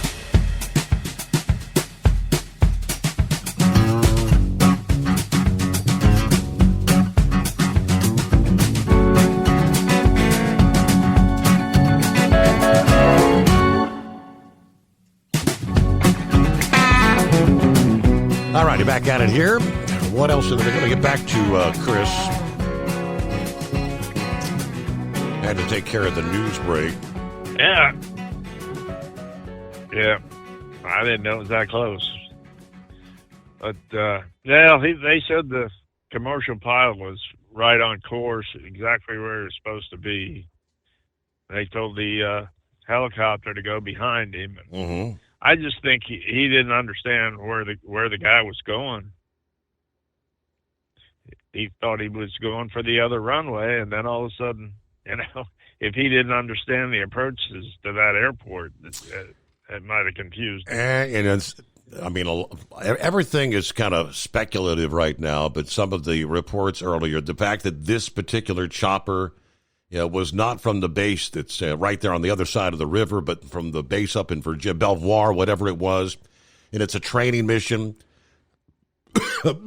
I'm sorry, pilot probably not familiar with the flight patterns and the traffic patterns there coming in and out of Reagan. And it's maybe a comedy of errors.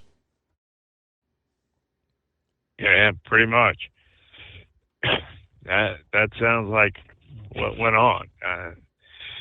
And yeah, they say they're allowed to cross that path. They're allowed to cross the flight path. Mm-hmm. And it's kind of, just be careful, It's just strange. Yeah, I heard a few experts talking about what a mess it is. It's just so busy. Well, there's going to be they'll be slicing and dicing, dissecting this for days and days, and we'll probably undoubtedly see some changes taking place there at Reagan Airport. Maybe not as many flights coming because it's just such crowded airspace. Definitely. Yeah.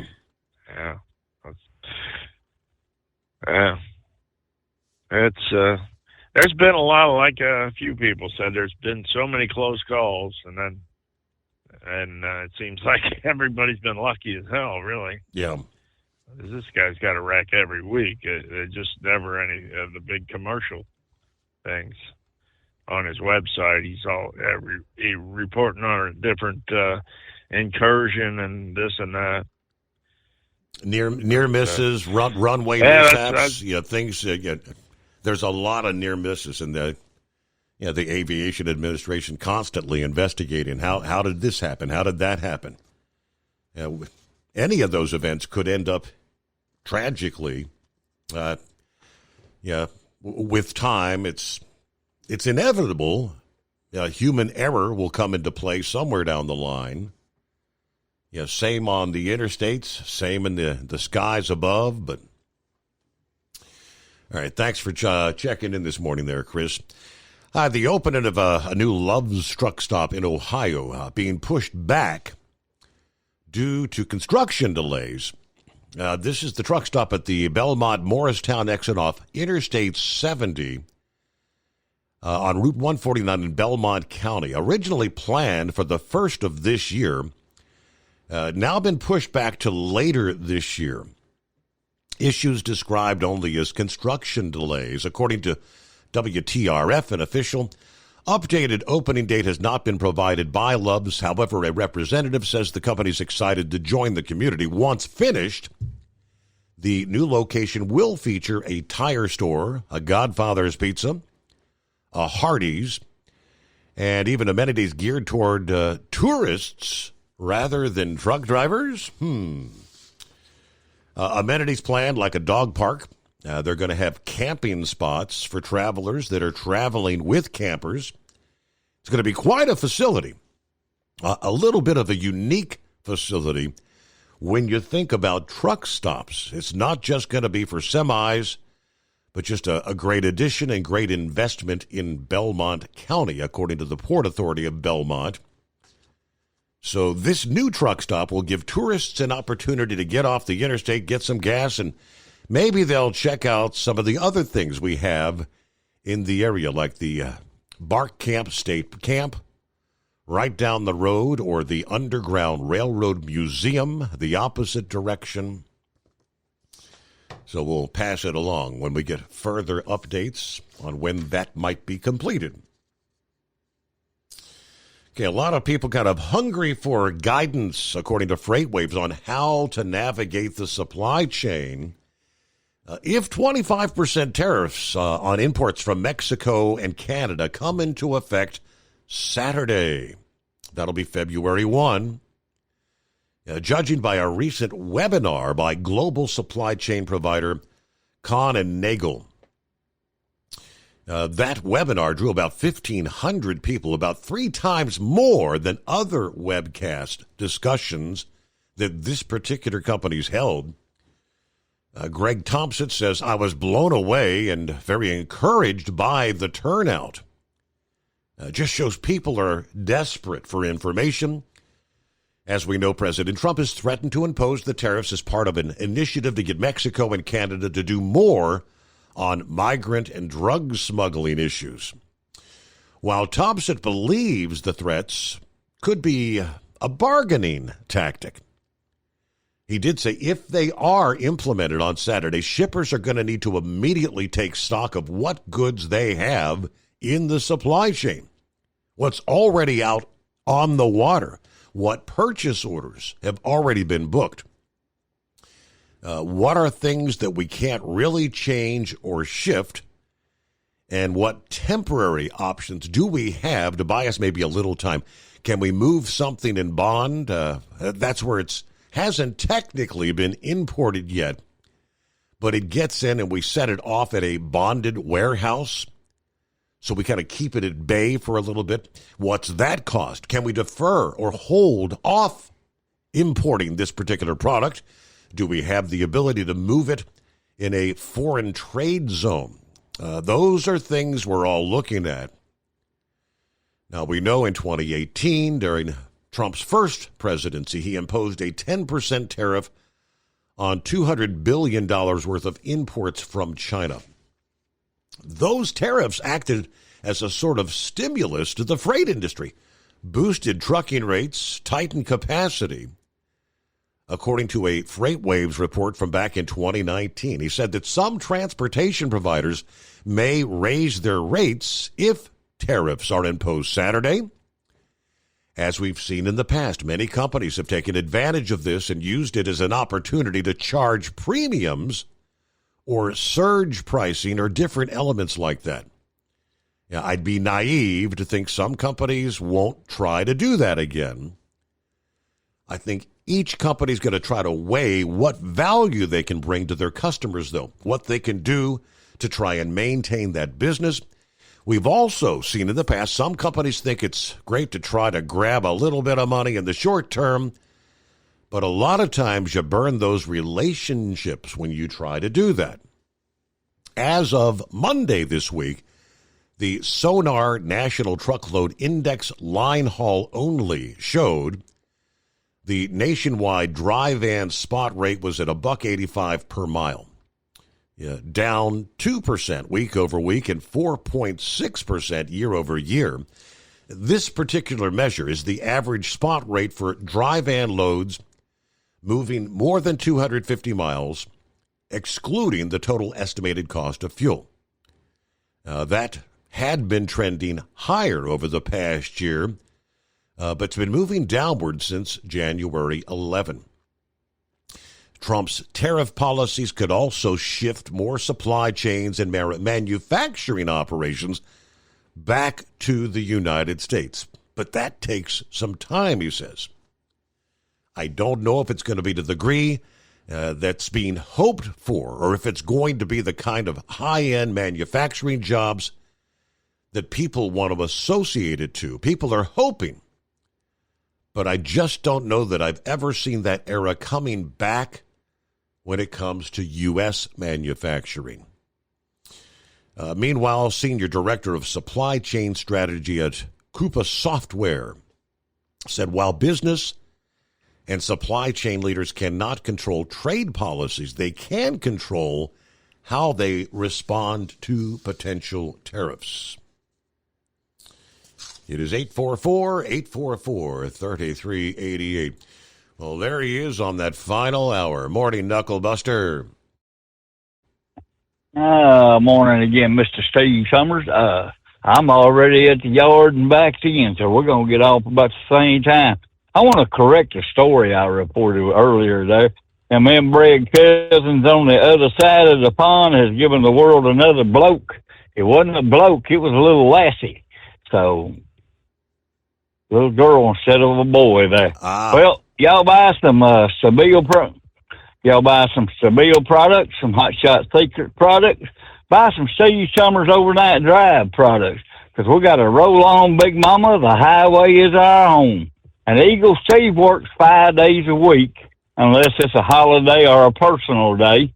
He needs a paycheck on Friday, or they will have to come lock him up just to protect him from Mama Summers. She demands that shopping money. And as usual, Steve Summers, it's been a pleasure to converse with you this morning. And I want to give a big Semper Fi shout-out to Truck and Field. Have a great, blessed day, Mr. Steve Summers. We'll talk at you in the morning, buddy. All right. Yeah, speaking of Truck and Phil, I neglected to share his little heads up. Happy Truckin' Thursday. Coffee up. We're heating up. Good morning, Mr. Summers, the Hot Shot Secret Nation, and the great product of Staybill.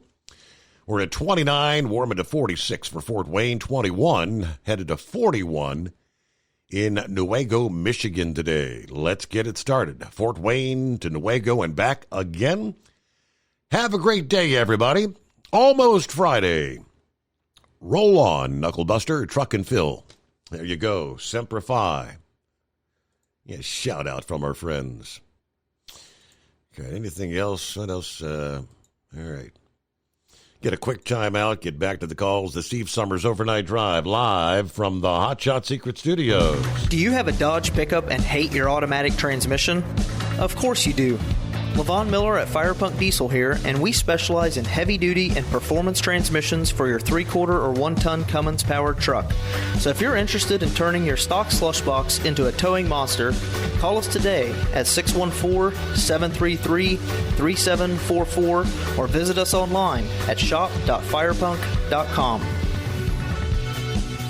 Increase fuel economy up to 7.9% with Hot Shot Secret Gasoline Extreme. The solution to maximize your engine's performance and fuel economy. Whether you're driving a sports car or a daily commuter, Gasoline Extreme is specially formulated with PEA to deep clean. Don't settle for an average driving experience. Upgrade to Hot Shot Secret Gasoline Extreme and go further on each tank. Order now on Amazon or HotShotSecret.com. Hot Shot Secret. Powered by science. For anything diesel, take it to Shy Diesel.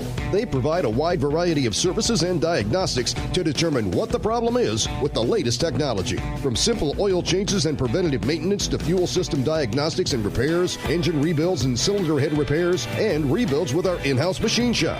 They also have on-site DPF cleaning for exhaust issues and DOT inspections. If your diesel is asking for some attention, Shy Diesel has the specialist you need for anything diesel. Located in Terre Haute and Lafayette, Indiana, and Effingham, Illinois. Shy Diesel has you covered. Doc's Diesel is your one-stop online shop for diesel filter maintenance. Genuine quality, third-party tested filters for Cummins, Powerstroke, Duramax, and EcoDiesel trucks. Doc's cuts out the middleman and those pesky markups you often find from OMEs, dealerships, and parts stores. We make ordering easy with filter kits, subscriptions, and even dealer sign-ups if you have a fleet. Purchase your filters at www.docsdiesel.com and receive 10% off when you use code SUMMERS10. Doc's Diesel, your one-stop shop for diesel maintenance. Winter is here. When the temperature drops, so does your truck's performance. Avoid fuel gelling by using Hot Shot Secret's EDT Plus Winter Defense, a 7-in-1 fuel booster and anti-gel that improves cold weather performance. The 7-point cetane boost decreases DPF regens and increases fuel economy. Be confident that your engine is running smoothly and trouble-free, even in the coldest temperatures. Hot Shot Secret EDT Plus Winter Defense, available at Pilot Flying J, Amazon, O'Reilly Auto Parts, and HotShotSecret.com. Hot Shot Secret, powered by science. Hey truckers, this is Steve Darnell from the hit TV show Vegas Rat Rods. Check it out. Industrial Injection has been a leader in the diesel heavy-duty industry since 1985. Whether you are looking to keep your truck on the road, you are a hardworking farmer feeding America, an over-the-seas mariner, a miner, or a construction craftsman, Industrial Injection can help keep your heavy-duty rigs and equipment running so you can keep America thriving. Get all your turbochargers, injection pumps, injectors, and engine parts at industrialinjection.com. Industrial Injection, the place to go for all your diesel parts needs.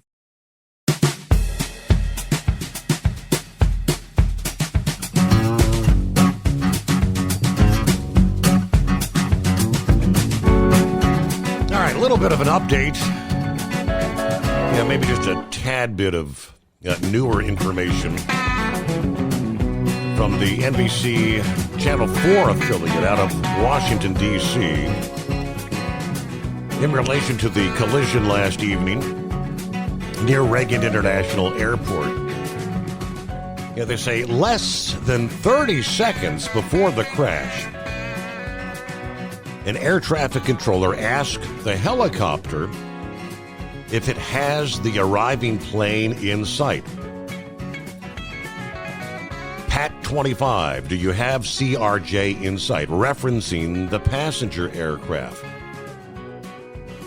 The controller makes another radio call to Pat 25 moments later, stating, Pat 25, pass behind the CRJ.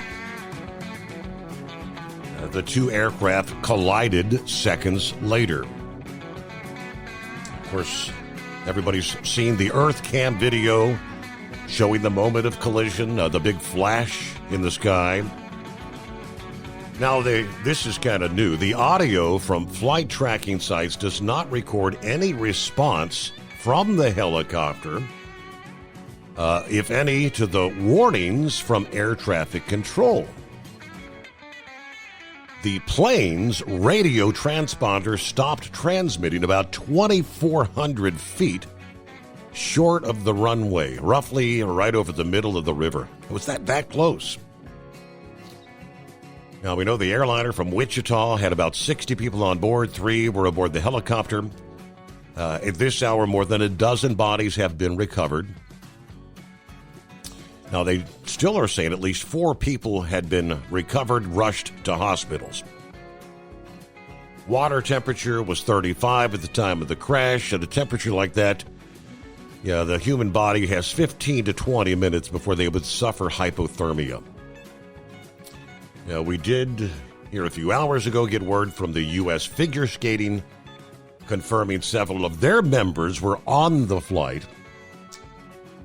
The National Development Camp and the U.S. Figure Skating Championships were held in Wichita just a few days ago. They held the official press conference about 1 a.m. Eastern, did not announce any deaths, but they all held a very somber tone. D.C. Mayor Muriel Bowser would not say whether any bodies had been recovered at that point. She simply said, I can't say anything about the rescue operation right now. Ask if there are any survivors. D.C. Fire and EMS chief responded, we don't know yet, but we're working. Medical examiner's office preparing for the largest recovery of bodies they've handled in decades. According to News 4, I had the official statement from the FAA. President Trump briefed on the accident, going on to thank first responders for their incredible work. May God bless their souls, he said. Okay, what a terrible night. God bless you all. Okay, see what's going on with the anonymous hippopotamus. Thanks for taking me back there, Your Honor. I had to take a nap there at my 4 o'clock loading facility. For some reason, when I stop, I can't keep my eyes open for something like that.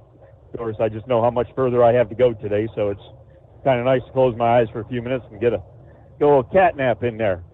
But anyway, so I did notice on my way back up to Baltimore from down southern Maryland there that flags were out pretty well straight, so breeze was probably blowing pretty hard and stiff there, especially out on the open water there. Anyway, I had something I was going to tell you. I was thinking about through the thing there. I don't know. I guess I just called back just to say hi and happy Friday Eve, I guess, at this point. And it is working a scene like that. There's not too much harder than what they're going to be doing for what goes on there for their recovery efforts here at some point later in the day. I mean, I see. I don't know if the numbers have dwindled a little bit. It looks like there's not quite as many fire apparatus that there was there several hours ago. But, I mean, for the most part, all those fire engines and whatnot, there's nothing any of them can really do. This all comes down to the water rescue people, doesn't it? It does, and the manpower, and, I mean, those guys in that water temperature themselves, the divers and that are in the water, the fatigue issue that sets in with them is so much quicker with the colder water, even with the wetsuits and everything. I mean, and working in the dark. I mean, you wouldn't think that how much extra it puts on you, but with the adrenaline working and everything, you get the fatigue factor a lot faster. So I imagine they're probably working on trying to have as many different crews come in from at this point all around the state to try to come in and relieve everybody. But as far as the heavy apparatus goes, because as they said, once the plane contacted the water, there wasn't any more issue of fire, and at that point, that small plane flying all the way from Wichita probably didn't have a very big fuel load left on it at the point of impact. So that would have been the helicopter. And I did hear you say it was out of Fort Belvoir. Yes. So that's down off the Capitol Beltway, where it crosses US 1 south of the airport there. Fort Belvoir's down there, and so it's just before 95 breaks off to go south, but it's right there in the Capitol Beltway area, right there in Alexandria. And so they were a local helicopter out there. Oh, I know what I was going to say. I didn't know. Probably would the pilot have been possibly wearing night vision gear? I mean, flying at the Black Hawk and that, don't they have special headgear they wear at nighttime for So I don't know. You're talking about all the different lights. Number 1 from the city, and number 2 from the airport, and number 3, whatever's in the cockpit of the helicopter and that.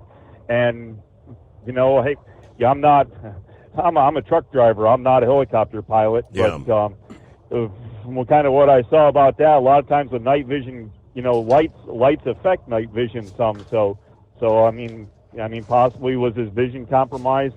As I say, that's speculation, and we're not supposed to speculate until we get the facts and know only the facts. So I kind of went on there, but anyways, it was just a question. But maybe somebody that's in the know a little bit more, kind of like Heat Wave there, because I mean he's got the Air Force experience, and he turned wrenches on all those whirlybirds. And he pretty much knows the ins and outs of them. And the way Pappy had described, because I've never been up in a helicopter. I mean, not even one of those fun little, go up and down the beach at Myrtle Beach. I've never been up in a helicopter. But he kind of explained that especially at night, things can, I guess it can really get confusing, especially when you get around a lot of city lights. Obviously, more will be unfolding throughout the day, and we'll share what we learn when we come back at the midnight hour tonight, Eastern, to roll into a Friday for our next edition.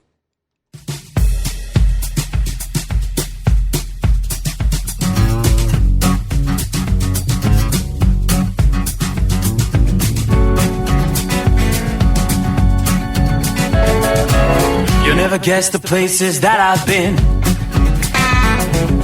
You never guess the places that I've been. 'Cause everything is like a dream, yeah, but only in that dream that I live in. I'm never gonna let the day begin. Never gonna let the day begin. 'Cause everything is like a dream, yeah, but only in that dream that I live in. Don't wake me up before you go, and I'll just make this bed my home. Oh, darling, please just let me sleep. Give me my dreams.